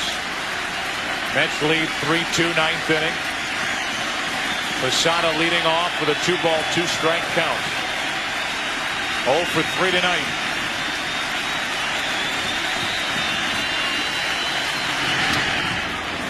Pretty good swing there on a 98-mile-per-hour pitch. Derek Jeter, the best man in Jorge Posada's wedding last fall.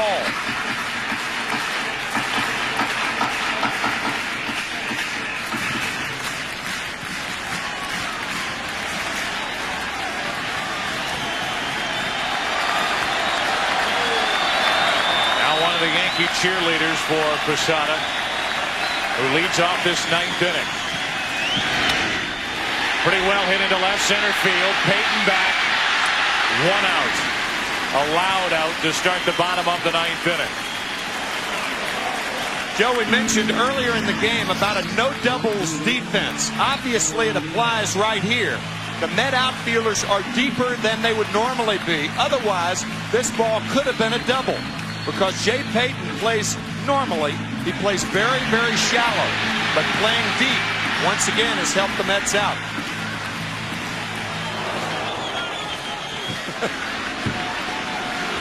On a 68-degree night in the Bronx, Al Leiter sweating more now on the bench than he was on the mound for the first 7 innings here in game one.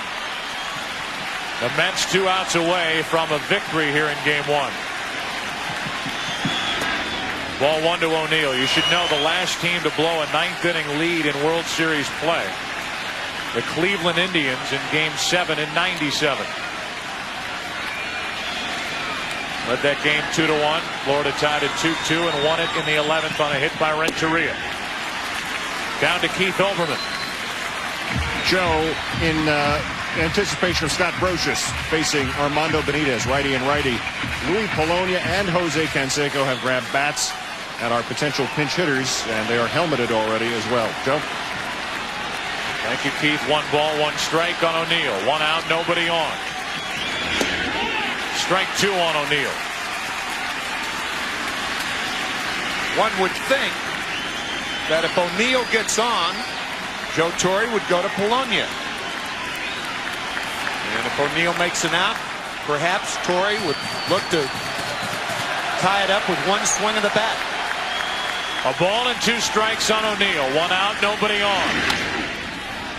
Staying alive is the veteran right fielder, Paul O'Neill, who has hit only 1 home run as he plays in his 32nd game since September 3rd. Bothered by that sore right hip. Does not have the thump that he had earlier in the year. He piled up 18 home runs during the regular season. Benitez has him set up at 1-2.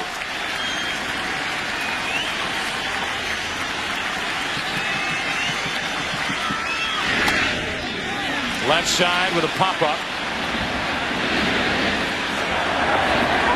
And out of the reach of Ventura. Good effort, but about 2 rows deep.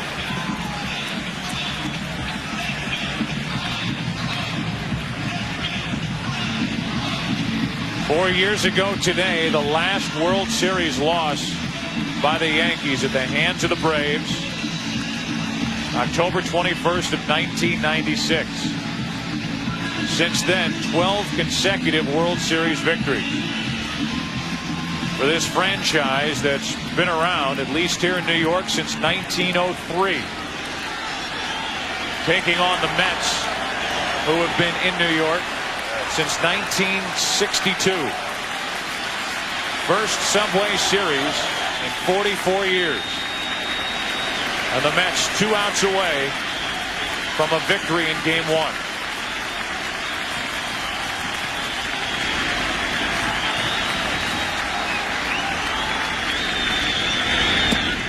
Two balls, 2 strikes. Keith mentioned Luis Polonia and Jose Canseco getting ready in that Yankees dugout, perhaps to pinch hit for Scott Brosius. I think it's more likely that they're getting ready to pinch hit for Jose Vizcaíno. Scott Brosius 2 for 5 lifetime against Benitez with a home run and a double. The 2-2 to O'Neill. Now a full count. O'Neill has not caught up with the fastball during this at bat. Benitez has blown it right by him. Mariano Rivera kept it a 1-run game. Benitez trying to do the same. The best chance for Paul O'Neill to pull a ball is if the fastball is down. Anything up, he'll hit it to left field. 3-2 to O'Neill. Do it again. Defensive swings this entire at bat by Paul O'Neill.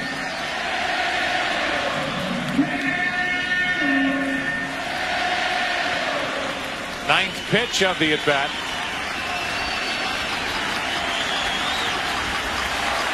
Coming here.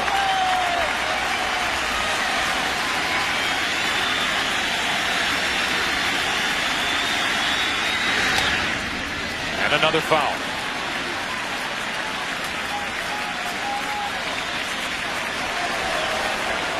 The Yankees with 2 runs in the bottom of the 6th inning, driven in by David Justice with a 2-run double. The Mets answered in the top of the 7th. Hits by Agbayani Payton, a walk to Pratt to load him up. A pinch hit 2-run single by Bubba Trammell. A 2-out infield hit by Edgardo Alfonso made it 3-2, and that is it.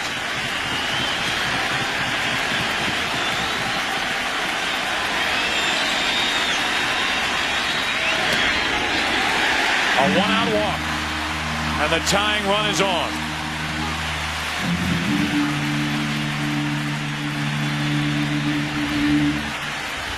Brosius walked toward the plate,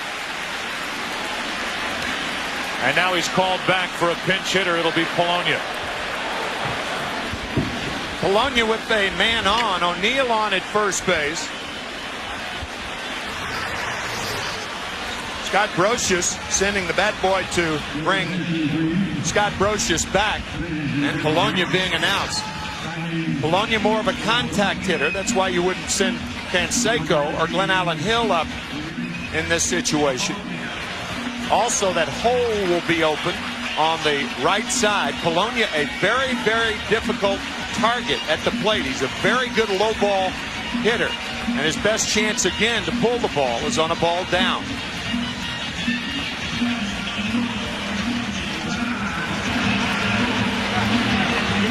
Polonia came to the Yankees midseason. Messier hanging in there in the 9th inning. So are the Yankees. A good at bat by O'Neill to work a walk out of Benitez, who was allowed 7 career postseason home runs. 1 on, 1 out. Ball 1.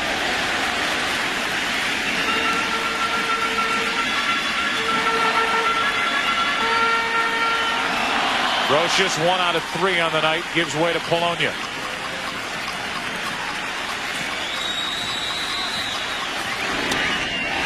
Into right field, a base hit. Tying run at second, O'Neill. The potential winning run at first, Polonia.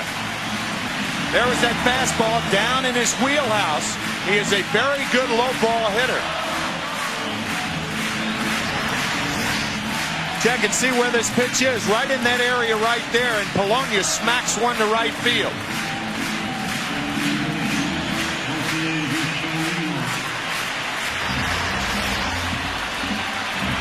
So 2 on 1 out here for the Yankees, dealing with Armando Benitez, who has had his fair share of trouble in postseasons past. 96 Division Series, a home run by Albert Bell. The ALCS Game 1, that disputed home run hit by Jeter. 97 ALCS for Baltimore, home run Fernandez. Division Series of this year, a pinch hit game-tying 3-run home run by J.T. Snow, a game the Mets eventually won in 10 innings, 5-4, in a game that was saved by John Franco. Tying run at second. Potential winning run at first, 1 out here in the bottom of the ninth with Vizcaíno at the plate. And the one thing the opposite fielder, the left fielder in this case, wants to do is move in about 5 more feet. He's too deep right now. Vizcaíno with no power the other way.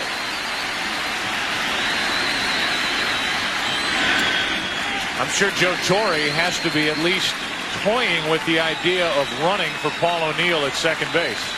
Bad hip. He hasn't been running all that well. He's got Bellinger on the bench if he wanted to go that way. He would be the guy. 1 ball, 1 strike on Vizcaíno. And then if the Yankees do tie it, Bellinger could stay in the game and play outfield. 2 on, 1 out. Yankees down by a run in the 9th inning, Game 1. Ball 2 to Vizcaíno.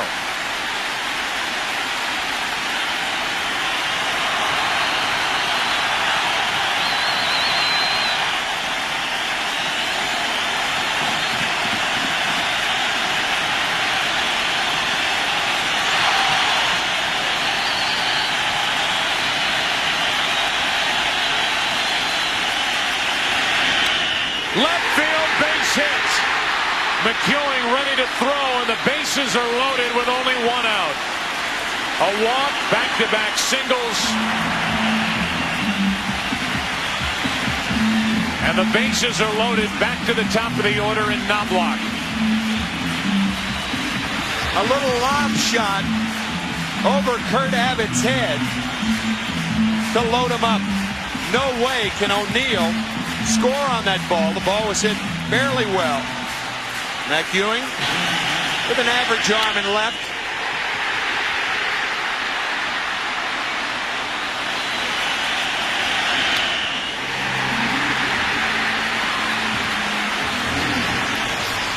So much hype surrounding the start of this series. So much anticipation, and this game has not been a disappointment. Bases loaded, 1 out. Knobloch. Strike 1. Infielders shortened up the middle, hoping for the double play ball. So anything hit to the shortstop and second baseman, they'll go for 2. If it's slowly hit to third, Ventura will come home. Same thing for Zeal at first.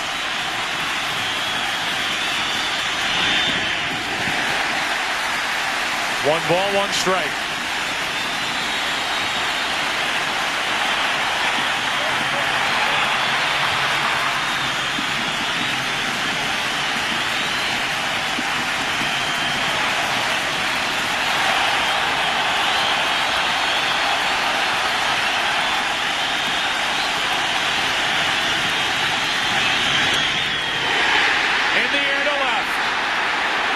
O'Neill will tag. The throw by McEwing into third, and it's a 3-3 game in the 9th. Knobloch ties it with a sac fly to left.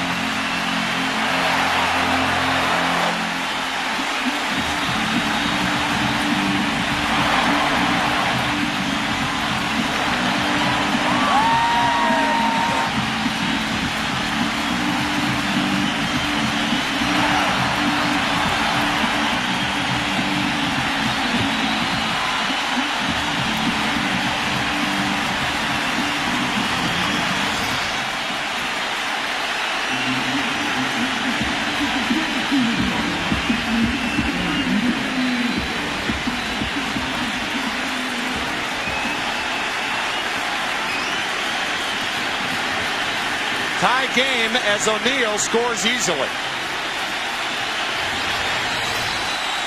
Now the Yankees are a hit away. Strike one to Jeter.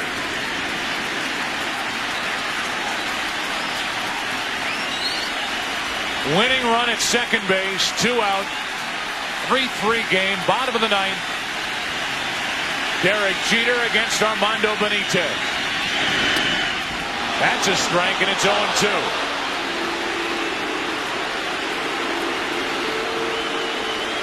If this game goes to the 10th, Piazza will lead off for the Mets. And remember, the Yankees have Mariano Rivera in the game.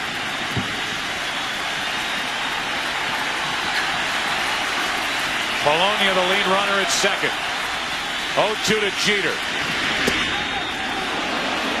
Ball one. Jeter, more than any other player, perhaps in the American League, with 2 strikes on him against a hard thrower, will hit the ball the other way. A great 2-strike right field hitter. We go to the 10th inning in game 1. A sac fly by Knobloch in the 9th. A blown save by Benitez. 10th inning, tied at 3.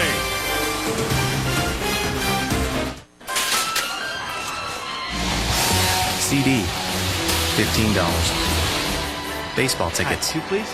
$60. Abstract painting, $3,000. Express checkout on the web. Priceless. The MasterCard e-wallet. Online checkout is now 1 click away. There are some things money can't buy. For everything else, there's MasterCard. Get one at mastercard.com. At Gateway, we know many businesses aren't big enough to have their own computer department. What about training for my new guy? That's no problem too. That's why we put business centers in our Gateway Country stores. We're hooked up to this hub. Right. Share files, share one internet connection. Wow, cool. So if you have a question about installation or need training, you can drop on by. Why do we spend so much time with the people who use our computers? Because in Gateway Country, people rule. Stop by or give us a call.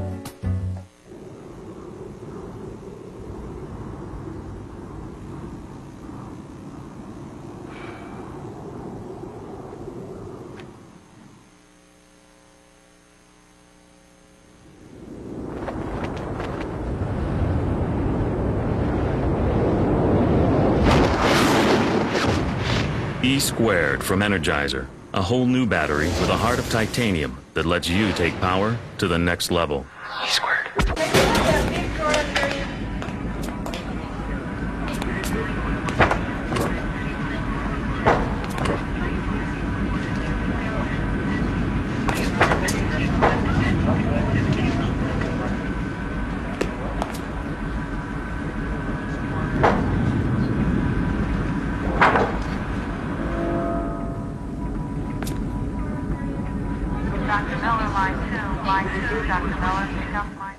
He's got to be here somewhere. I have seen things that I can't explain. I'm not going to sell all the route. I know what I saw.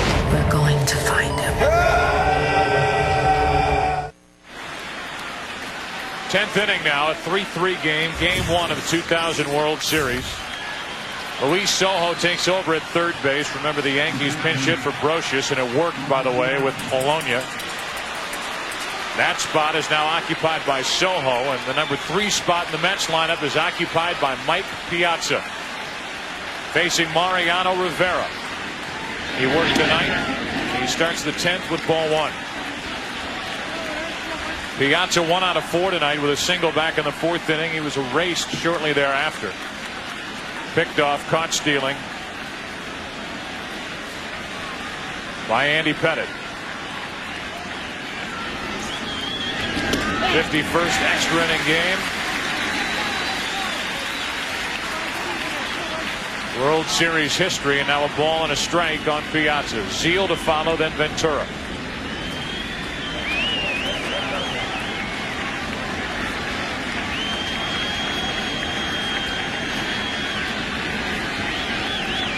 The 1-1.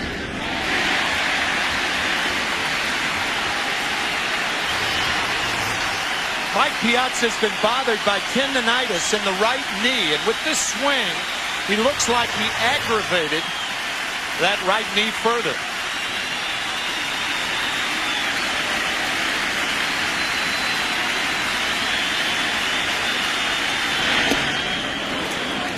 Two balls, two strikes. You can see Rivera clearly trying to keep the ball inside on Mike Piazza, not allowing him to extend his arms. Tremendous opposite field power.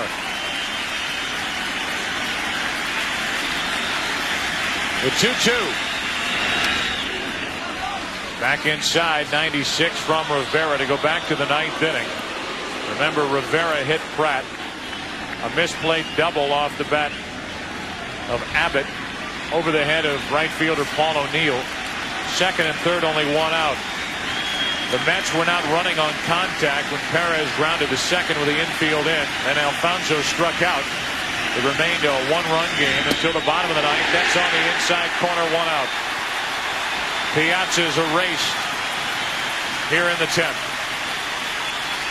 You get the idea of what Rivera was trying to do. Inside. Inside. Low. Inside. Back inside. Back inside.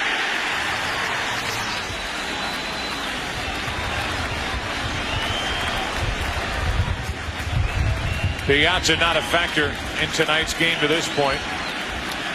Zeal now with the bases empty, one out. 2 out of 4 tonight. Strike one.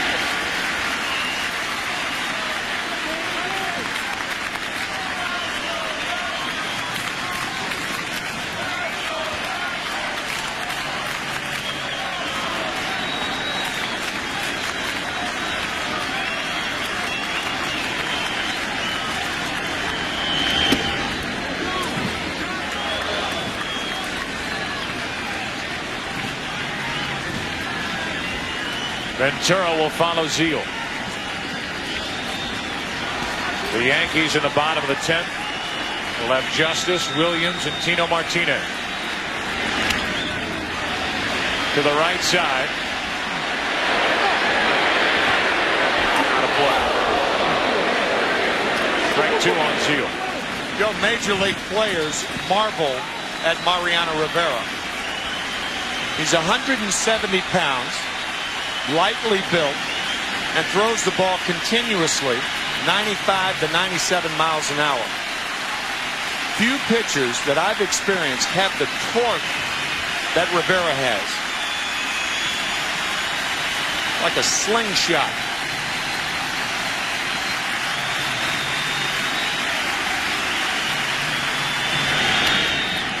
Still 1-2. Well, we talk about a comparison of the two bullpens in this World Series. The Mets bullpen deeper. The closers, no comparison. In their careers in the postseason, Rivera with an ERA of under half a run, 1 home run allowed. Benitez 7 allowed.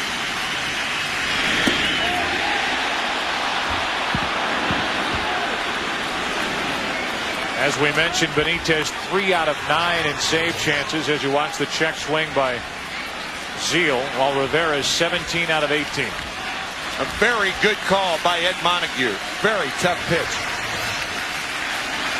2-2 to Zeal.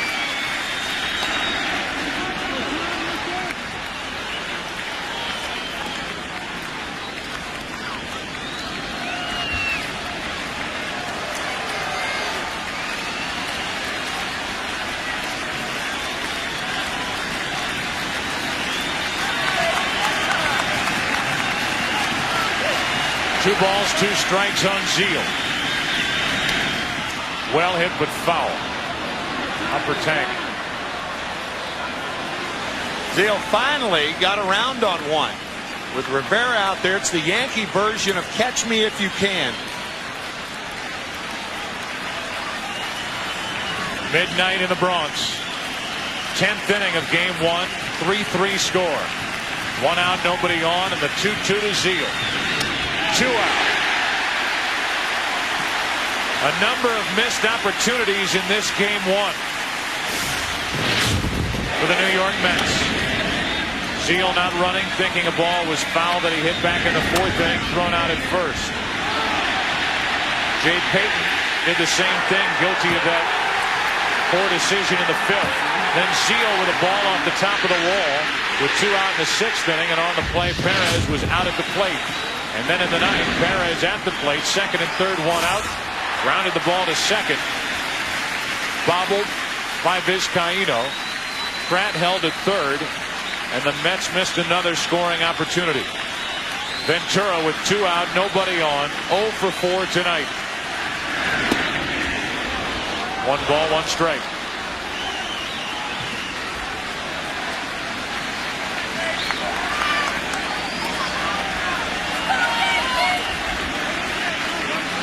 A lot of late arrivals at school tomorrow.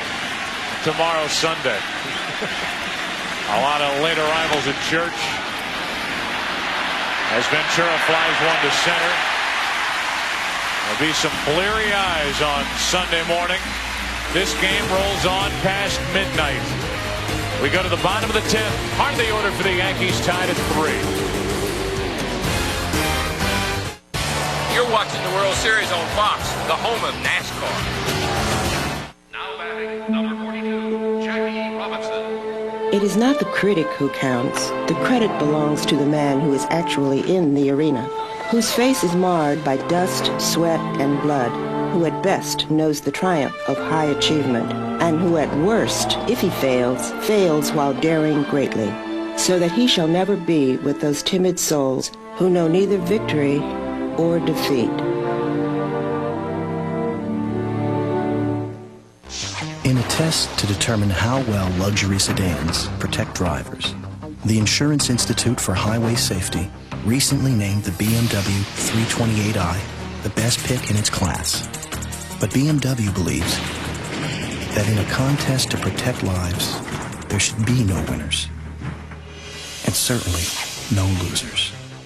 Because at BMW, we're as interested in saving lives as we are in selling cars.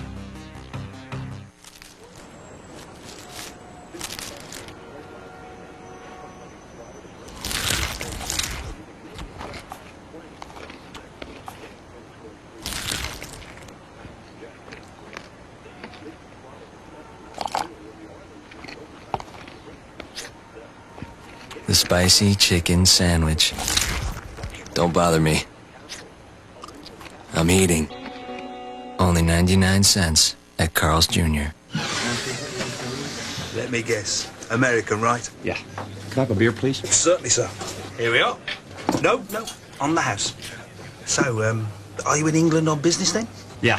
Heading back down to Heathrow tonight. John here will drive you. Oh, it'd be my pleasure, sir. You need to relax, love. England isn't really like this. That's why our business class is. Upper Class by Virgin Atlantic. Can I have a cold beer? VIP, tonight at 12:30 on Fox 11.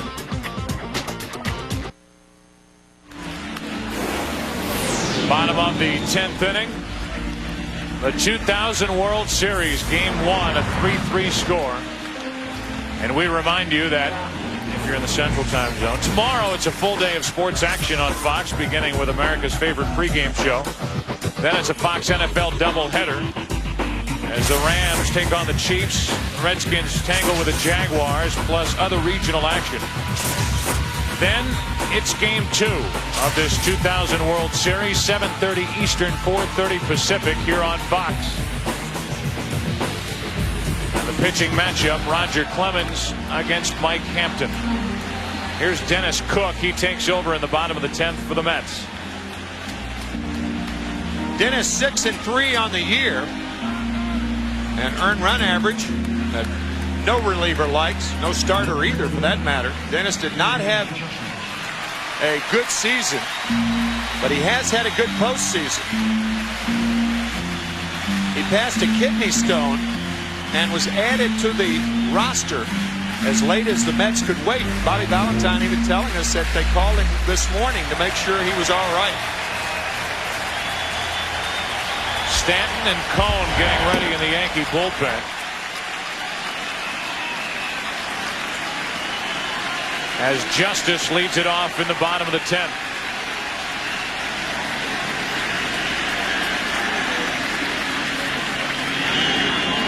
'17 career postseason innings under the belt of Dennis Cook. No runs allowed.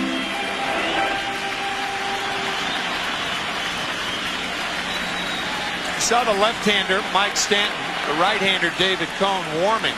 Cone could be throwing in anticipation of his start on Wednesday night at Shea Stadium. I think Stanton will be the pitcher in the top of the 11th should this game go that far. We're in the bottom of the 10th, a 3-3 game, and Justice as Cone drops down as a 1-ball, 1-strike count. Dennis Cook does not have a good breaking ball. It's a flat slider. So often in an effort to fool the hitter and to give him another look, he'll just drop down with the fastball. That's what he did to David Justice then. Rivera's job is finished. 2 scoreless innings, which has become routine from him. Now it's Cook trying to send this game into the 11th. The 1-1 to Justice. 2 balls and a strike. That's a danger area right there. That was a backup slider. David Justice, remember, that big home run. Ooh, that is a danger area to David Justice. I'm really surprised to see Dennis Cook working him so hard on the inside part of the plate. 30 of Dave Justice's 41 home runs came to right field. That missed inside. The count goes to 3-1.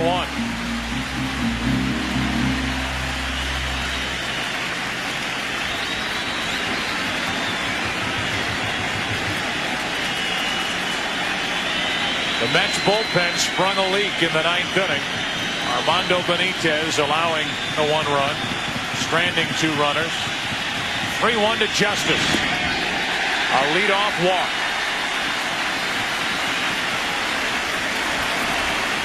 Now that Clay Bellinger move looks more likely, since Bellinger is a good outfielder and a faster runner than Justice. We'll see how Joe Torre elects to go here.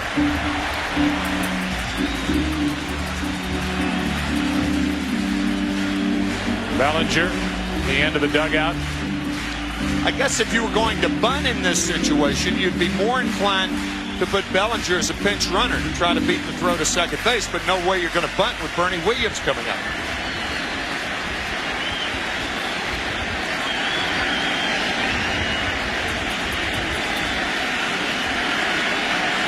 Potential winning run at first with nobody out. Bottom of the 10th, a 3-3 score.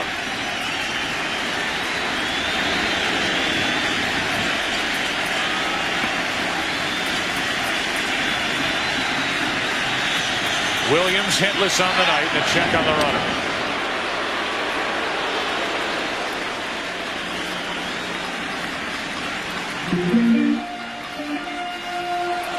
Lyndon Rush getting ready now for the Mets out in their bullpen. Dennis Cook comes out of the bullpen and walks the leadoff man, a left-handed batter, Justice.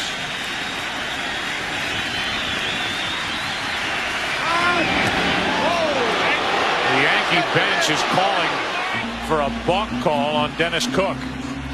I think what the Yankee bench thought was that Dennis Cook's right leg went behind his left leg.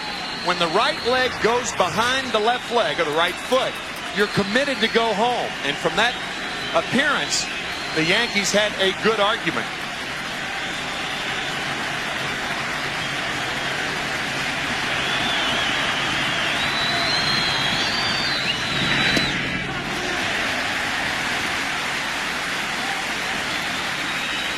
Ball 1 on Williams.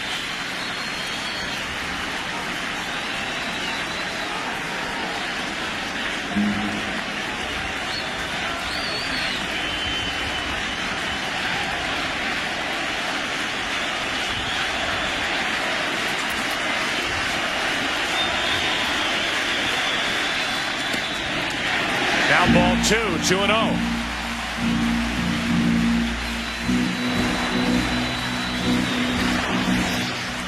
Working Williams away, Cook has missed twice.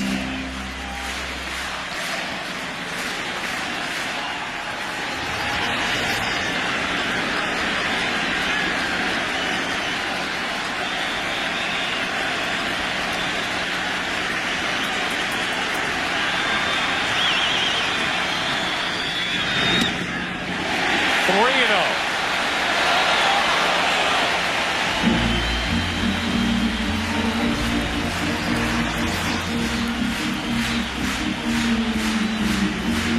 Against Seattle, Joe Torre allowed Bernie Williams to hit 3-0. And he tied up a ball game with a home run. That was as a left-handed batter. We'll see if Torre allows Williams to do it again.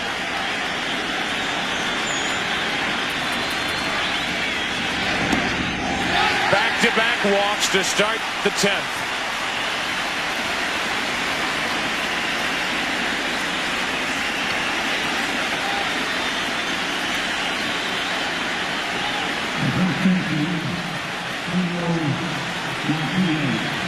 And now Dave Wallace out of the dugout.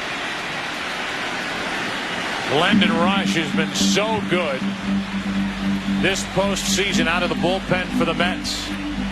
And they're going to call on him here in the 10th inning of game 1. 2 on, nobody out. Martinez coming up, tied at 3. Meet Martin Licious, Storm Chaser. Some head for the basement. He heads for a Chevy S10. With better fuel economy than Ford Ranger and a bigger bed, Chevy S10 also has standard 4-wheel anti-lock brakes on every model. Because if you want to outrun Mother Nature, you need every advantage you can get. Only until October 31st, get 0% financing on 2000 Chevy S10s. That's up to $3,900 in finance savings. In the new Internet economy, 96% of the Fortune E50 run Oracle. Oracle. Software powers the Internet. Man, that sandwich was good. Is there another one? We're saving it for Dave. You can't resist Wendy's bacon mushroom melt with all that bacon and cheddar. Hey, Dave, why don't you stay out a few more laps? Okay. Where's that sandwich? Scary. I hope no one ate my lunch. When you gotta have one, you gotta have one. What's the best part of playing in the major leagues? It's standing at the plate in front of a packed house of fans, cheering at the top of their lungs, feeling the electricity in the air, and then coming through in the clutch. It's a magical feeling that's almost impossible to describe. An experience we share together, one that wouldn't be the same without you. Thanks for being part of the game. On Sunday, November 5th, the best is back to back. With a full hour of Emmy-winning comedies on Fox. First, rock out with The Who. How you doing out there? It's a little chilly. On an all-new Simpsons. Then, last season's feel-good comedy is back. They don't do anything. They're just there. Malcolm in the Middle. Where's Hal? An all-new episode. It's all part of Fox season premiere Sunday, November 5th at 8, 7 Central. Bottom of the 10th inning, Dennis Cook is finished for the night. He's come out of the bullpen and walked Justice. And now Bernie Williams, a pinch runner. The runner is on second base, by the way. That's Clay Bellinger, the pinch runner, talking to Willie Randolph during the pitching change. And one would assume that they're talking about a sacrifice. The last time Tino Martinez sacrificed was May 6th, 1996. If you sacrifice with Martinez, then Bobby Valentine's going to walk Posada, and you're going to have Rush facing Paul O'Neill. Looking to swing, and he takes strike one. I think that would be the only reason that Joe Torre would not bunt Martinez in this situation. However, O'Neill led the Yankees in hitting against left-handed pitching with a .346 average.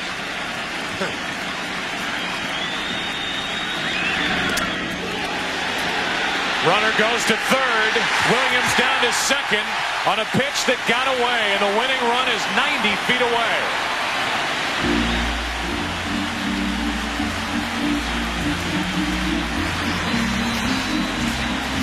A breaking ball in the dirt.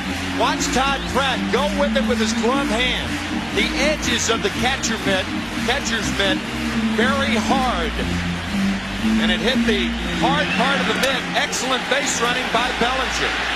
Belly flopping into third.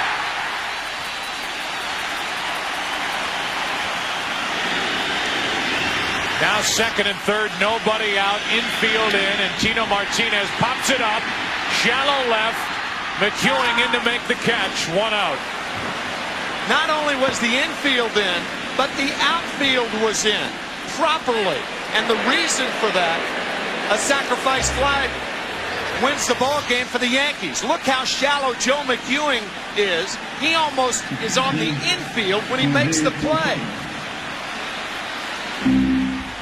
That's why you not only bring the infield in, but the outfield in.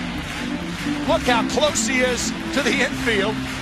4 strides. No way Bellinger could do anything but go halfway. No way you tag up. That was deep short, that ball. So now after the wild pitch and the pop-up by Tino Martinez, here is the situation. With second and third, 1 out, first base open, and an intentional walk being handed to Jorge Posada. Third walk of the inning. First intentional given to the Yankees. And the bases are loaded with 1 out for Paul O'Neill.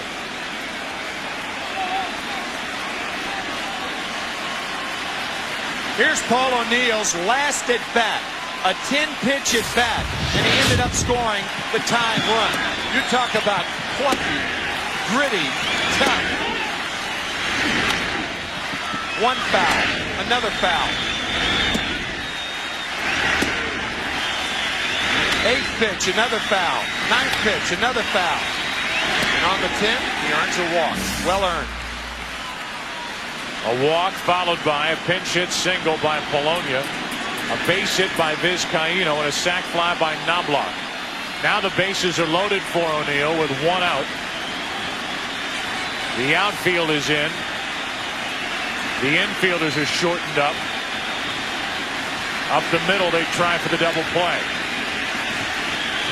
O'Neill could win it for the Yankees. Instead, he grounds to second. A flip to Abbott on to first for a double play.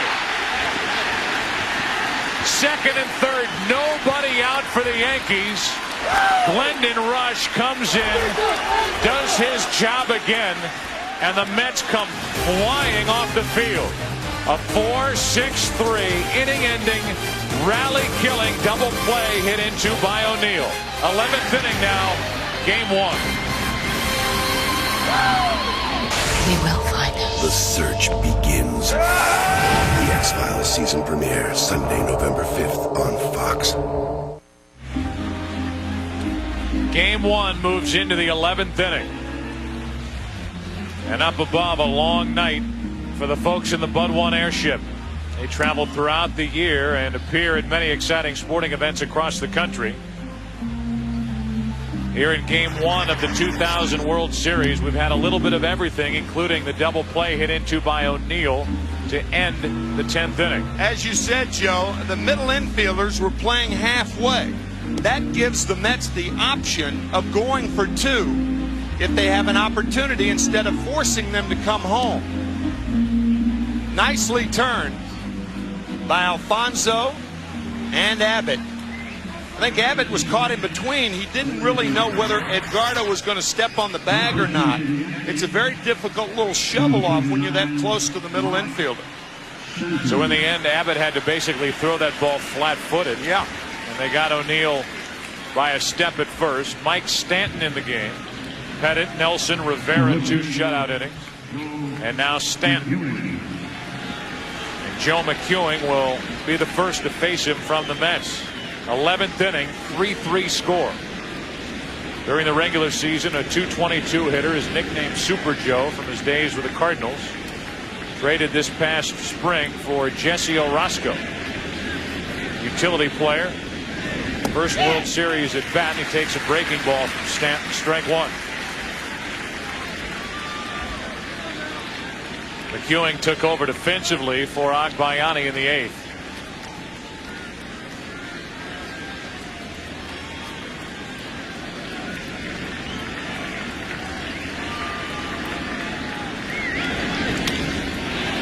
Shallow center. Bernie Williams, 1 out.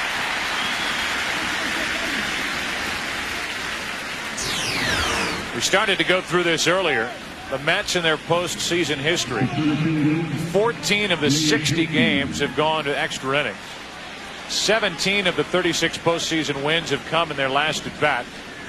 22 of the 36 wins, the Mets trailed or were tied as late as the 5th inning. They trailed going into the 7th inning here tonight when they came up with 3 runs. RBIs by Trammell off the bench and a 2-out infield single by Alfonso for a 3-2 lead. Ball 1 to Jay Payton.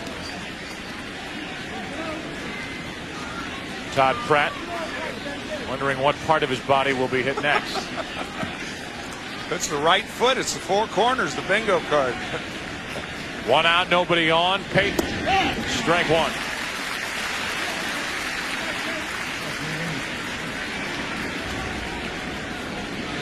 Payton a hit tonight, a run scored. The 3-run rally, the only scoring inning for the Mets, the 7th. Back-to-back hits by Agbayani and Payton, a walk to Pratt. Strike 2 here on Payton. And it was Bubba Trammell off the bench with a pinch hit 2-run single. 1 out later, 2nd and 3rd, 2 out, an infield hit by Alfonso. That was a splitter. You can see that weird rotation of the ball from Mike Stanton.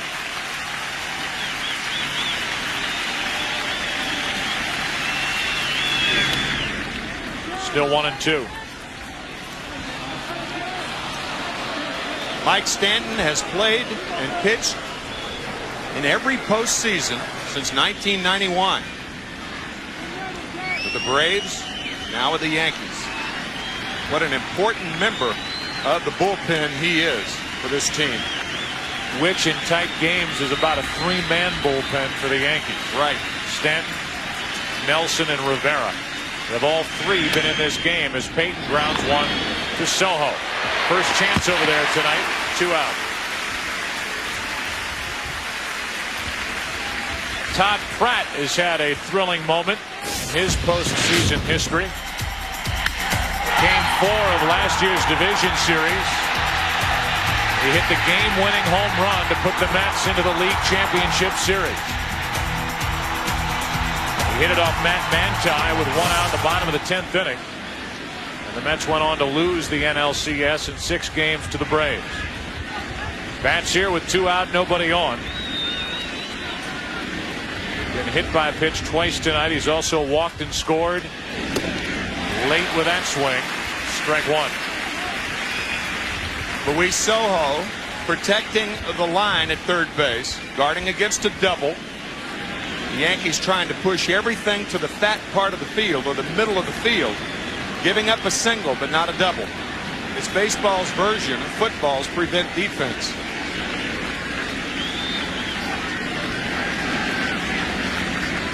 Pratt, ball and a strike.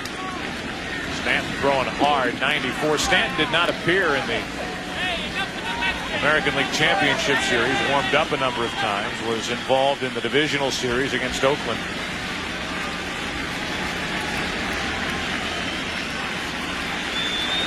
Soho, by the way, will lead off for the Yankees in the bottom of this 11th. Vizcaíno, then Knobloch. Can't catch up there with a 94-mile-an-hour pitch, 1-2.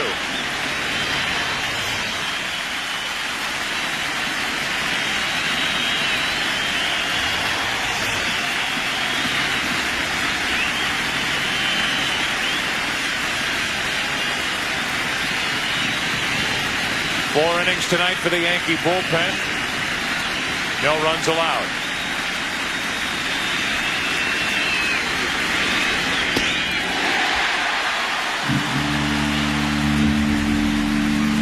From Nelson to Rivera to Stanton. Pratt strikes out, and we're still 3-3 into the bottom of the 11th.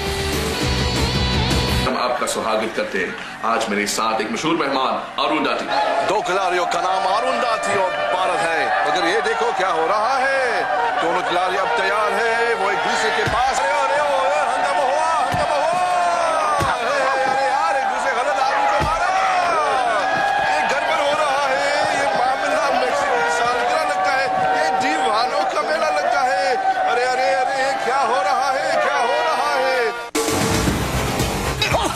It's the wildest biggest hour of pregame coverage in the business. The Fox NFL Sunday pregame show tomorrow at noon. 12:30 in the East. Bottom of the 11th inning. A lot of these kids staying around on a Saturday night, early Sunday morning.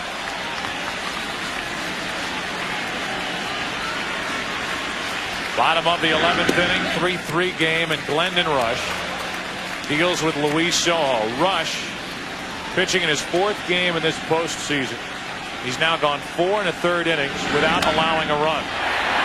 Alfonso to his right stays down on it. 1 out as Sojo grounds out 4-3. Rush was the winner in Game 4 of the NLCS, and he has been a big weapon for Bobby Valentine out of the Mets bullpen. 1 out, and here's Vizcaíno, who had a big hit in that 1-run 9th inning in which the Yankees tied this game.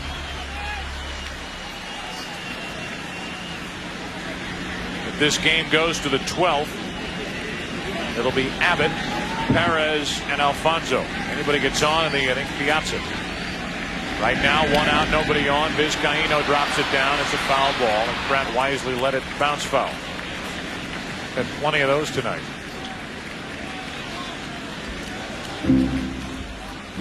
It's exactly 12:30 in the East AM. Do you know where your base runners are?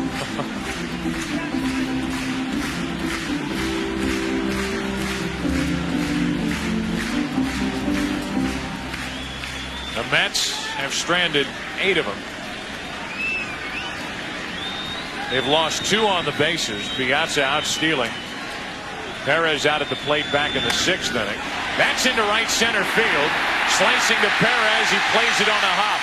Vizcaíno held to a single on a good play by Timo Perez. Throw behind the runner and safe as Vizcaíno gets back on the throw to first by Ventura. A 1-out single by Vizcaíno. A 3-hit night for Jose. What a great play by Perez. Even though, in my judgment, Vizcaíno should make him throw him out. Hayden can't get to it, but look how far Perez travels. Now, the throw is errant, but as a base runner, you don't know that.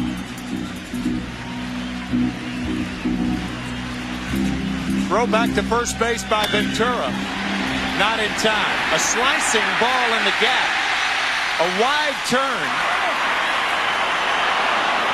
I think Vizcaíno a little too cautious there.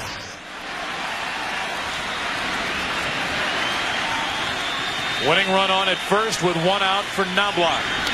Strike 1. Knobloch tied the game in the 9th inning with a sac fly to left against Benitez. 4 hours, 19 minutes into this game. This is the longest World Series game by time. The old record, 4 hours, 17 minutes. The Yankees at Atlanta back in '96. Well, Mike Piazza DHing tonight for the Mets. Couldn't have picked a better game to DH rather than sit behind the plate for 4 hours plus of this ball game.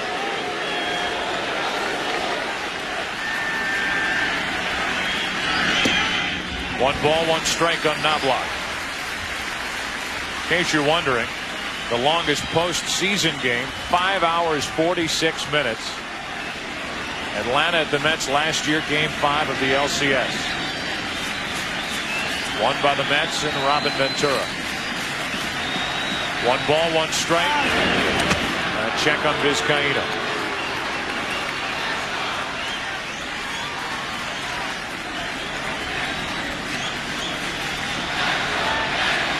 This is only game 1. And it's 3-3 in the 11th. Strike 2 on Knobloch. A World Series souvenir dropped from the upper deck.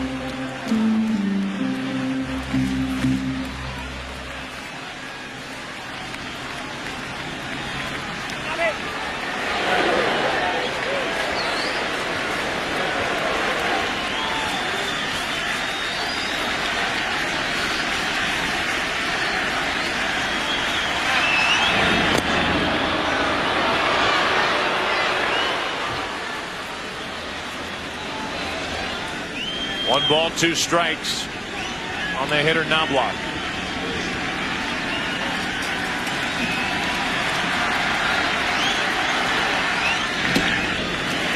Two and two. A 2-2 pitch with a runner on at first base, or runners on at first and second. Very, very important. If he misses with this pitch, then Vizcaíno will be off on the 3-2 count. So a big pitch coming up.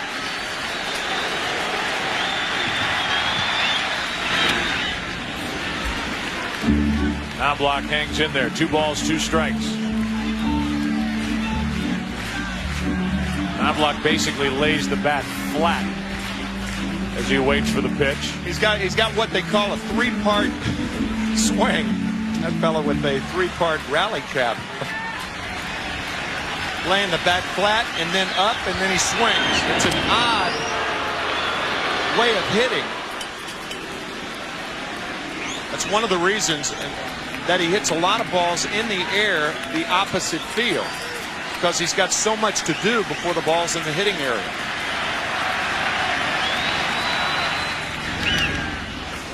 Big swing. Still 2 and 2.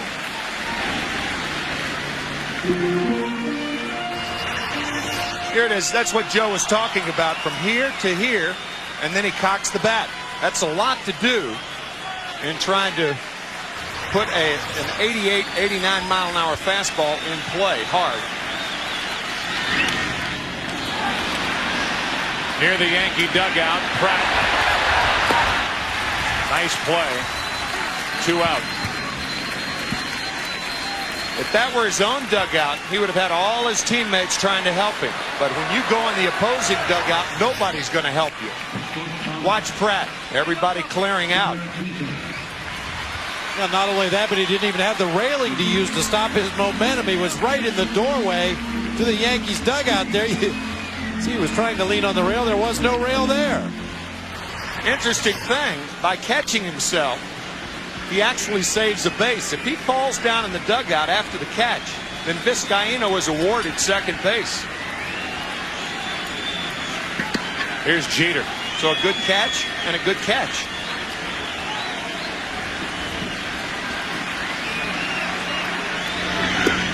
Late swing, strike 1. Coming up after the game, late local news except on the West Coast. Shortly we will be saying that for all who watch. Yeah, that should be the early local news. The 0-1. 1 ball, 1 strike.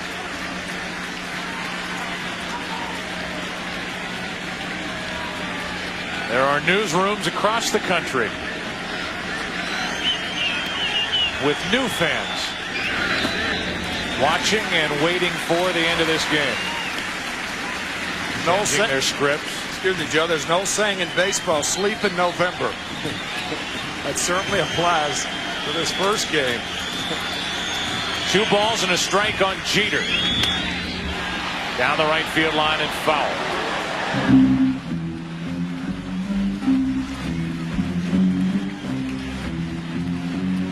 Roger Clemens hanging in there.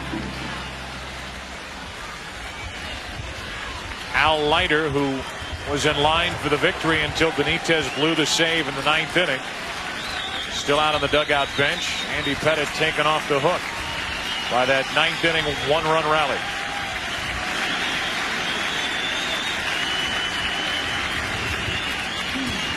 Two balls, 2 strikes, and a visit from Pratt out to Glendon Rush.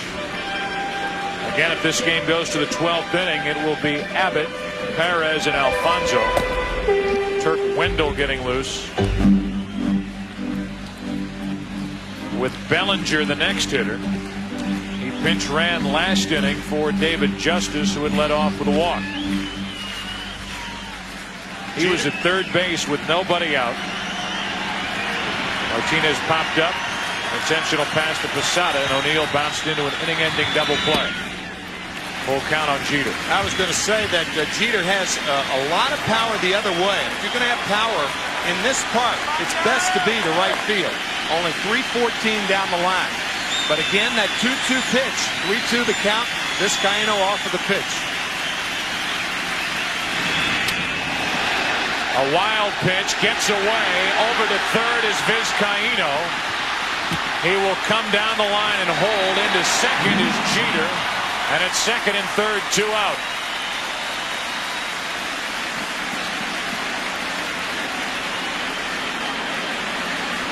A walk and a wild pitch. And the winning run is 90 feet away. Todd Pratt can't find the ball. Curveball backs up. And then he looks in the wrong direction. And the ball's behind him to his right. Still can't find it. That allows Vizcaíno, who was running. The ball went up instead of straight back. Vizcaíno goes to third. Jeter goes to second. Another one of those, and the game's over. A pitching change here in the 11th inning with runners at second and third, 2 out. Again, the winning run at third base for the Yankees. Bellinger will hit. Wendell will pitch for the Mets. Billy Crystal enjoying the game. He did the prologue for us about 5 hours ago. I guess he's set to do the epilogue, Joe. Yeah. By the way, the true Hollywood fans are left. Billy Crystal definitely in that category. Working on the HBO movie 61, chronicling the Roger Maris season in 1961 when he hit the 61 home runs, and the record being broken in 98 by Mark McGwire.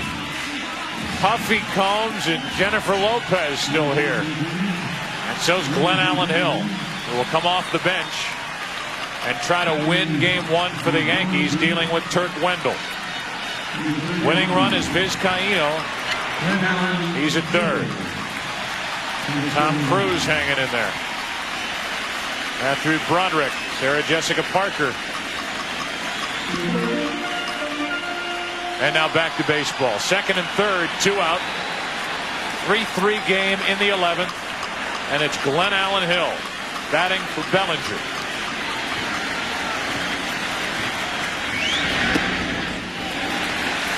Ball 1. In case you're wondering, not a thought of pitching around Glenn Allen Hill. No way, says Bobby Valentine. Not with Bernie Williams on deck.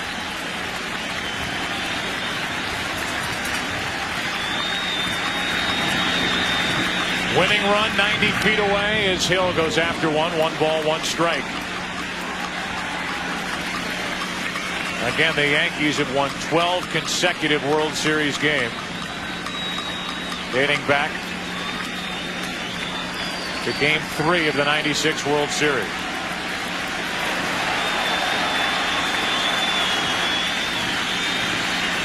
Glenn Allen Hill trying to end a long night. Set up now at a ball and 2 strikes. Picked up from the Cubs, the player of the month in the American League during the month of August. Hit 10 home runs. Burst onto the New York Yankee scene. Cooled off in September. And on a rather warm October night, trying to win game 1 of the 2000 World Series. Second and third, 2 out.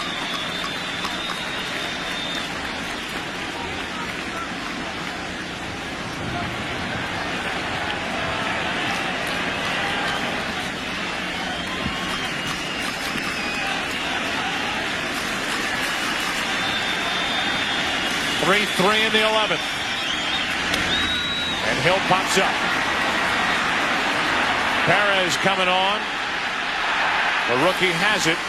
And this game goes to the 12th. 2 more runners stranded by the Yankees. They've stranded 12. Turk Wendell, his reaction. A 3-3 game, 12th inning, game 1, Yankee Stadium. Wall Street, and if you think they work hard, wait till you see them play. I don't think anybody told you this, but I'm engaged. It's not a crime. From the creator of Sex and the City. I am hotter than a fox in a firestorm. The Street series premiere Wednesday, November 1st at 9, 8 Central on Fox. Top of the 12th inning, 3-3 still to score. Glenn Allen Hill stays in the game. He's in left field. And Mike Stanton back to the hill. to deal with Abbott, Perez, and Alfonso for the Mets. Joe Torre trying to win the game, obviously, in the bottom of the 11th inning by having to put Glenn Allen Hill in left field. He really weakens his defense.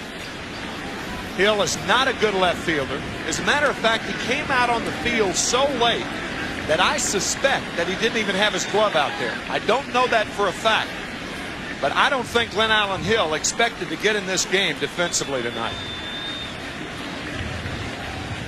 Tim, that's his glove. We know that much from down here in the Yankee dugout. It's Glenn Allen's glove, although they say he hasn't used it in quite a while. And a breaking ball up and away for ball 1 to Abbott.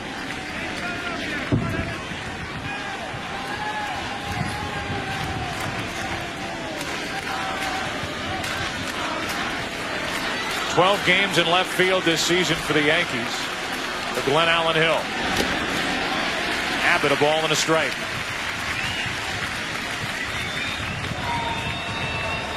Doc Gooden getting loose for the Yankees in their pen.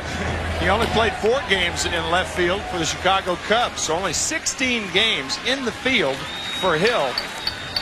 And if the Mets hit one to left field, they'll try to take advantage of his inadequacies defensively.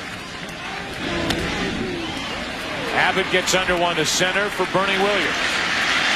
And that's 1 out in the 12th. Abbott 1 out of 2.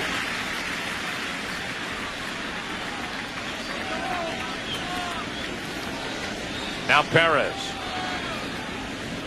The Mets still have Matt Franco, Lenny Harris, Darrell Hamilton active on their bench, available. The Yankees have Nagel, Gooden, Cone, Grimsley in their bullpen remaining.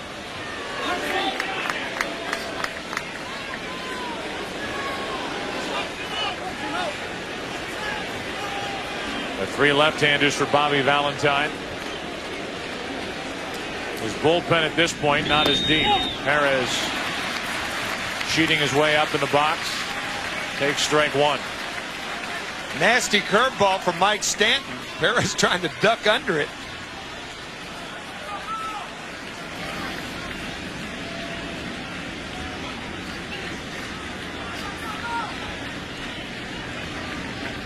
Perez 1 hit tonight, ducking away from strike 2.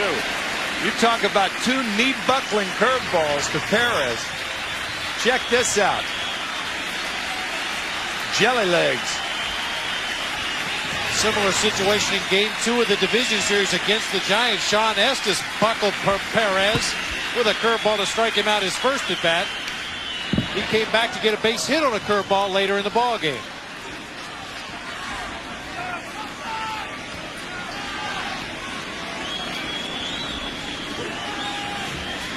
Stanton ahead on the count, no balls, 2 strikes. Edgardo Alfonso will be next. Piazza after Alfonso if somebody gets on.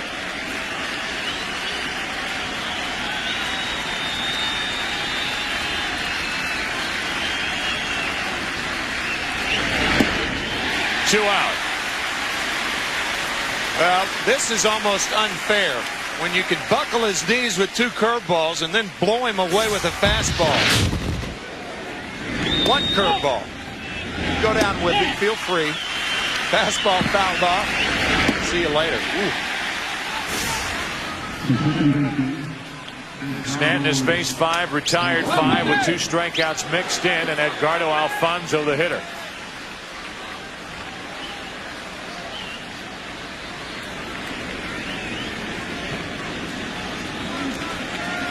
.25 home runs during the regular season. 1 this postseason for Alfonso. Ball 1.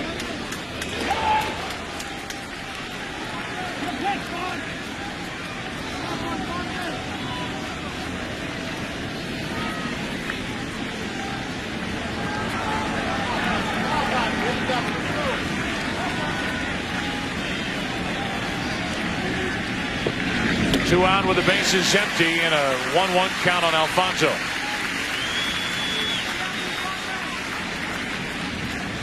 The DH, Piazza next.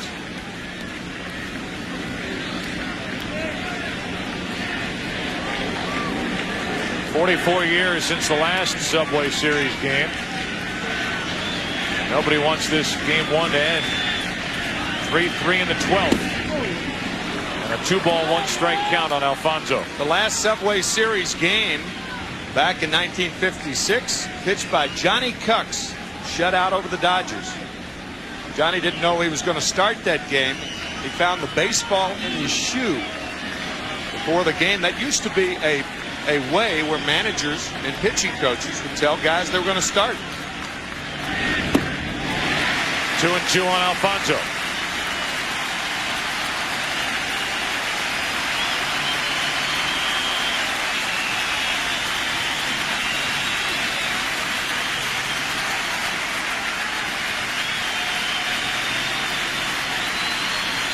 In the bottom of this 12th, it'll be Williams, Martinez, and Posada.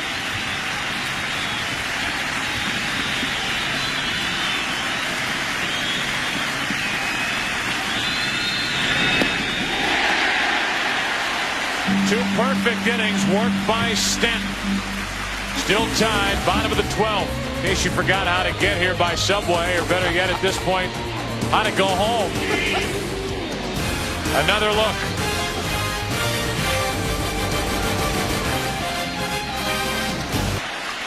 Bernie Williams will lead off for the Yankees, bottom of the 12th.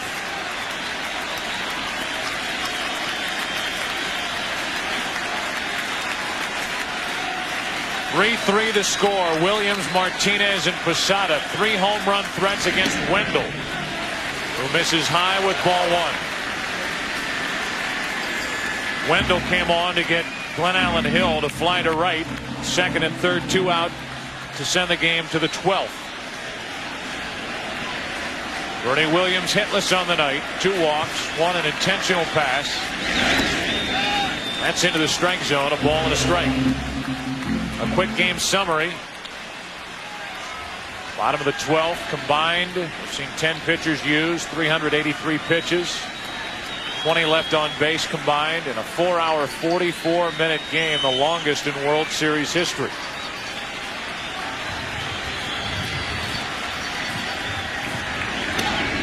Strike 2 on Bernie Williams.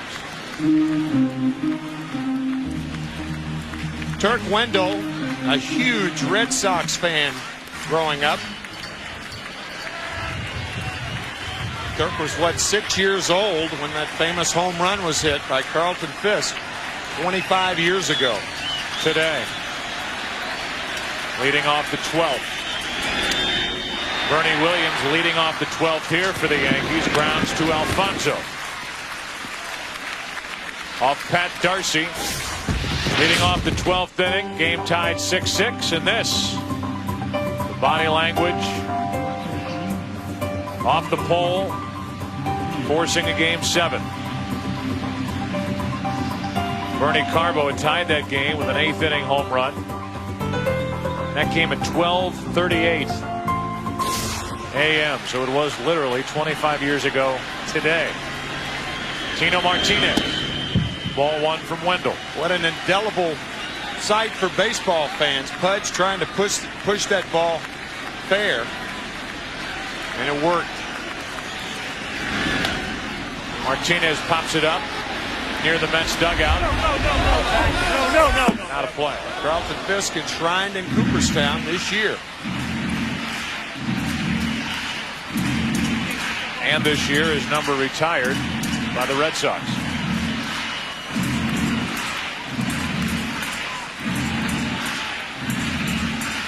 Posada next. The 4, 5, and 6 hitters here in the 12th inning for Turk Wendell.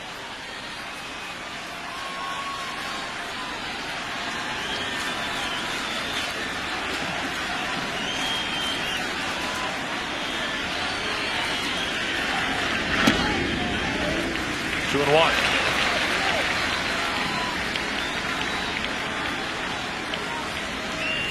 $1 a.m. here at Yankee Stadium. Tino Martinez floats a base hit into right field. And again, the winning run is on for the Yankees. A one-out single in the 12th by Martinez, his second hit of the night. Tino had one thing in mind, ending the game. Look at where this pitch is, a tailing fastball away. Martinez wanted to pull it. He pulls it enough to get it over the head of Alfonso.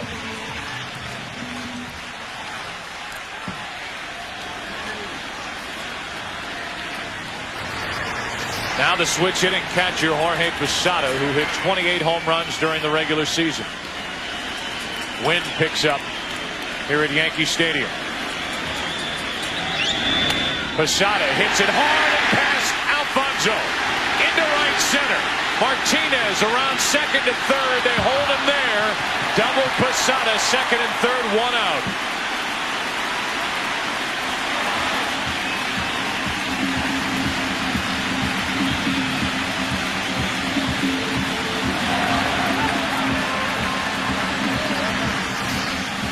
A low tracer by Posada by Alfonso. Alfonso never had a chance. Tracked down nicely by Jay Payton to keep Martinez from scoring. And now they'll walk O'Neill, and Luis Sojo will be the batter. Martinez easily goes to third. He's wanting Willie Randolph to send him around third, but a nice play by Payton prevented that. Back in the 10th inning, the Mets intentionally passed Posada to get O'Neill to the plate, and he promptly bounced into a 4-6-3 double play with the bases loaded to end the 10th inning and a big scoring threat for the Yankees. Now they're going to walk O'Neill and pitch to Sojo. 0 for 1 in this game, and all the fielders will creep in. Again up the middle, they'll look for the double play ball, which the Mets got off the bat of O'Neill in the 10th. The outfield comes in, and the Yankees yet again have the winning run here in Game 1 of the World Series at third base. Luis Sojo, an excellent bunter also. Bases loaded, one out. Strike one on Sojo, bailing out of there.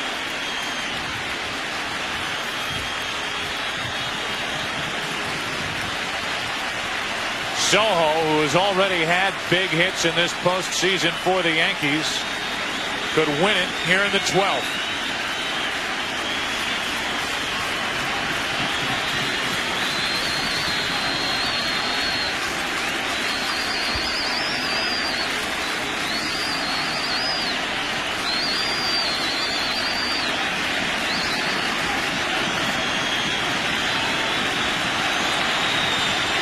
Bases loaded, one away in the 0-1.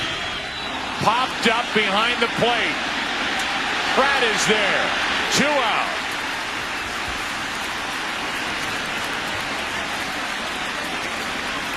And will this be yet another missed chance for the Yankees, who have stranded 12 runners on tonight and hit into a double play?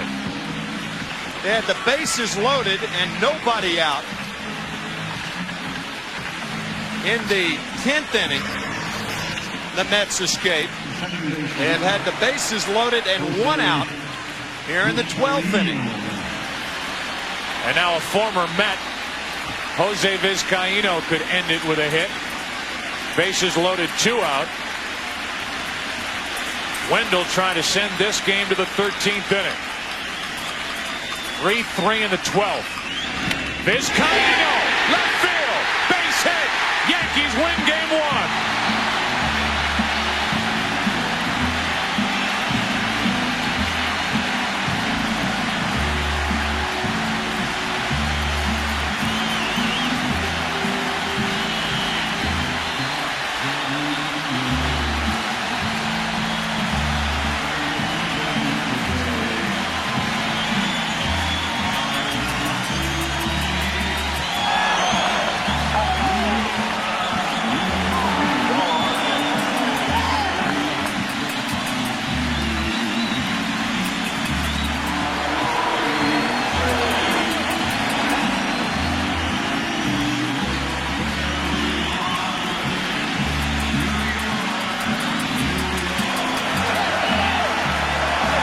Jose Vizcaíno, who came from the Dodgers in June, ends Game 1 of the 2000 World Series with a 2-out base hit in the 12th.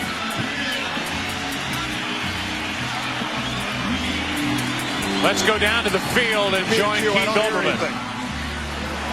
Jose, congratulations. Had them all the way. You guys play the most amazing baseball I've ever seen. Yeah, it was a great game. Finally, my dream came true to play in the World Series, and I'm really happy for tonight's game. I had a great game, and I was hoping that if Luis didn't make the job, I was going to do it because I play him pretty much in the National League. I know what was coming, so I was ready for the pitch. You knew what was coming? You were confident? Yeah, I was confident. I saw how he was pitching the three-couple batter before me, and so I was ready for that pitch. Jose, this season winds up with you starting at second base, the first game of the World Series, against a team you used to play for. You couldn't have imagined this at any point. Yeah, I just thank Joe Torre for giving me the opportunity because he saw what I've been doing in the past against Leiden, and he gave me a chance to play today, and I'm really happy with the game that I got today. Congratulations on the game-winning hit, Jose, and the 1-0 lead in the series. Thank you. All right, let's go back upstairs. All right, Keith, we'll take a look at the Merrill Lynch play of the game. What else could it be? 4 hours, 51 minutes after we started Game 1 with the bases loaded, 2 out. It's Jose Vizcaíno who got the surprise start in this Game 1. A 4-hit night, including hits in the 9th inning, the 11th inning, and the 12th inning to win it. The number 9 hitter in the lineup, never lifted for a pinch hitter by Joe Torre. He stayed with Vizcaíno, and it's Vizcaíno who delivers in the 12th inning the game-winning hit into left field. A final of 4-3 in 12 innings here in Game 1. The winner was Stanton, the loser Turk Wendell, and again 4 hours, 51 minutes in length. We remind you to stay tuned for your late local news. And tomorrow it's the Fox NFL Sunday pregame show, followed by a Fox NFL Sunday doubleheader, and culminating with Game 2 of the World Series here at Yankee Stadium. Roger Clemens against Mike Hampton. A full day of sports action tomorrow, or in the East later today, here on Fox. What a night. What a Game 1. The baseball world waited 44 years for another Subway Series.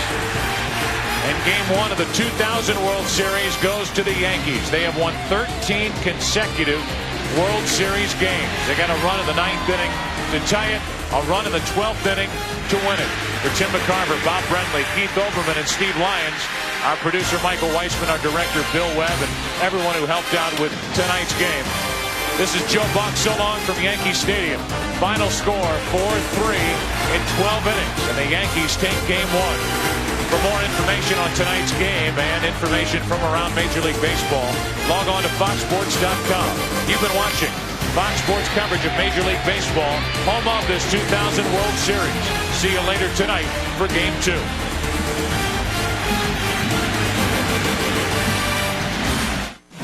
The 2000 through 2006 World Series, the 2001 NFC Championship, and in February, the 43rd running of the Great American Race, the Daytona 500. This has been a presentation of Fox Sports.